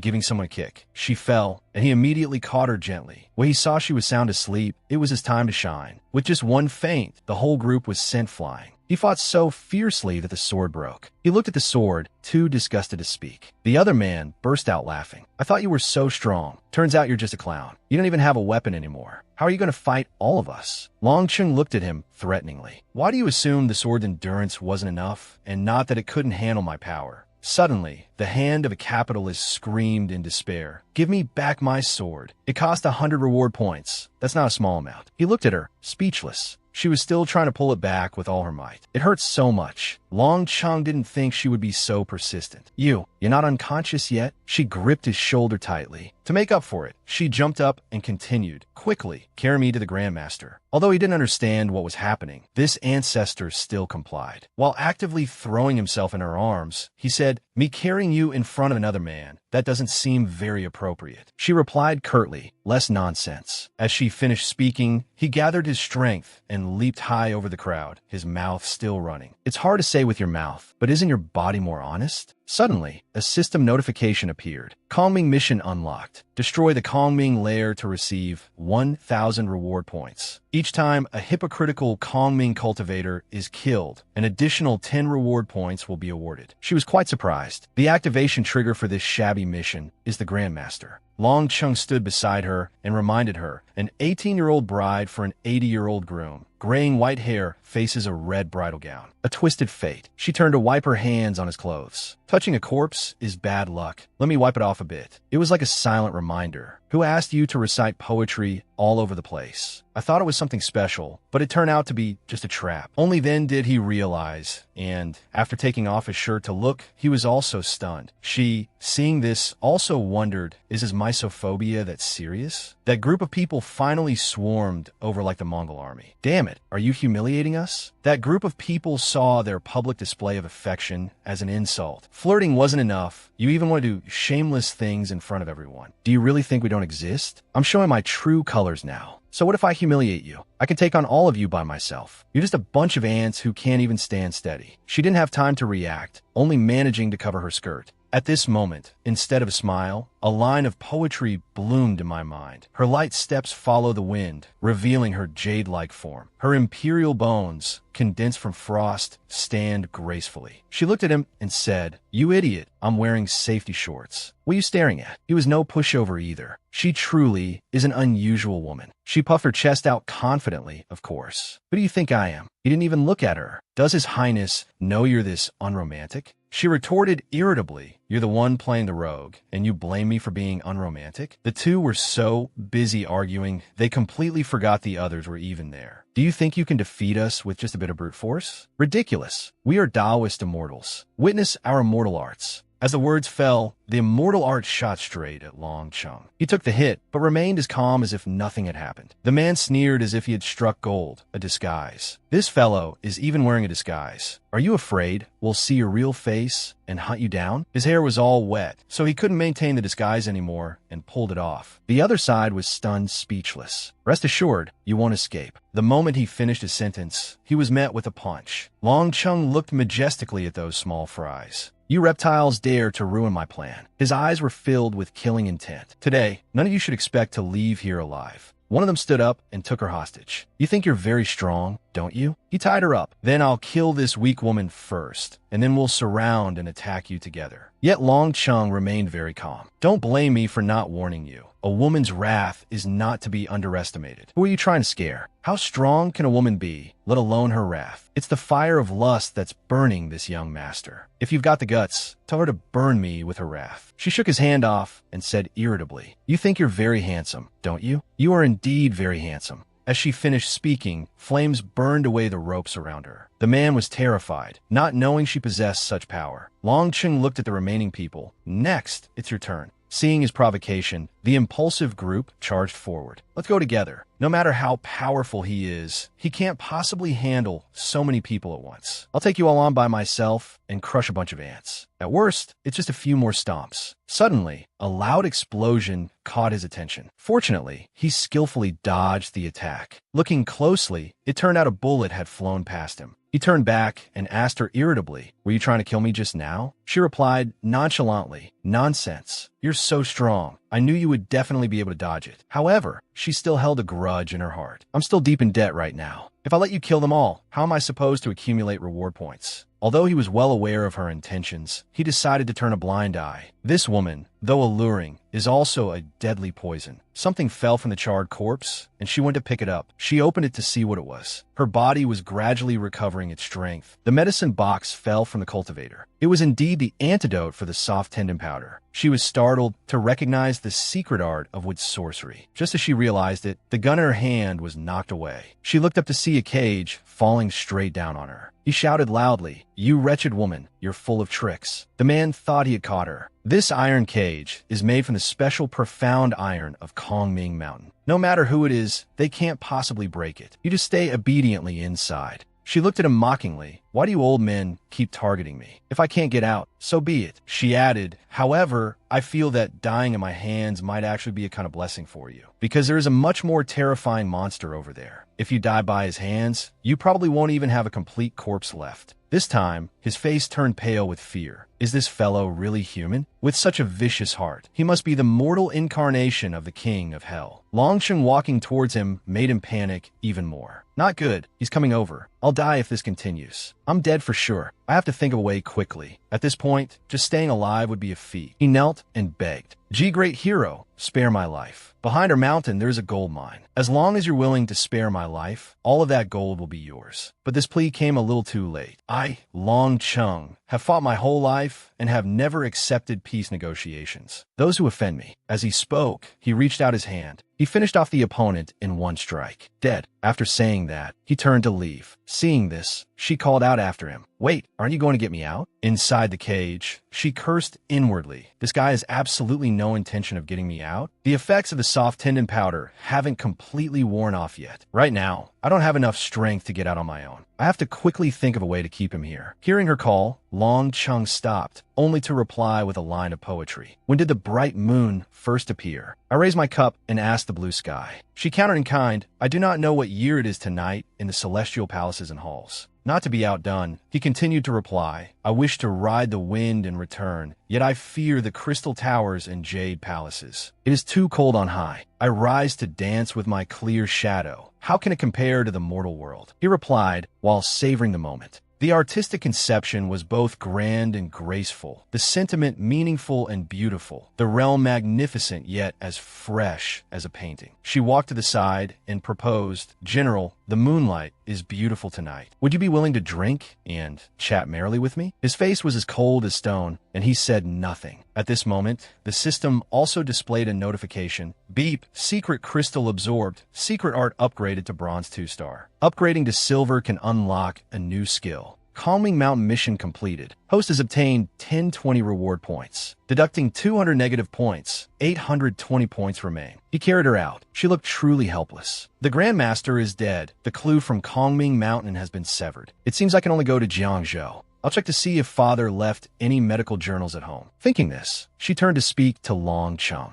The general is truly leisurely and carefree, isn't he? To take advantage of me, you didn't hesitate to disguise yourself as Yun Tianlu. However, you're better off dressing like this. It's much easier on the eyes. Only then did he speak. His Majesty's death is full of suspicious points. I was following you to uncover the truth more quickly. Satisfied, she got to the main point. Fine, fine, fine, say whatever you want. But the effects of the soft tendon powder should have worn off by now. General, you can put me down. Hearing this, he retorted, if you had the skill to throw yourself into my arms, then you should rely on your own skill to get out of them. She struggled in protest, and you say you're not taking advantage of me? This was all part of your plan. Her strength is beneath mine. How can she not break free? Earlier when she fought with me, that sudden burst of power was indeed problematic. At this time, behind Kongming Mountain, Longqing looked at her judgmentally. Truly a bottomless pit of greed, killing all the cultivators of the Kongming sect to seize their secret crystals. And now you even want to clean out their gold mine. She was a little surprised. He knows about secret crystals? Could he be a secret art master too? However, she retorted, do you have amnesia? I only killed a total of 2 people. You killed all the rest. Longqing leaned in close and brought up a rather unrelated topic. Cherry blossoms are beautiful, but she continued his sentence, not as beautiful as me. She also guessed Longqing's intention. General, you're very direct, but you won't be able to sway me. At this moment, he continued the sentence he had left unfinished. But the more beautiful things are, the more dangerous they are. For them to bloom so beautifully proves they have absorbed a lot of nutrients. He reached out and plucked a petal that was stuck in her hair. She looked at the petal and pondered for a moment. Why aren't you reciting poetry as usual? Suddenly, Longqing turned back to ask her, in these deep mountains, what do you think could provide them with enough nutrients? She cut in corpses. Other than that, there's no other possibility. Suddenly, she sneezed in the middle of this romantic scene. Only then did he look around. The fragrance of the flowers was growing stronger and stronger. He also wondered, is the scent of cherry blossoms this strong? His eyes were filled with contemplation. Such a strong fragrance indeed seemed as if it was intentionally trying to intoxicate people. Suddenly, a familiar figure appeared before her eyes. She asked in surprise, Your Highness, why are you here? He didn't turn around, but instead asked her back, why? Why did you have to do this? I originally thought you were different from other women, that you didn't approach me for personal gain, nor for power and position. His eyes were just like that other time, looking at her coldly. But you are my father's killer. Why did you have to deceive me? She then spoke up to explain, It's not like that, Your Highness. Please listen to my explanation. Hearing this, he replied, Things have already come to this. What is there left to explain? He then walked over and gently touched her face. I only hate myself. Even though I knew the truth, I still held back and couldn't bring myself to take revenge. In another dark place, hopeless screams echoed. Why? Why must you kill us? Strange things rushed forward to attack the opponent. It's too painful. We're in so much pain. We are clearly all innocent people. Why must you destroy our homes? The real Longqing, who was here, smirked. Innocent? He found it ridiculous. Your soldiers invaded the lands of my great Zhou. I was under the emperor's command to annihilate your country. If you want to blame someone, blame yourselves for being weak, yet daring to challenge the passionate soldiers of my great Zhou. That thing kept screaming, Aren't you afraid of going to hell? Give us back our homes. Give us back our lives. He raised his hand, grabbed them, and said, If you are in pain, then rest in peace obediently. They gradually faded away. He continued, The world calls me the living king of hell. Would the king of hell be afraid of going to hell? Another scene, she was tightly bound by vines to a tree, her eyes lifeless as tears fell. Her mouth called out to him, Your Highness.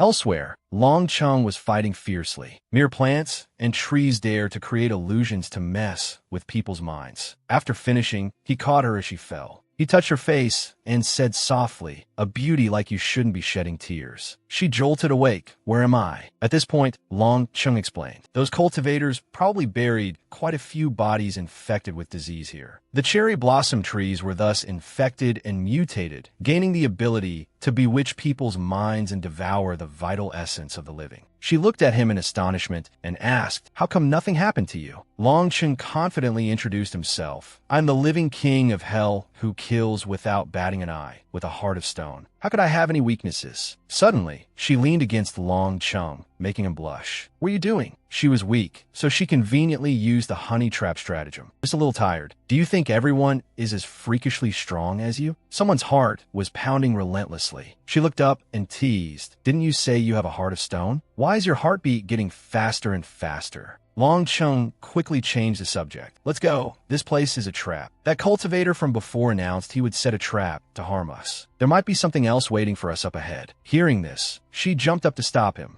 No way. The gold mine is right in front of us. How can we give up? He was helpless against her. Are you a Pichio? Secret crystals, gold mines, you want everything. It's not that I want to. I'm a victim too. Even so, she was determined not to leave. Say whatever you want. In short, I'm not going anywhere until I get this gold mine. Long Chung didn't argue and replied, fine, fine. He forcefully lifted her up, carrying her in his arms. You don't have to walk. Annoyed, she had to pull out her weapon. How can you catch a tiger cub without entering the tiger's den? I must get that gold mine. With that thought, she shot at the nearest rock, pressing to pull herself there. There was an attempt, there was effort, but she didn't budge at all. She shouted, "Are you a demon? Even my grappling hook gun can't move you one bit." Hearing this, Long Chung replied, "This is what they call strength to uproot mountains, spirit to conquer the world." She was frustrated, but could do nothing. She struggled, but then had to give in. "I don't care, I just want it. I want it more, I must have it." The skies suddenly turned stormy with rain and thunder. Both she and Long Chung rode off on horseback. She looked at the map and the current situation, then suggested, "The rain is too heavy. Let's take shelter in the village." She calculated carefully. The road back to Jiangzhou was still very long. Just then, the map also showed a side quest activation point here. They rode past two farmers. Her striking hair attracted the two men. One of them spoke up, "What beautiful platinum hair. It would be a pity if it got wet." Hearing this, she turned her head, and the other party immediately apologized.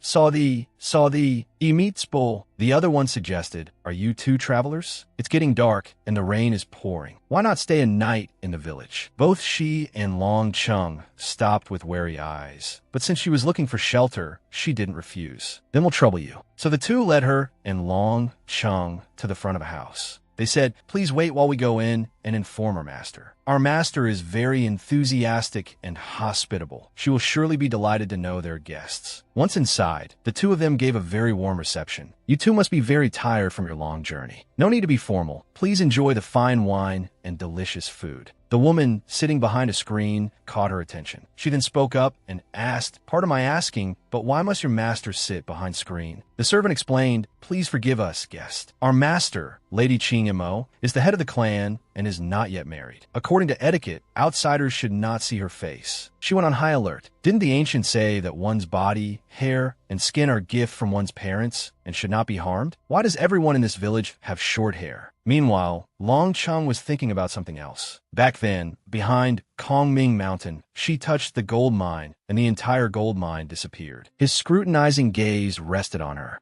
This woman indeed hides quite a few secrets. She knew he was staring and interrupted. "Hey, have you had enough of a look?" Playing along, he replied playfully, "Almost enough. I've finally met someone who can keep you in check. General, please have some self-respect." It was the first time she'd heard someone speak so bluntly. "Aren't you ashamed?" But she didn't pay it much mind. She looked down at the chicken dish below. "Forget it. I'll just ignore him. I need to get something to eat." Before she could even pick up a piece, she saw something miraculous here. The woman behind the screen saw her expression and then asked, "Why has our guest stopped eating? Is the food not to your liking?" She turned to Long Chung and whispered, "There's hair." Long Chung wasn't surprised and even reminded her, "It's not just in the food. Look carefully around you. There's hair everywhere." At this, she was startled and looked around. She looked up in amazement. "So you were looking at all this hair?" He chuckled lightly and replied, "What else is there to look at?" At this moment, the woman behind the screen stood up and her hair grew longer as she did. "Guest, you can't do that. Beautiful hair requires a lot of nutrients." She ordered, "Why aren't you serving the guest their meal?" The servant pulled out a knife, still giving a final reminder. "Guest, let me cut the meat for you." She saw right through his intention. "You clearly want to cut my flesh." Fighting with hands and sword is common, but now they're even fighting with chopsticks. But those chopsticks were Long Cheng's, protecting her. Forcing guests is not the way of hospitality. With his strength, one strike was enough. The other guy was obliterated, and the chopstick in his hand shattered along with him. Long Chung looked at the woman. "Who gave you permission to interfere?" She shouted loudly while launching an attack. "You refuse a toast only to drink a forfeit." Suddenly, Long Chung lifted her up. Facing this person, she was scared. She was astonished. So high up, the fan she wielded released strands of hair, binding her and Long Chung together. It felt like they were on a pilgrimage, encountering 7,749 tribulations.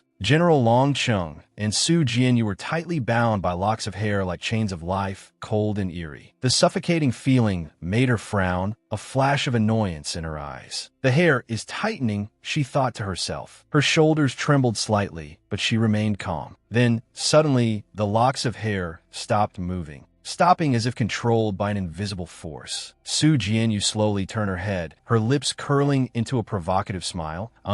General, if you move your lower body a little, I can feel yours. Her voice, a mix of teasing and coldness, made the tense atmosphere suffocating. A henchman stepped out, a gleaming dagger in his hand. He sneered, his voice full of threat. I advise you not to struggle. Once you're entangled in Lady Qing Mo's hair, the more you struggle, the tighter it gets. But at that very moment, Lady Qing Mo's cold voice rang out, drowning out all other sounds. Stop your nonsense and cut off that beautiful hair for me. Su Jianyu's speed was like a flash of lightning. She instantly drew her gun, the dark muzzle pressed directly against the henchman's forehead. He panicked and screamed, veins popping on his forehead. You idiot, what are you doing pointing that piece of scrap metal at my forehead? Are you trying to blow me to death with it? A cold gunshot rang out, the bullet piercing his forehead and cutting his sentence short. The smell of gunpowder and blood mingled, creating a brutally chilling scene. Su Jianyu smirked, her eyes gleaming with arrogance. Stinky little brother, the times have changed. She then noticed General Long Chung holding her waist tightly. It was a bit uncomfortable. General, stop moving, it hurts. It's too tight. But the general reassured her, don't worry, the pain will be gone soon. He gripped the lock of hair tightly and pulled hard, snapping it in two. Suddenly, Lady Qing Mo's sinister laugh echoed. Compared to the others before you, you two actually have some skill. However, don't waste your energy. This entire room is now covered in my hair. If you dare to take a single step, you'll be entangled by my hair. You can't even get close to me. Why not obediently let me cut off that rare platinum hair of yours as a gift for myself? Su Jianyu stood proudly and retorted, you are truly too arrogant. Haven't you realized it yet? She replied confidently, I'm a close quarters and long-range fighter. She used her ultimate move, Yellow Point, launching it towards Lady Qing Mo, causing the long mass of hair to burst into flames. Lady Qing Mo shrieked, how dare you burn the hair I spent so long collecting? Having no other choice, Lady Qing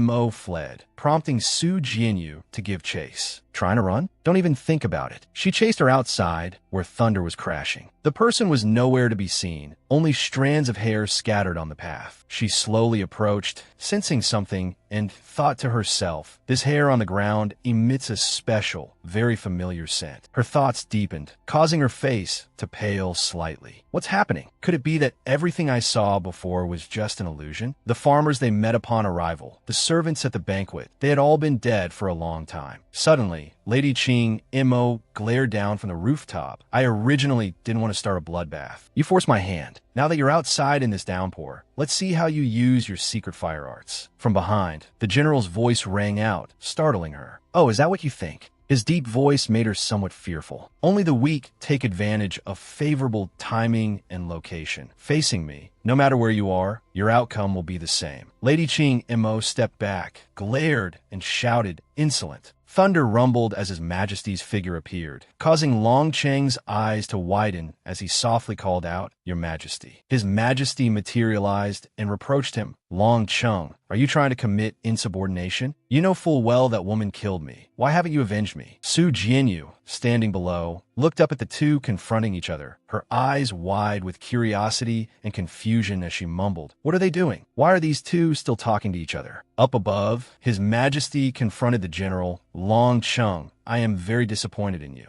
Feeling she could wait no longer, Su Jianyu flew up and thrust her sword through Lady Qing Mo's chest, catching her completely off guard. Su Jianyu glanced at Long Cheng and smirked. General, what's this about? Didn't you say you have no weaknesses? Long Cheng just slowly replied, It's you. Su Jianyu pushed Lady Qing Mo aside and stood proudly, retorting, Of course it's me. If not me, who else could it be? He replied quickly, Fool, I was talking about the weakness. Su Jianyu stood there stunned, seemingly not quite understanding his words. He immediately asked, Where did you get this sword? She smiled and held up the sword. You mean this? It's from that iron cage from Kongming Mountain. Didn't those cultivators say it was made of some incredibly sturdy, mysterious iron? Then she offered the sword to him under the rumbling thunder. I just couldn't bear to let it go to waste, so I used it to forge a sword. I have another one. Does the general need it? Su Jianyu thought to herself, to melt down the iron cage, to forge this sword, I had to spend 20 reward points on the forge in the secret spatial realm. Long Cheng took the sword, his eyes examining it before he asked, What do you consider this? A love-pledging murder weapon?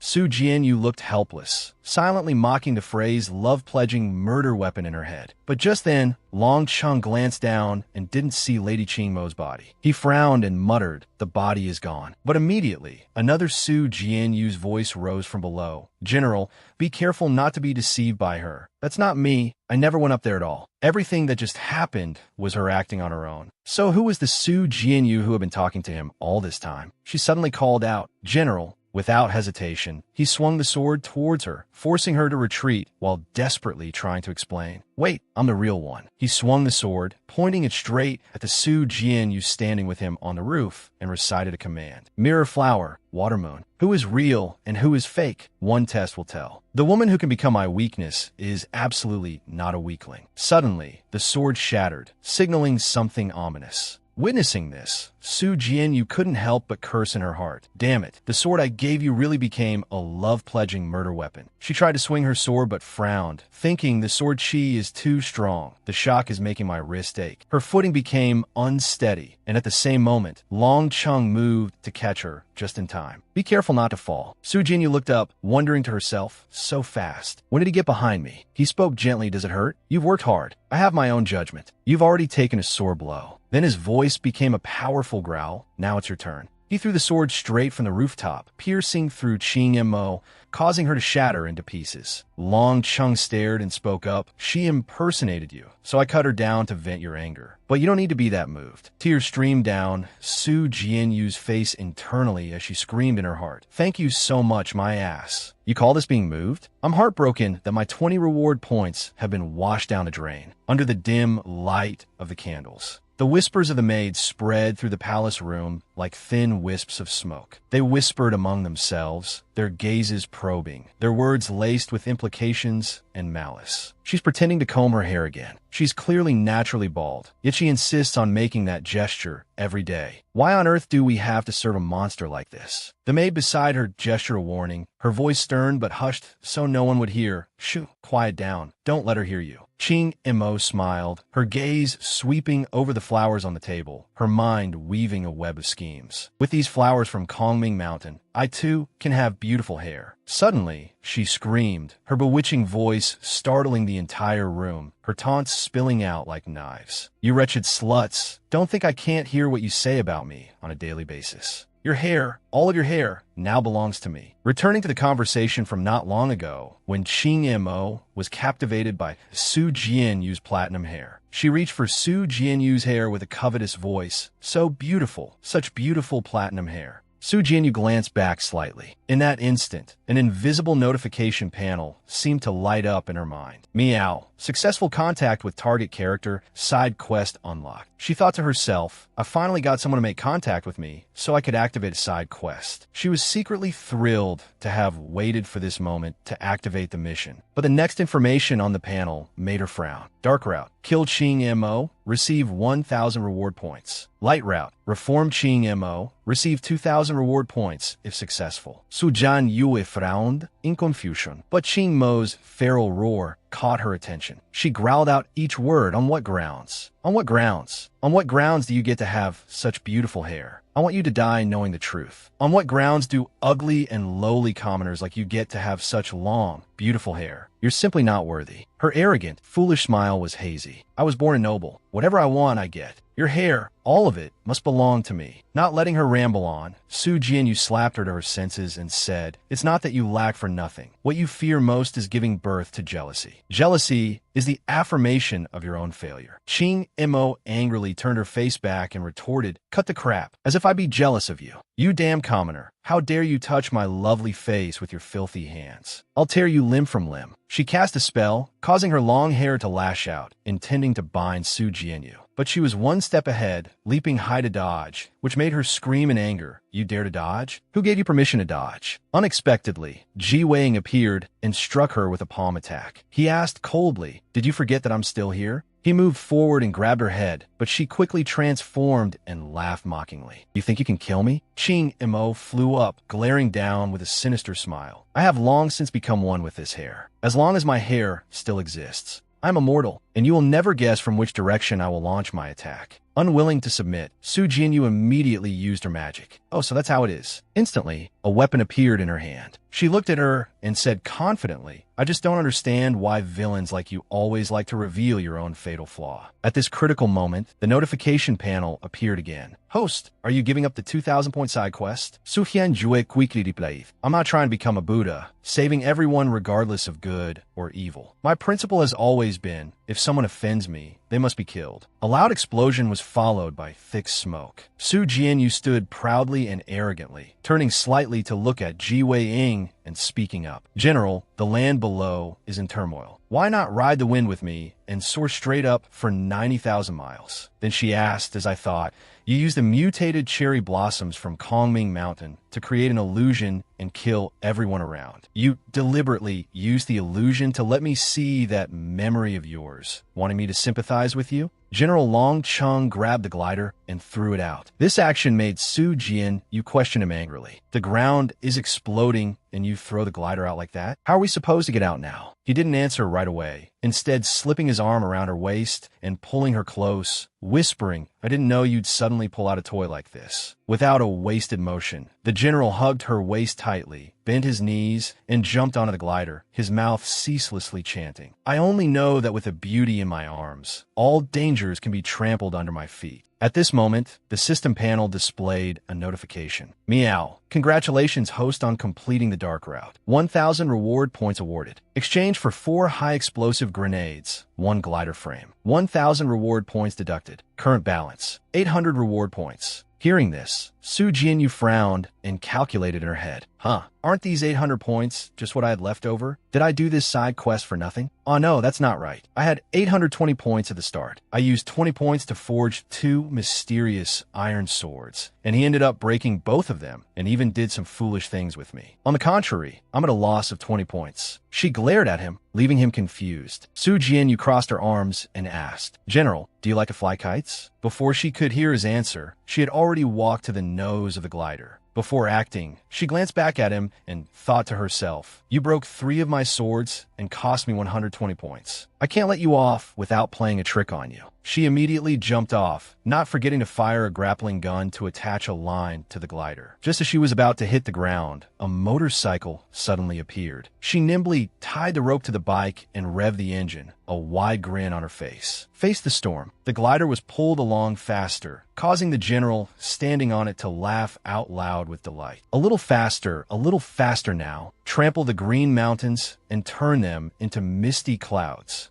Soaring to the 9th heaven. How exhilarating, how exhilarating. Su Jianyu, you truly are no ordinary woman. Su Jianyu frowned slightly and sighed. I concede defeat. You're the one who is truly not an ordinary person. She thought to herself, I originally intended to play a prank and scare him, but instead, it made him even more exhilarated. After walking for a while, the two finally stopped in Jiangzhou. Su Jianyu stood before a large door, knocking on it repeatedly and loudly, the sound echoing throughout the area. At that moment, a maidservant gently opened the door. Seeing Su Jianyu, the uncle's maidservant cheerfully greeted her. Young miss, you've returned. Su Jianyu said nothing, remaining silent and lost in thought. In the original owner's memory, she had followed her father into the palace since she was a child and had never returned. For this girl to recognize her upon sight, unless she already knew she would be coming back and immediately concluded that any unfamiliar girl arriving was her. Walking inside, as they passed an object hanging on the wall, General Long Chung asked curiously, who hung that bronze mirror there? A mirror facing the main door is a major taboo in feng shui. Su Jianyu walked closer and reached out to touch it, murmuring to herself, this secret star, it seems His Highness has been here. She examined the secret star in her hand, her eyes tinged with sadness. He knew I would return and intentionally left this here. Is he trying to tell me that I shouldn't stay here for long? She quickly looked up at the uncle's maidservant and asked, where's my uncle now? I have something I need to see him about. The maidservant quickly replied to her. Recently, many people in Jiangzhou have been infected with a strange plague. The second master has been traveling everywhere to treat people these past few days and is extremely tired. He has probably gone to rest by now.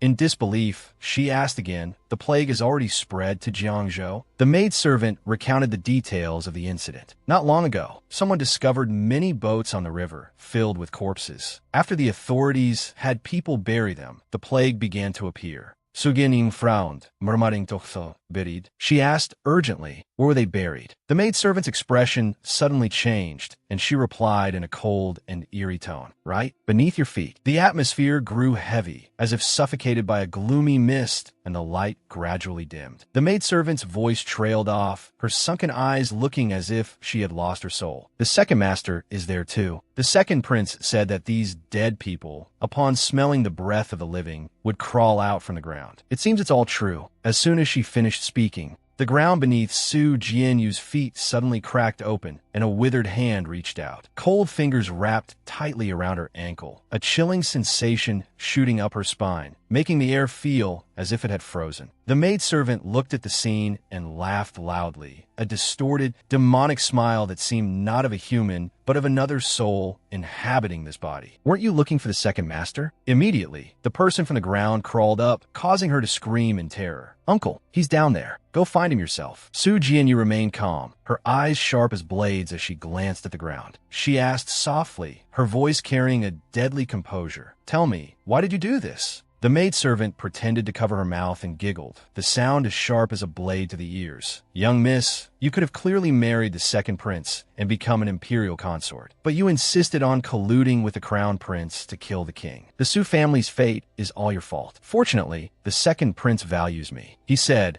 that as long as I help him deal with you, he will marry me as his consort." Her laughter spread through the space like a snake slithering across the room, but Su Jianyu just stared silently at the traitor. Her eyes glinted with an icy look as she replied softly, each word as sharp as a knife. "So you did it for your life. To curry favor with Ji Yuxuan. You helped Ji Yuxuan kill my entire Su family, and even buried their plague-infected bodies here." The maidservant burst out laughing, her mocking voice grating. No, no, no. Only after you die will it count as the entire Su family. And I already belong to the second prince." Immediately after, the ground began to shake. Corpses emerged one after another. The cracking of bones and the thick stench of death filled the air. Su Jianyu dodged an attack, but as rage flared within her, her eyes turned crimson. She lunged towards the maidservant, frowning as she yelled, You call yourself a human?" With one hand, she grabbed the maidservant's neck, lifting her into the air, her voice as cold as ice. "Since you've narrowed your own path, there's no longer a path for you to live in the human world. Go to the underworld and be a ghost, and wait for your second prince." The maidservant struggled desperately before her body went limp. Suddenly, countless corpses rose from the ground. They all advanced towards Su Jianyu, but surprisingly, her expression and voice were incredibly calm as she turned to look at General Long Cheng. She smiled gently and began to speak. "Because I was too angry, I lost control and got us surrounded by the living dead. General, you must think I'm very capricious, like a madwoman, right?" Hearing this, the general replied gently, "No, a woman's vulnerability is what makes her lovely. Otherwise, what would men be needed for?" Quick as a flash, he moved to stand in front of her, his voice full of indulgence. "If you want to be mad, then be as mad as you wish. A true man must be strong enough to calmly handle his partner's wildness." Su Jianyu's eyes widened in astonishment, somewhat moved by the general's words and actions. As he took a fighting stance, he didn't forget to finish what he was saying to her. "Leave all the consequences for me to handle for you." Su Jianyu was stunned, her heart trembling slightly. In that moment, his battle aura flared intensely. As fast as a thunderclap, he wiped out the horde of living dead in an instant. When everything settled down, she walked closer and gently adjusted his collar, her voice soft and full of emotion. "You've worked hard, General." But an idea to tease him suddenly popped in her head. She turned and bolted away as fast as she could, not forgetting to toss back a sentence. "Then I'll leave this place to you." General Long Cheng could only watch her go, speechless and helpless. In the study, Su Jianyu was rummaging for a certain book, her expression serious as she thought to herself, "What happened? Everything's been turned upside down. Could it be that I can't find Father's medical journal? Is it possible that His Highness has already taken the medical journal?" Suddenly, the general walked in with the secret star in his hand. He held it out to her gently. "Take it." Su Jianyu's eyes widened in surprise at the item as she exclaimed, "The secret star?" She looked at the secret star in his hand, her mind racing. Did he intentionally retrieve this from me after killing the living dead? She stared at him and asked softly, General, don't you need it yourself? He stepped forward and placed the secret star in her hand, along with his answer, I don't need to rely on this item to gain power. Her heart filled with gratitude. He's actually quite nice. Su Jianyu was delighted, her round eyes sparkling and her mouth curved in a cat-like smile as she replied, General, in the future, if you have any cool items like this that you don't need, just toss them all to me. I need them. I'll take them all. The notification panel displayed a line of text again. Congratulations on completing the mission. Congratulations to the host. Your secret fire art has been upgraded to 3-star bronze. Reaching the silver level can unlock a new skill. Su Jianyu turned and stared intently at the large bookshelf in the study. She thought to herself, the room in the spatial secret realm is spacious anyway. I'll just collect all the books in this study into it first. What if the undiscovered medical journal is among them? General Long Chung stood behind her with his arms crossed, witnessing her actions, and couldn't help but exclaim, You really are a Pishio. You even steal from your own home. A Pishio, the #1 feng shui spiritual creature. The Pishio has a mouth, but no anus. Its shape is similar to a qilin, and it is said to have the head of a dragon, the body of a horse, the tail of a lion, and wings. This is the strongest spiritual beast of all species, specializing in eating wealth, gold, silver, and jewels from all directions, bringing them to its owner without excreting them. It is used by placing it in the home, office, or wearing it to bring good luck, wealth, and ward off evil spirits. Su Jianyu turned back to look at him, a slight smirk on her lips as she replied, Isn't a Pishio good? It's lucky. But her joy was short-lived. A terrifying whooshing sound suddenly came from outside. A volley of flaming arrows shot through the air, lighting up the entire sky. The commander's voice rang out, as cold as a blade cutting through the wind. Keep firing. Don't stop. The second prince has ordered that the entire Su residence, not even a single tile, is to be spared. Just then, a volley of flaming arrows screamed straight towards them, making the air scorchingly hot. A man with a solemn expression watched and said in a deep voice, It seems that maidservant was just a pawn from the very beginning. The second prince never intended to let anyone live. Then, a soft voice was heard asking, General, if you were to go out alone, would they dare to stop you? The man turned around, his eyes resolute as he answered decisively, No matter how much we fall out, I'm sure they wouldn't have the guts. But then he turned, his gaze suddenly dark as he said, But I will not leave you behind. Jianyu immediately appeared, hastily wrapped in a blanket. Then, General, here I come. And without waiting for the man to react, she immediately lunged towards him, causing him to only have time to exclaim, You. Meanwhile, outside, another man was ordering the soldiers to draw their bows and continue firing. He roared, What are you dawdling for? Keep firing. If you can't burn the Su residence to the ground, I will bury you alive on behalf of the second prince. The main door was kicked open with great force. The leader stared in stunned disbelief at General Long, his confusion unconcealable. He directly asked again, General, why are you here? And that blanket you're wearing is? The general just coldly threw out one word. Cold. At that moment, the leader raised his hand, signaling for General Long to stop for an inspection. He said, Wait, I am also acting under orders. I asked the general to remove the blanket so I can inspect it. General Long glanced at him coldly, an invisible killing intent radiating from him, and said in a deep voice, Acting under orders? Besides the late emperor, no one in this world dares to stop me. With that, he turned to leave decisively. Get out, or I will take your life. A soldier hurried over as if to remind him, Leader, are we really letting him go just like that? How are we going to answer to the second prince? At this moment, the leader's face was extremely dark with anger. He suddenly swung his sword, slashing the soldier, who collapsed without a chance to react. The leader, holding the blood-dripping sword, stared down at the corpse at his feet. Then he spun around and shouted at the stunned soldiers, What are you standing there gawking for? Dragon Cavalry Commander Long Chung has murdered his own countrymen and is plotting a rebellion. Hurry up and report this to the second prince. He gritted his teeth in anger, cursing incessantly. Long Chung, you're just a petty general. Do you really think you're some kind of heavenly king? Well, he saw that no one was around. General Long said softly, Get down now. He then removed the blanket, revealing Jianyu clinging tightly to his back. He couldn't help but grumble. Only you could think of such a shameless method. but she continued to hug him tightly from behind, her face full of triumphant smiles. A great man knows when to yield and when to stand firm. As long as it solves the problem, it's a good method. Jianyu wrapped her arms around his neck and shoulders, giggling as she said, "General, why be so hung up on formalities?" Looking at the mischievous girl on his back, General Long could only say wearily, "First, it was killing the agile beasts, collecting the secret star, taking the gold from the treasury, and robbing your own home. Now this trick. I've really boarded a pirate ship." Hearing this, she pointed at his face smugly. "Not just anyone can board this pirate ship of mine." Just then, his gaze turned grim as he looked at her. "You're very bold today, aren't you?" If there were no consequences, before he could finish, he suddenly grabbed her foot. Jinyu instantly lost her balance and fell backward. The man, holding one of her legs and lifting it up, said mockingly, "Then by all means continue." Jianyu was hung upside down, staring blankly at the man before her. She asked in confusion, "Upside down? Capybara? General, can't you act normally?" Suddenly, an arm reached out from a hole in a nearby wall. And then Tian Lu squeezed through. He turned as if looking for someone, Fairy's sister. The moment he saw Jianyu in that strange position, Tian Lu immediately recoiled in fear back towards the hole, muttering, "Oh no, she's been caught." Seeing this, she quickly grabbed his nose and pulled him back. "Where are you going? Get back here."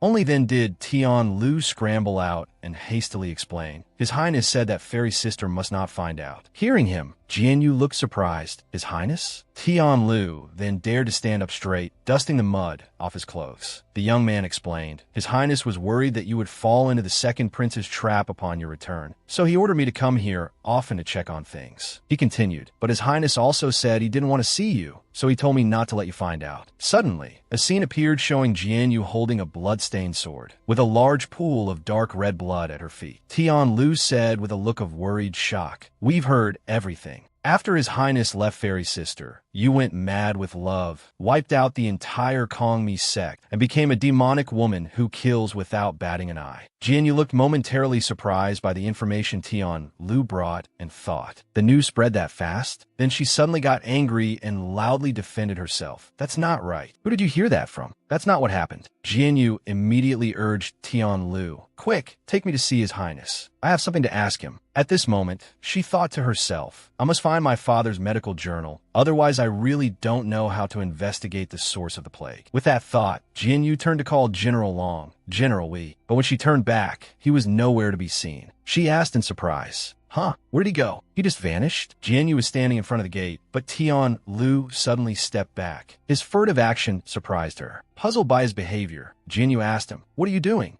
Before she could react, Tian Lu quickly took Jianyu's hand and placed it on his own neck, his voice pleading urgently. "Fairy sister, quickly grab my neck. When we see His Highness later, say that you threatened me to bring you here. Otherwise, His Highness will know that I brought you here, and he will definitely beat my butt until it blossoms." She listened with exasperation, pushed Tian Lu aside, and said, "You have too many tricks. What are you afraid of? Your Highness will have to listen to me sooner or later." As soon as she finished speaking, Jianyu wasted no more words, charged forward, and kicked the door, forcing it to fly open. She was immediately stunned by the bloody scene before her. The ground was littered with the bodies of soldiers, lying in disarray, covering the entire floor. Jianyu cried out in alarm, "His Highness!" She rushed over to a soldier who seemed to be barely breathing and asked in a hurried tone, "What happened? Where is His Highness?" The soldier struggled to turn and look at her, replying in a dying voice, "Our hiding place was discovered by the second prince. The crown prince, His Highness, has been taken away." Seeing this, Tian Lu panicked. "What do we do? What do we do? We have to go save His Highness now." But at this moment, Jianyu was deep in thought. She realized his breathing is steady. This soldier isn't injured at all. Besides, he doesn't dare to look me in the eye. His gaze keeps shifting to the upper right. He's clearly lying. If that's the case, General Long didn't just disappear for no reason. He must have received an urgent message and was lured away by a trick to draw the tiger out of the mountain. As she calmly analyzed the situation, she drew a hidden dagger and said coldly, "Did you know that I am a special agent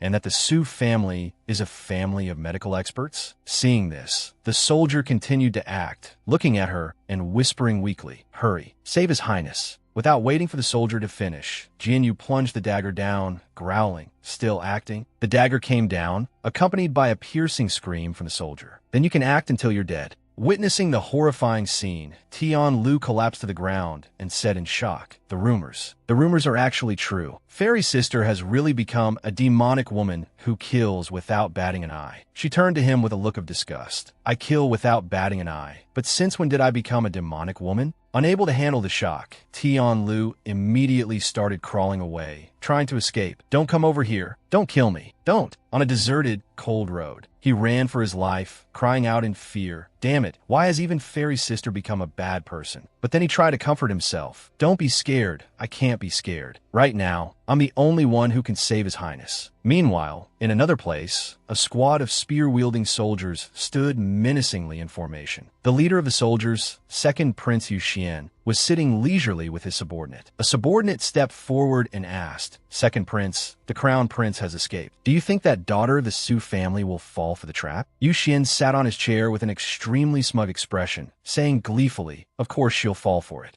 This prince, am peerlessly elegant, unmatched in this world, knowledgeable in the ways of gods and ghosts, and my actions defy the heavens. This brilliant chain of schemes of mine, no one can possibly see through it. He turned with a grim expression and said, this prince, dare to say this. If she manages to expose my scheme, I will drink 10 barrels of dung in front of you all. Victorious, Yuxian looked towards the gate again, just in time to see Tian Lu rushing in. He said arrogantly, See, isn't she here already? Seeing this, the soldiers immediately began to cheer. The second prince is brilliant, so brilliant. He panted heavily, desperately trying to look inside. But at this moment, 2 soldiers stepped forward to block Tian Lu. Halt! He ignored them and tried to rush forward, shouting a warning. Your Highness, I'm here to save you. The subordinate beside him now looked confused and awkward, saying, Second Prince, the person who came doesn't seem to be the Su family's daughter. Yuxian immediately shouted angrily, Shut up, this prince isn't blind. In his mind, he roared in frustration. In front of so many people, who the hell do you think you're reminding? Do you really want this prince to drink dung? Immediately, Yuxian slammed the table and ordered, Bring everyone out. Yuxian shouted amidst the chaotic crowd, his eyes darting around. Then he jutted out his chin and said, Su Jianyu, I know you're nearby. He growled threateningly once more. Do you know these people? Standing on a high platform, he arrogantly called out with mocking words. Although everyone from the Su family in Jiangzhou is dead, your mother's family is still alive. So I sent people to capture them. If you still don't show yourself, all your relatives will die. At that very moment, the roar of an engine filled the sky. An aircraft swooped down, and Jianyu suddenly appeared on it. She looked down coldly and ordered, Let them go. She recalled past events. The soldiers who had died in the courtyard suddenly rose as zombies. Dealing with them took quite a bit of my time. Jianyu leaped for the aircraft. But because of that, I also obtained a secret star. I successfully upgraded my secret transformation art to white silver and unlocked a new skill. She landed firmly and declared forcefully, If you have a problem, aim it at me. Yuxian looked down smugly and sneered, Bitch, you're finally here. He waved his hand and signaled, Do it, kill them. The soldiers raised their swords in unison and slashed. One by one, people began to fall, and Jianyu could only watch with wide, staring eyes. Seeing this, Yuxian was extremely pleased. He laughed out loud and snarled every word at her. A family should naturally be together. I've helped you send them to the underworld to be reunited. Don't be too grateful to me now. Yuxian shot her a contemptuous look and said in a sharp voice, Did you think you could save them? No, you can't save anyone. You're just a piece of trash. I'm killing them right in front of you, making you watch helplessly, unable to do a thing. Jianyu stood tall, bowed her head in silence, and began to count. 79. He looked at her and sneered. Have you been scared, stupid? What numbers are you counting for me now? Jianyu glared at him intently. She immediately drew a sword. A scorching flame enveloped the blade. Su Jianyu's voice was steely as she shouted, 79 lives. I must give you 79 stabs, not a single one less. Yuxian pouted his lips contemptuously and replied smugly, Fine, just come at me. Hurry up and kill me, come on. I'm getting impatient. Do you think you alone can fight so many of us? If you're so great, then come kill me. What a trivial trick. At this moment, the flames surrounding her sword had begun to incinerate Yuxian's soldiers and subordinates. Your men are all turning to ash. Seeing the unfavorable situation, he immediately bowed and clasped his hands, begging Jianyu, Wait, I was just joking with you earlier. I really came to Jiangsu specifically to bring you back to the palace, to attend my enthronement ceremony. If I'm about to become the new emperor, how could I not make you the empress? As she finished speaking, she raised her sword, her voice filled with indignation. You are not worthy. Suddenly, the door behind you, Xian, burst open. At the same time, something flew straight towards Jianyu. Unable to react in time, she took a fatal blow to the abdomen. Seeing this, he laughed arrogantly without stopping. Unexpected, isn't it? I still have a backup plan. Trivial trick. Behind him was a sturdy suit of armor, ready to fight at any moment. Yu Xian then introduced admiringly. General Thorn Ghost is a secret art master of metal techniques. His entire body is covered in a layer of secret art armor. Even your bullets can't penetrate it. Seeing Jianyu injured, he gleefully began to insult her. You originally came to save Ji Weiyang, right? As expected of a despicable bitch. He has already abandoned you, yet you still came to save him. Bitch, truly a bitch. She clutched her bleeding wound, but did not forget to curse back at Yu Xian. Are you an idiot? You don't even know if you've captured the crown prince yourself. You didn't capture him. Why would I come to save him? I came to kill you. Hearing this, his blood boiled with anger as he screamed. You damned bitch. Are you cursing? You clearly knew Ji Weiyang wasn't here, yet you still dare to come. Your stupidity is going to make me die of laughter. At the same time, Yu Xian ordered the suit of armor behind him. Thorn Ghost, mince this lowly bitch for me. As he finished speaking, the armor's eyes shifted into a combat-ready state. Yes, General Thorn Ghost gathered momentum, shattering the ground. He leaped up, spun around, and took a stance, preparing to kick Jianyu directly. Suddenly, a surge of power rushed forward, blocking General Thorn Ghost. At this critical moment, Ji Weiyang appeared on horseback. He casually looked at her, still sitting there stunned, and asked, lying there playing dead, who are you waiting for? The moment Tian Lu saw him, he stammered joyfully, Your Highness, this is great, you're all right. It's really great that you're all right. Meanwhile, Jianyu looked at the person before her with suspicion. Your Highness, why are you? Noticing her scrutinizing gaze, he immediately replied, don't misunderstand. I came to save Yin Tianlu. At the same time, the scene abruptly shifted to a peaceful evening. General Long was facing his daughter and said, Ninger, what's the matter that you sent a carrier pigeon to summon me here so urgently? Wu Ning immediately stepped forward, leaned in, and whispered to her father, it's Prince Luo. He is waiting for you on the boat. He said he wants to discuss a matter concerning his majesty with his adoptive father. Hearing these two words, he frowned and asked quizzically, His Majesty. Just then, a subordinate stepped down from the boat and reported, since General Long has arrived, please board the boat quickly. Don't keep the fourth prince waiting. The man continued, that's right, the fourth prince has given an order. This is a confidential matter. Only the general alone is permitted to board the boat. Immediately, his figure moved slightly, and in a flash, he was standing tall before the subordinate. He asked in a low voice, Where's Prince Luo? The subordinate pointed to a door and respectfully made an inviting gesture to General Long. This way, General. The man didn't forget to add a meaningful remark. It seems the general is truly loyal to His Majesty. Then his voice gradually lowered. But the fourth prince is very busy. He doesn't have time to see you yet. Perhaps the general should have a direct audience with His Majesty. Looking at the figure inside with his back turned, he asked probingly, Your Majesty? But when he looked closer, he was horrified to discover that the head of the person called His Majesty was now detached from his body, resting on a tray. Suddenly, from behind him, a group of people with blood-red eyes appeared. They growled and abruptly charged to attack, General Long returning to Jianyu's side. A stream of water art power was currently restraining General Iron Ghost's movements, causing him to think in frustration. This secret water art may not have much power, but it's extremely obstructive, preventing me from using my strength. Seeing this, Jianyu praised him. I didn't expect your highness to be a secret art master too. While continuing to channel his power, Ji Weiyang said coldly,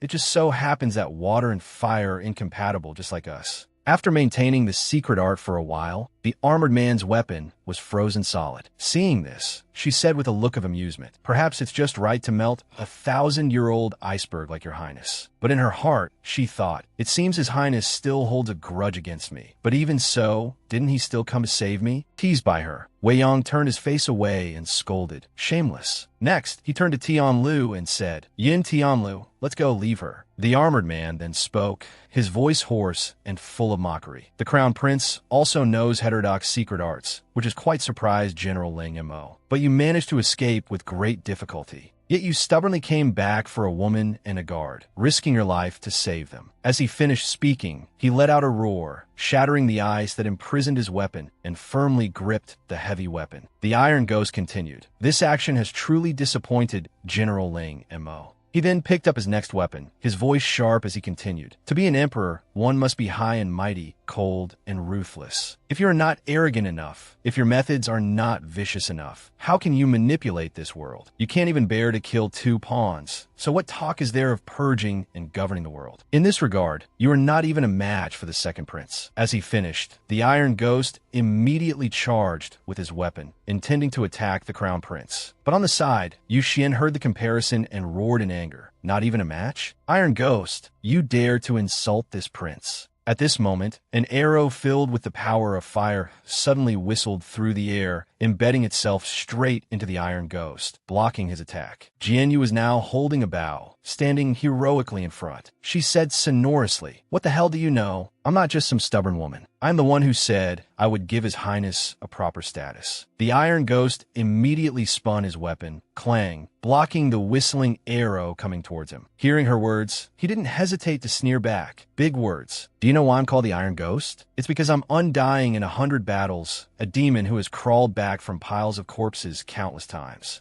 After speaking, he gathered his strength, his joints cracked, preparing to charge. As he rushed forward, the Iron Ghost said aggressively, "You ants have never experienced a brutal battlefield. This general can deal with you as easily as flipping my hand." Just then, a powerful hand suddenly shot out to block the fatal attack. Jianyu was still wondering. A demon, when General Long suddenly appeared, as majestic as a mountain. He coldly declared, "When the King of Hell is standing before you, everything else is trivial." With that, he immediately walked straight to Wei Yong and reported, "Your Highness, I have personally examined the remains of the late Emperor's head." Hearing this, he couldn't help but look surprised. "What did you say?" General Long then calmly explained. The cut on the late Emperor's neck was clearly made after he had turned into a living corpse. In other words, when the Imperial Guard saw Jianyu slay the late Emperor, he had already become a living corpse. After explaining, he turned to look directly at Wei Yong and asked a question. Faced with the late Emperor, who had become a living corpse, what could your Highness have done? His eyes were still on the Iron Ghost, but his words were for the Crown Prince. To some extent, Jianyu merely helped you handle a matter that you could not handle yourself. At that moment, he turned to Jianyu, stunned, and asked, "Is all of this true? Why didn't you tell me?" She just gave a faint smile and replied, "Your Highness never gave me a chance to explain." Hearing this, he turned, his eyes complex as he stammered an explanation. "At that time, it was me. I was afraid I couldn't stop myself from killing you, so I had to leave quickly." The Iron Ghost heard this and burst out laughing, his laughter full of mockery. "Ha ha ha! The legendary living Yama of the battlefield, whose name alone makes enemies' guts burst with fear. If I can kill you today, I will become famous in one battle." General Long just glanced at him with a look of contempt. "Just you?" But the man looked at him with a confident expression and said, "Of course, I wouldn't be foolish enough to fight you one-on-one." As he finished speaking, a squad of soldiers armed to the teeth immediately appeared and surrounded them. The Iron Ghost then spoke triumphantly, "All's fair in war.